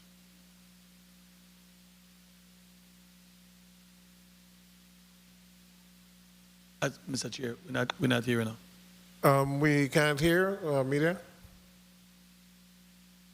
Hello. Oh, good afternoon. Thank you for the question. I just want to make sure I'm understanding correctly. Are you saying equitably amongst the people of the community? Yes. What we're providing? Okay, so our target demographic is at risk and high risk youth, ages 16 through 24. So we work more with a population, a demographic that is of low income, possibly justice involved, having been dropped out of school or been expelled from school. So amongst that population, we get a lot of our trainees through referrals, which come from Department of Human Services, from Department of Education, Department of Juvenile Justice. So a lot of our people who come to us are through referrals through these government agencies. So on that level, we're trying to basically impact the people who need this most services. And when they apply to us, we take a look at their application, and basically what they have, as many obstacles as they have against them, the more that they have, the better. So we're really trying to target and provide our services to those who need the services the most. And then my question would be the same to me. How many of them transition into, that area, that field that they've been practicing or training into the real workforce? What's your success with that? So most of our trainees are with us about a year to 18 months. And if they haven't gotten their high school diploma through traditional means, they have to get that with us as well. And we use Penn Foster, an online service. And our success rate, which means someone who graduates, which goes on to either find a job or further their education or join the military, is about 80%. And it's about 50 to 60% that stay in a field that they have been training in, the carpentry or culinary arts. And then we have other trainees who graduate and go on to find the things that they're interested in, such as getting their pilot's license or 30 seconds. Many other areas. It's just about finding what it is that they're interested in. But it's about a 75 to 80% rate of people doing that. That's very good to hear. Thank you guys again for what you're doing. And Chant, you used to have this tour of the tongue with some history about the tongues and stuff like that. How is that working now? I haven't seen it in a while. You haven't been in Frederickstead lately? I've been in Frederickstead every day. Okay. But not in the morning. Mr. Chair, if I could just continue with one more question after she finishes it. It's going very well. We're actually looking at having to recruit and train another 10 to 12 more tour guides, anticipating there's a particular ship that comes in and they include the walking tour as in their package. And so we end up taking anywhere from 300 to 600 people out in a day, which requires a lot of people on our side. This year, they only came once, and we are able to ramp up and get tour guides. And then we anticipate that next year they're going to have more than one call. How many tour guides do you have right now? Active, we have, hold on, it's in that supplementary document I sent. I have to have a lot in my head. I think active right now, we've got 10 and 2 on reserve. We've got 10. And we have we have 10. I just want to follow up. You said something earlier about folks doing these guides that are not trained, that are not prepared. And I see a gentleman in Christianstead, he dressed up, he said he's... Oh, but he's knowledgeable. He is? Oh, he's extremely knowledgeable. So have you come to Mr. your Nichols? training? No, I don't know his name. No, but Mr. Nichols, he does, he impersonates Alexander Hamilton. Yes. He's extremely knowledgeable. Okay. He grew up here. He got Crucian by adoption. Okay, glad to hear that, because I saw him and I don't know, He knows his stuff. Thank you very much for that. I appreciate hearing that. Thank you very much, Mr. Chair. Thank you, Senator Johnson. So does Chant, you have an agreement with Rural Caribbean? We work through Island Networks, and they are the agent, and they put together all the tour operations. Okay, So that's but you're one of the listed tours on the excursion on the package? pre-sold, yes. Okay. We do a Christianstead, Frederickstead, and then we also provide tour guides on one of the driving tours, the panoramic tour. Okay. Thank you so much, Senator Paolo Joseph. Thank you so much, Mr. Chairman. A pleasant good afternoon to everyone and the testifiers, especially.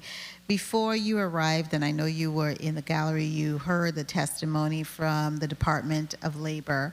I wanted to ask each of you if you are a service provider, recognized service provider by the Department of Labor.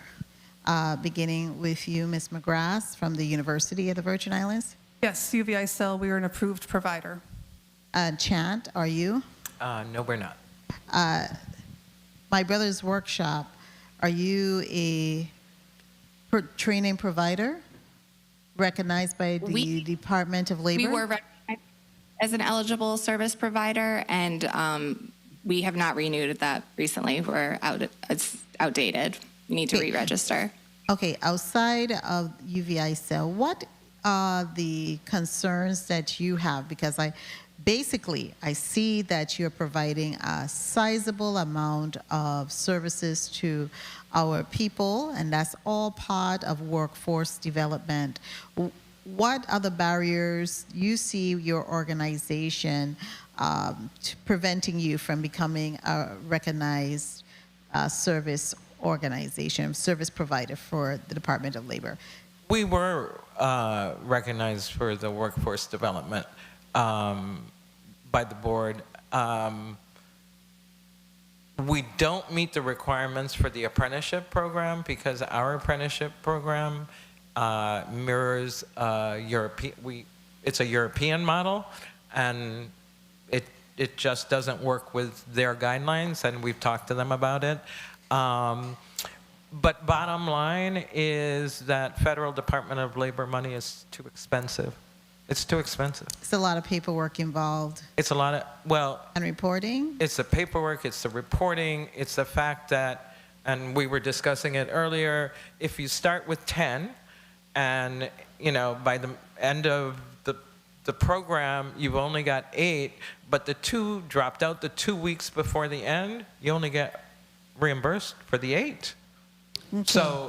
So you're out of pocket, and then on top of that, you have the administrative burden, and the burden doesn't stop once they graduate. You have to monitor them for a year. Yes. We are a staff of 1.5 people.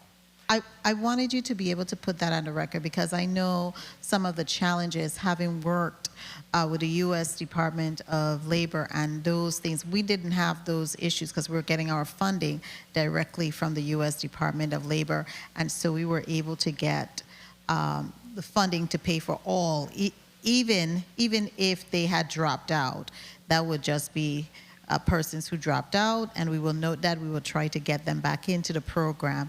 And My Brother's Workshop, can you kindly indicate to us your challenges with being a recognized service provider by the local Department of Labor and why you stopped, or is that something you're considering revisiting?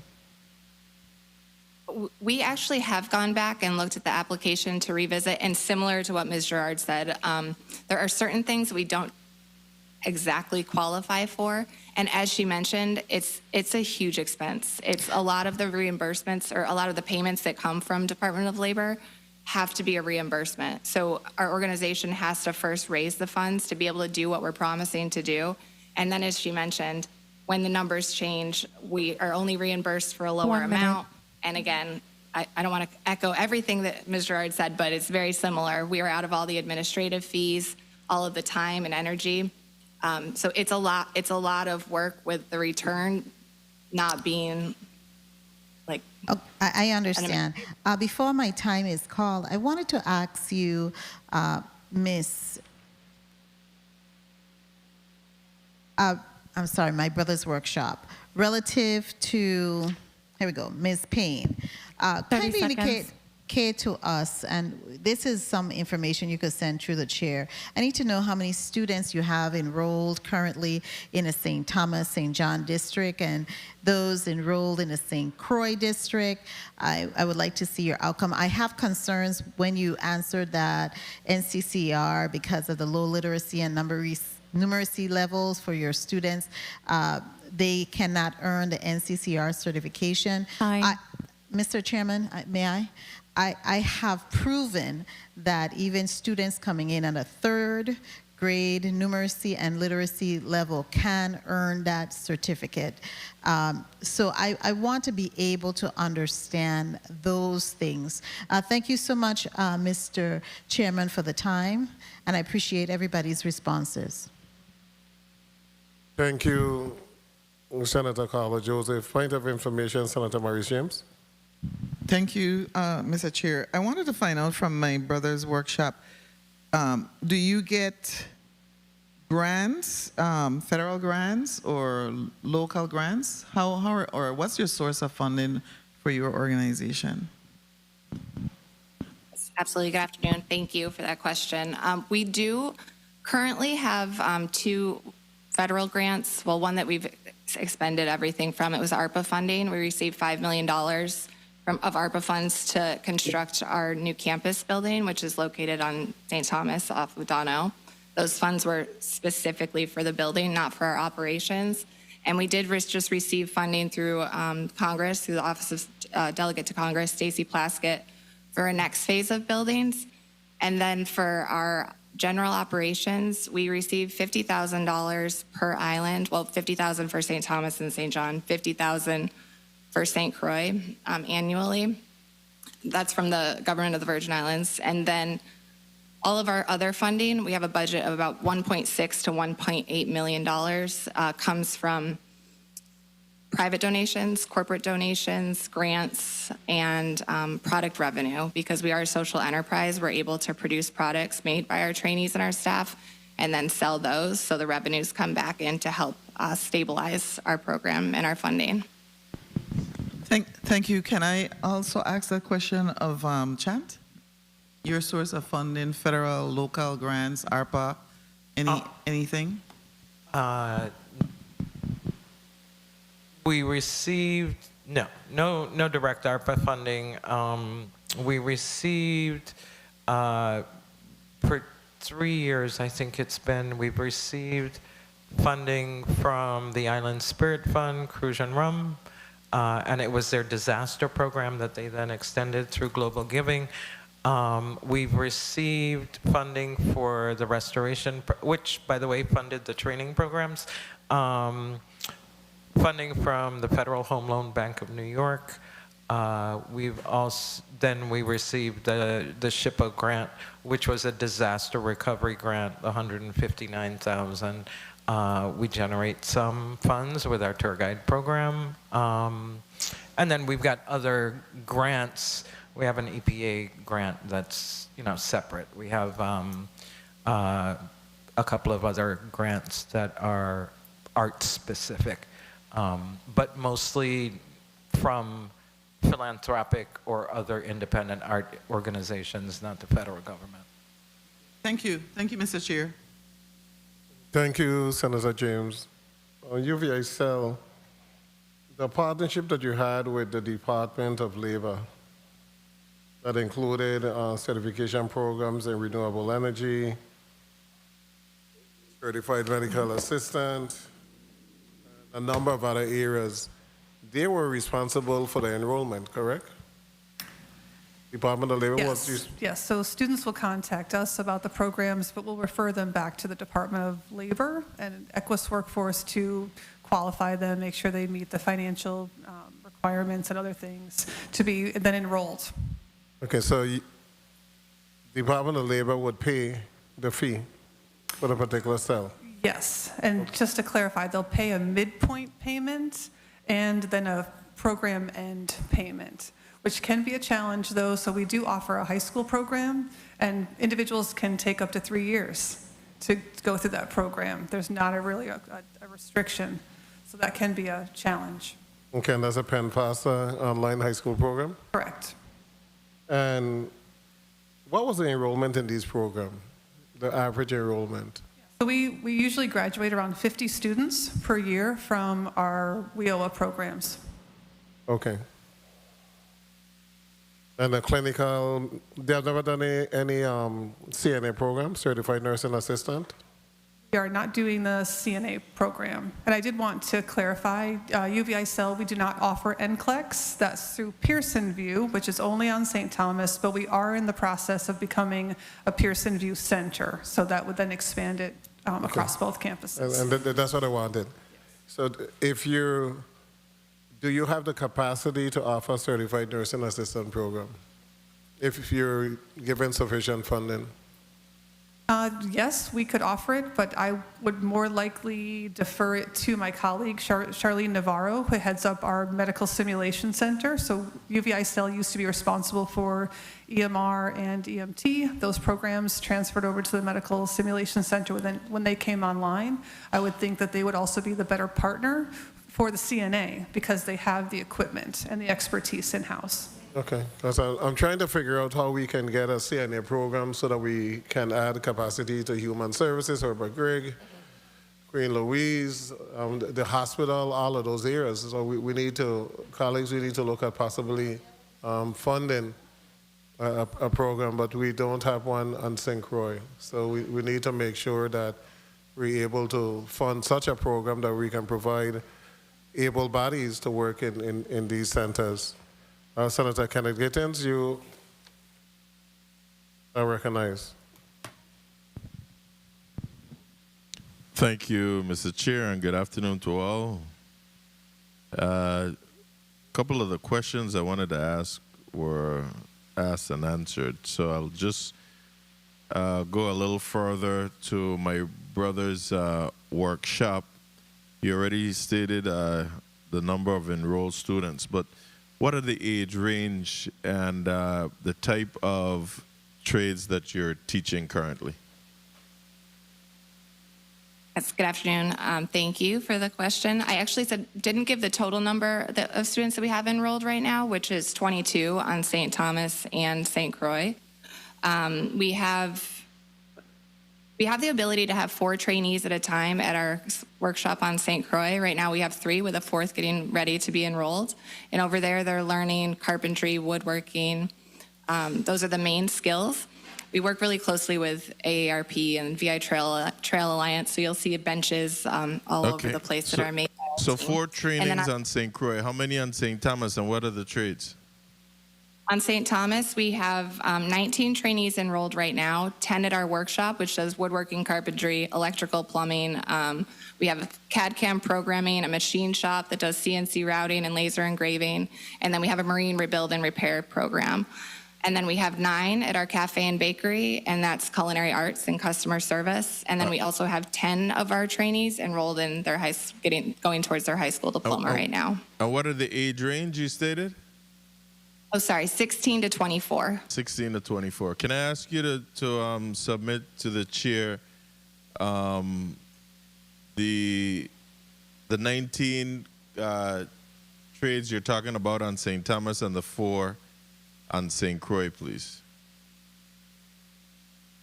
submit the numbers, or you're asking for their names? No, not the names. Just 3 minutes. the numbers and the types of trainings. You just spit it Yep, out absolutely. fast, but yeah. Chant, how are you? I'm well. How are Ms. you? Gerard. I truly love and admire the work in terms of training our young people to repair these historic buildings while helping them, that ability to be in this type of trade work. So thank you for what you're doing. Will you guys be taking on any other projects? We are going, the project that we're doing in Visible Heritage envisions a half a block of buildings on Hospital Street being restored. So in my opinion, it's the worst block in Frederickstead, half a block. So one house has already been done, now we've done a second.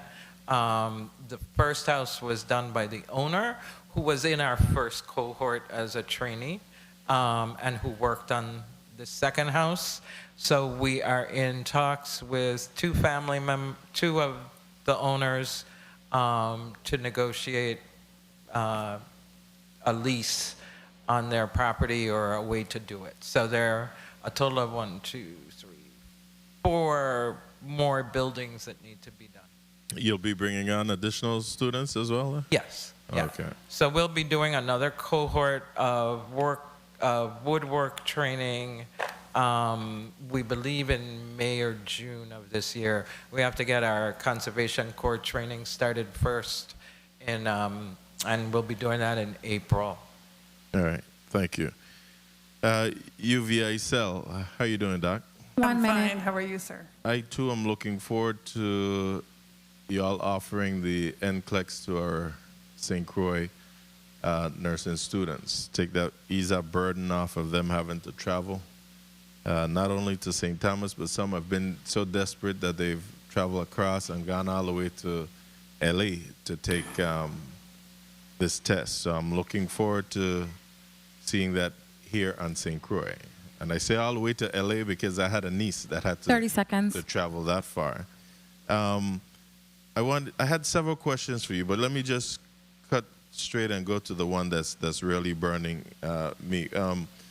Can I have a commitment for us to just start the conversation again where we were talking about amending Act 8506 to enhance the emergency medical services curriculum in our public high schools?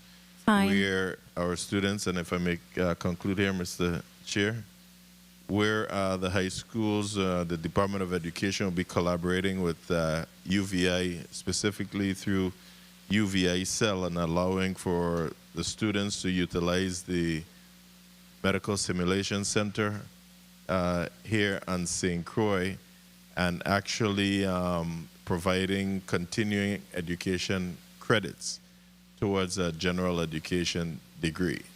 Remember that conversation we had? Sir, yes. So are we willing to start that again? I know it fell off the last term, but we've just begun this term, and I really want to start this so that we can move forward. We do have a lack of EMTs. We have a lack of paramedics right now. We have a shortage with our ambulance services because we only have 2 EMTs on St. Croix. Possibly maybe 2 on St. Thomas as well. This means that these paramedics have to be on call for 12-hour shifts because you need to have a paramedic traveling with each of these ambulance calls. So it's tough on 2 people to do this. And we definitely want to be able to increase the pool of EMTs so that they can also be promoted to paramedics. But if we train our students from high school, then by the time they're at 12th grade and they're 18 years of age, they may want to sit the national certification exam. At that point, they would be able to. And when they graduate and walk across that stage to get their high school diploma, they also get a national certification. And hopefully the Division of Personnel Director or the Fire Service Director is right there to give them a job. So I have your commitment on that for us to start this conversation again. I mean, it should really be with you guys and Department of Education, but I'll insert myself because I really want to get this through. Yes, Senator Gittens, I agree with the sense of urgency for that certification, starting with our high school students. I think the last place where I left off with the conversation is we had presented some documentation, a budget for your office to review. Yes. I don't know if we've seen the feedback come from your office, but absolutely we're certainly willing to engage on that. And I also wanted to share that I'm currently working with Charlene Navarro from the Medical Simulation Center to have EMR and EMT approved, also as approved providers through the Department of Labor, because we can get up to $6,000 per student for coursework, and we should be taking advantage of that. Excellent. So looking forward to having this conversation. We have a new finance chair. I know the last finance chair was actually working with us on this. But again, we need to continue this and put the seal on it so that we can do this, all right? Not only for our young people, but for our community, all right, at large. Thank you all so much for all that you're doing. Thank you, Mr. Chairman. Thank you, Senator Gittens. Have you been having any UVICL conversation with this Virgin Islands Technical College? Yes, sir. We meet as a committee every 2 weeks. Sana Joseph Smith heads up that group with us. Who heads it up? Sana Joseph Smith, the policy advisor to the governor. Okay, who from the Department of Education? The Commissioner of Education has been attending those meetings, along with other team members, and the VI Board for Career and Technical Education, Dr. Faulkner from the State Office for Career and Technical Education and Adult Ed. Okay, can you give me a little more information? I've been trying to find out exactly what it is the cost, where is it going to be hosted, because I think I heard in the governor's address that he said it's going to start this summer, and I'm trying to figure out the logistics in terms of application and everything else. Can you give a little more information if you know? Oh, unfortunately, I don't have that information. I'd have to defer to my colleague, Ms. Joseph Smith, on those specifics. I think there's still quite a bit of a ramp-up time to get things going to the point where individuals can enroll. The people who are already at Wheatley Skill Center, CTEC, that will be part of the technical college. So the students are already there, but they'll be layering in additional opportunities to earn advanced degrees, and then including new programs and opportunities. Okay, I'm looking forward to the discussion because I know there's a need for updated equipment, etc. So I'm trying to find out the exact path that this is taking in reference to getting this VI Technical College up and running. So is it going to be a certification or a degree program? Do you know? They will start with certifications, but the hope is that they can offer degrees in partnership with the university, where we would be helping to certify their faculty so they meet the criteria to be able to have college credit and degrees. So the certification will be by UVI and a degree? Because you need middle seats and all that. That is my understanding. Those are the conversations that are happening now to understand how they can be able to offer degrees through the technical college, where UVI could have the opportunity to review existing faculty. They need to have at least master's degrees, and then they could be eligible. The courses could have credit. Okay, and if you're offering degrees, you want to be getting the degree from an institution that's certified to issue a degree, or else the degree isn't worth anything. So Correct. you could get a degree, and if you don't go through some type of accreditation process for the facility, then it's just a piece of paper that you're getting.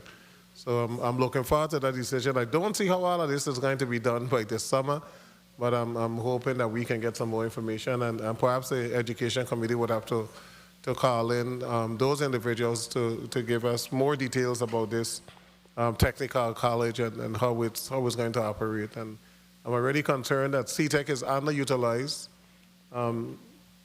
It's in horrible condition. So we need to address all of those issues before we move forward. Senator Gittins' point of information. Thank you, Mr. Chair. Again, Virgin Islands History Month, Women's History Month, I was looking at a program again on the Government Access Channel, and I'm happy to see so much happening on the Government Access Channel. I happened to be looking at it and see saw Captain, I can't remember her first name, but Captain Saki came out of whim. Frederick said, she's a captain with the United States Air Force. She flew that big jet here the other day, and she had her colleagues around at the schools talking to our students. So I saw that on page 2 you spoke to something there, and I wanted to ask how many students participated in the what is it, the Coral Wings aviation program, and do you still receive FAA support? So that was only a one-year grant program, unfortunately, and because we did not have any equipment or instructors or anything, it took us a longer time to ramp up that program, but we did serve around 250 students between the drone pilot program and the private pilot program. We do not currently receive any FAA funding. That was a one-time deal. So we are looking to, in partnership with the technical college, hopefully that will provide some additional funding for us to continue that program. We're also looking at opening up that program to the general public for a tuition-based. So I know there's a lot of cuts taking place, but if there's an opportunity, would you be seeking to apply for another FAA grant to do this? Yep, we have been on the lookout for additional grant Okay, because we have a lot of students that's interested, surprisingly. So we need to keep their interest going. All right? Thank you so much. Thank you, Mr. Chair. Thank you, Senator Gittins. And we do have a lot of students that's going into that field right now, aviation. So it's a good thing for the Virgin Islands. When I saw the young lady, Saki, I think she's Okadia. I think that's her first name. Within 10 feet, I saw an ex-local young man that's also a pilot with Delta. So that was really wow. 2 Virgin Islanders right at the agriculture fair within 10 feet of each other that are flying planes. So it's a good accomplishment. Colleagues, I think you had a question, Senator Carla Joseph? Yes, Mr. Chairman, I did. Proceed. Thank you so much. This question is for Chan, Ms. Gerard. I really have to tell you, I really admire your restoration program. And I wanted to know if your students, your trainees, are being instructed by a master mason from Denmark. Because I remember there was a point in time, and you would know when students had actually traveled from this district to Denmark to learn from the master masons, because the master masons is part of what our structure, our architectural structure in both Christiansted, Frederiksted, and even in St. Thomas. They were built by this certain type of craft in masonry, the master masons in Denmark. Could you elaborate on that? Yes, if you allow me. There was a program by an architect in Denmark who brought, and then, they did that transfer, but brought her students from Denmark here, and then some of our students went back. However, not one Dean man was a mason who built our historic properties. Our properties were built by enslaved Africans. And perhaps the most documented master mason was Brother Cornelius out of St. John, who, with the Moravian Church, he was enslaved by the Moravian Church, and he was their master mason, and he traveled from island to island putting in that cornerstone and being the lead mason on the construction of the Moravian churches, St. John, St. Thomas, St. Croix. Therefore, the Cornelius name is just huge, right? Right now, we have a master mason, and he's working with a young, we picked up a high school student as an intern as a favor to somebody the other day. And it turns out he is the great-great-grandson of the man whose house we're working on. And there's a master mason, Mr. Sweeney, who's teaching him as he's doing it. It's almost a lost art. It's a lost craft. Most people don't want to work with stone and don't know how to work with lime, mortar. And so the gentleman that did the training with the National Trust is actually out of North Carolina, and he's a specialist in historic restoration. So our goal is to train as many young people, at least introduce them to the stonemasonry. Thank you so much for that information. I appreciate it very much. Thank you so much. The Sweeney, that's Antigua? Oh, yes. Yes. Okay, because I know a lot of the Antiguans are very good with stonework. He's doing us a favor because he doesn't do it anymore. Okay. And the last two stonemasons, oh, you tried to get him? No, they just spoke about him recently. Oh, it's beautiful. His work is amazing. But he's willing to teach. So we need to get as much individuals as possible to learn the art, because the rebuild of our tongues take a lot of that stonework and the historic process. I know that a lot of the buildings that are being restored now in Christiansted with the stonework, those stoneworkers come from Mexico. And apparently a lot of them did that same work in Mexico, and they're now here doing the work. So it's, when you look at everything, it's strange how different cultures connect in terms of what was used to construct a long time ago. And, you know, to build a building with no concrete. And that building is able to withstand all the Category 5 hurricanes that hit this island. Shows you the wonderful stonework that was done in the Virgin Islands years ago.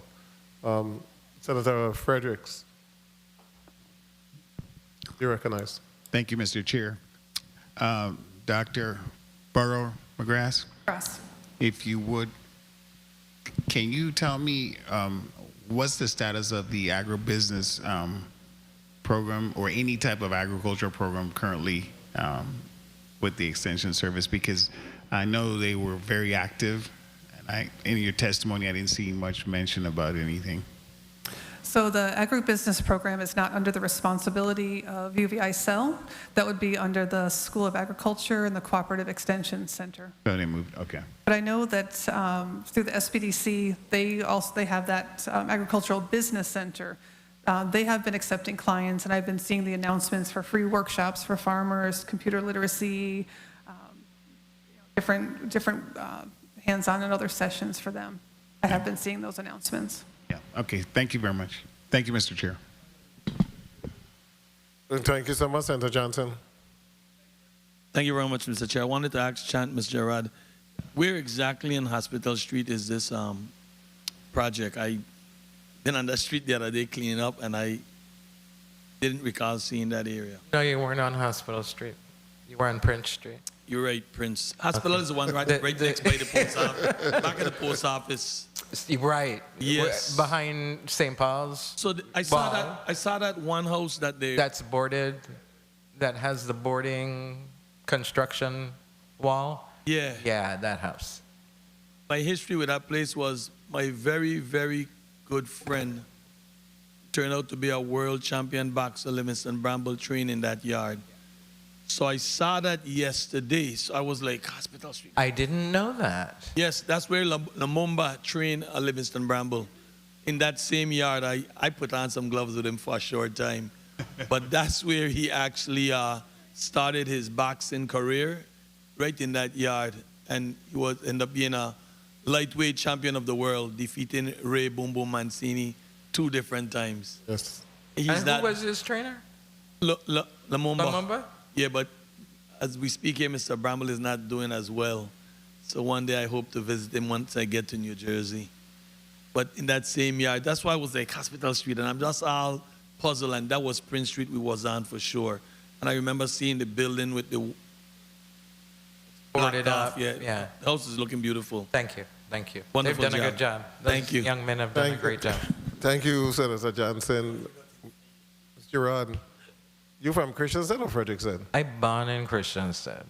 Okay, I'm so, I grew I'm so up happy. in Christiansted. I'm so happy. However, that's my enough. father was born in Mr. Frederickstead, and my Gerard. mother grew up in Frederickstead. You born in Christiansted, you were raised in Christiansted, and I'm happy to see that someone from Christiansted told a good senator from Frederickstead what street he was cleaning, because he swore he was at the It's just on a I know different that what street they're getting Yeah. ready to clean Hospital Street on the 22nd. No.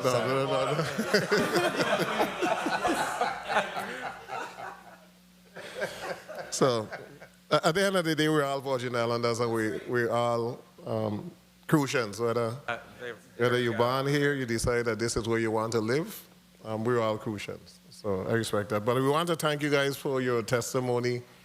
We learned a lot.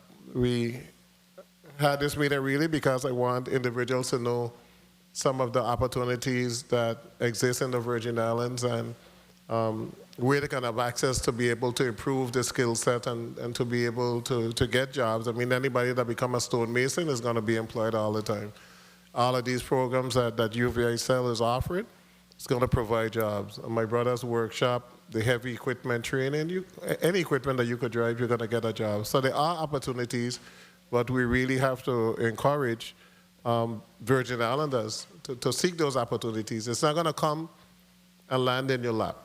And the surprising thing is that, and I could say because it's a reality, so it's not a bad thing.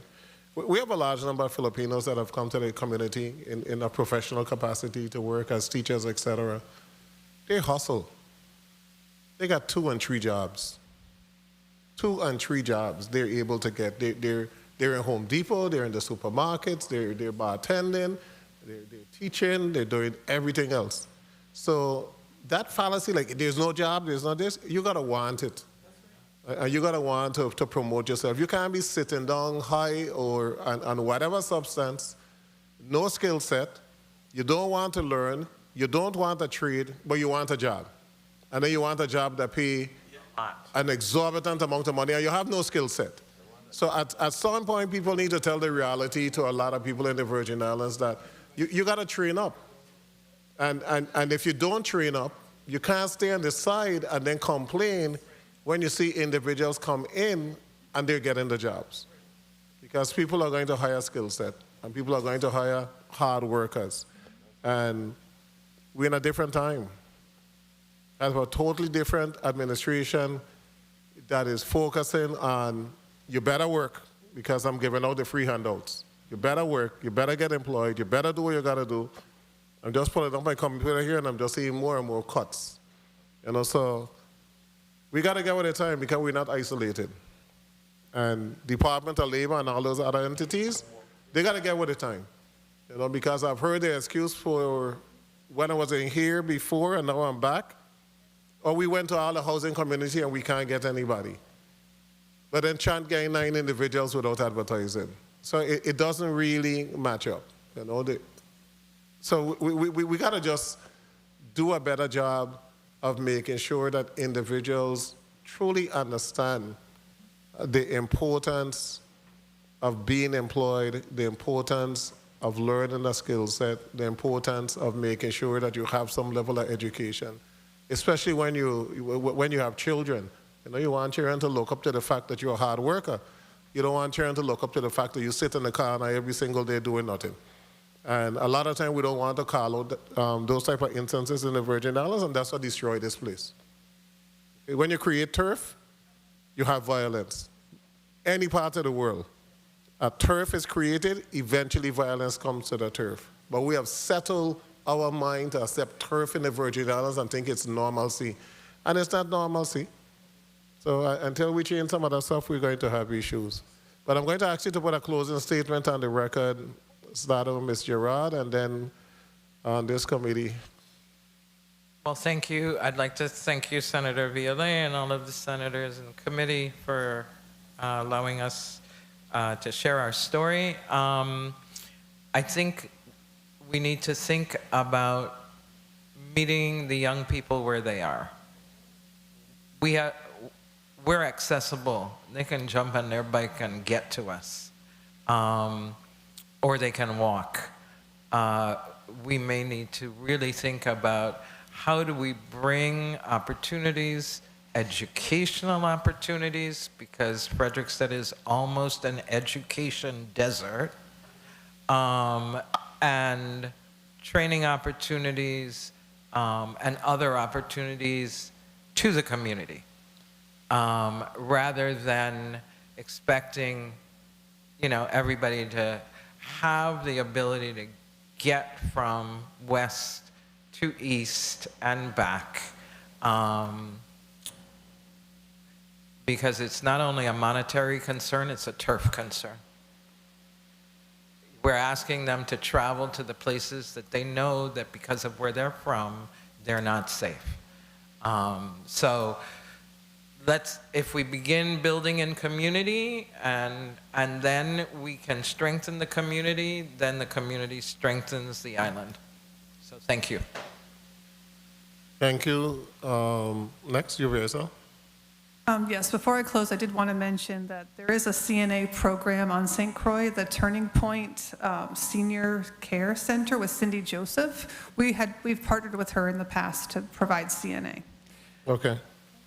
So in closing, thank you everyone for the opportunity to testify before you today on the role of UVI Cell in the VI Workforce Development System. I certainly appreciated your questions today, and you have my full commitment to continue working to improve the services and programs that UVI Cell provides to our community. Thank you. Thank you so much, my brother's workshop. In closing, thank you so much, Chairman Violet and the entire committee for allowing me to testify on behalf of my brother's workshop. It's always an honor and a pleasure to be amongst like-minded people with similar visions for the young people of the Virgin Islands. And I just look forward to more collaborating and working together to see a lot of the things that we've discussed and talked about come to fruition. So thank you. Thank you so much. Before I close, I want to say a big congratulations to the St. Croix Educational Complex High School Science Quiz Bowl team. They just won the Regional National Science Bowl, and they'll be off to Washington shortly. So congratulations to Barras, whoever was responsible for that win. Good work, good work. Keeping up a proud tradition. The Committee of Education, Senator Joseph, you need clarification as to who won? Senator, the Committee of Education and Workforce Development is hereby adjourned.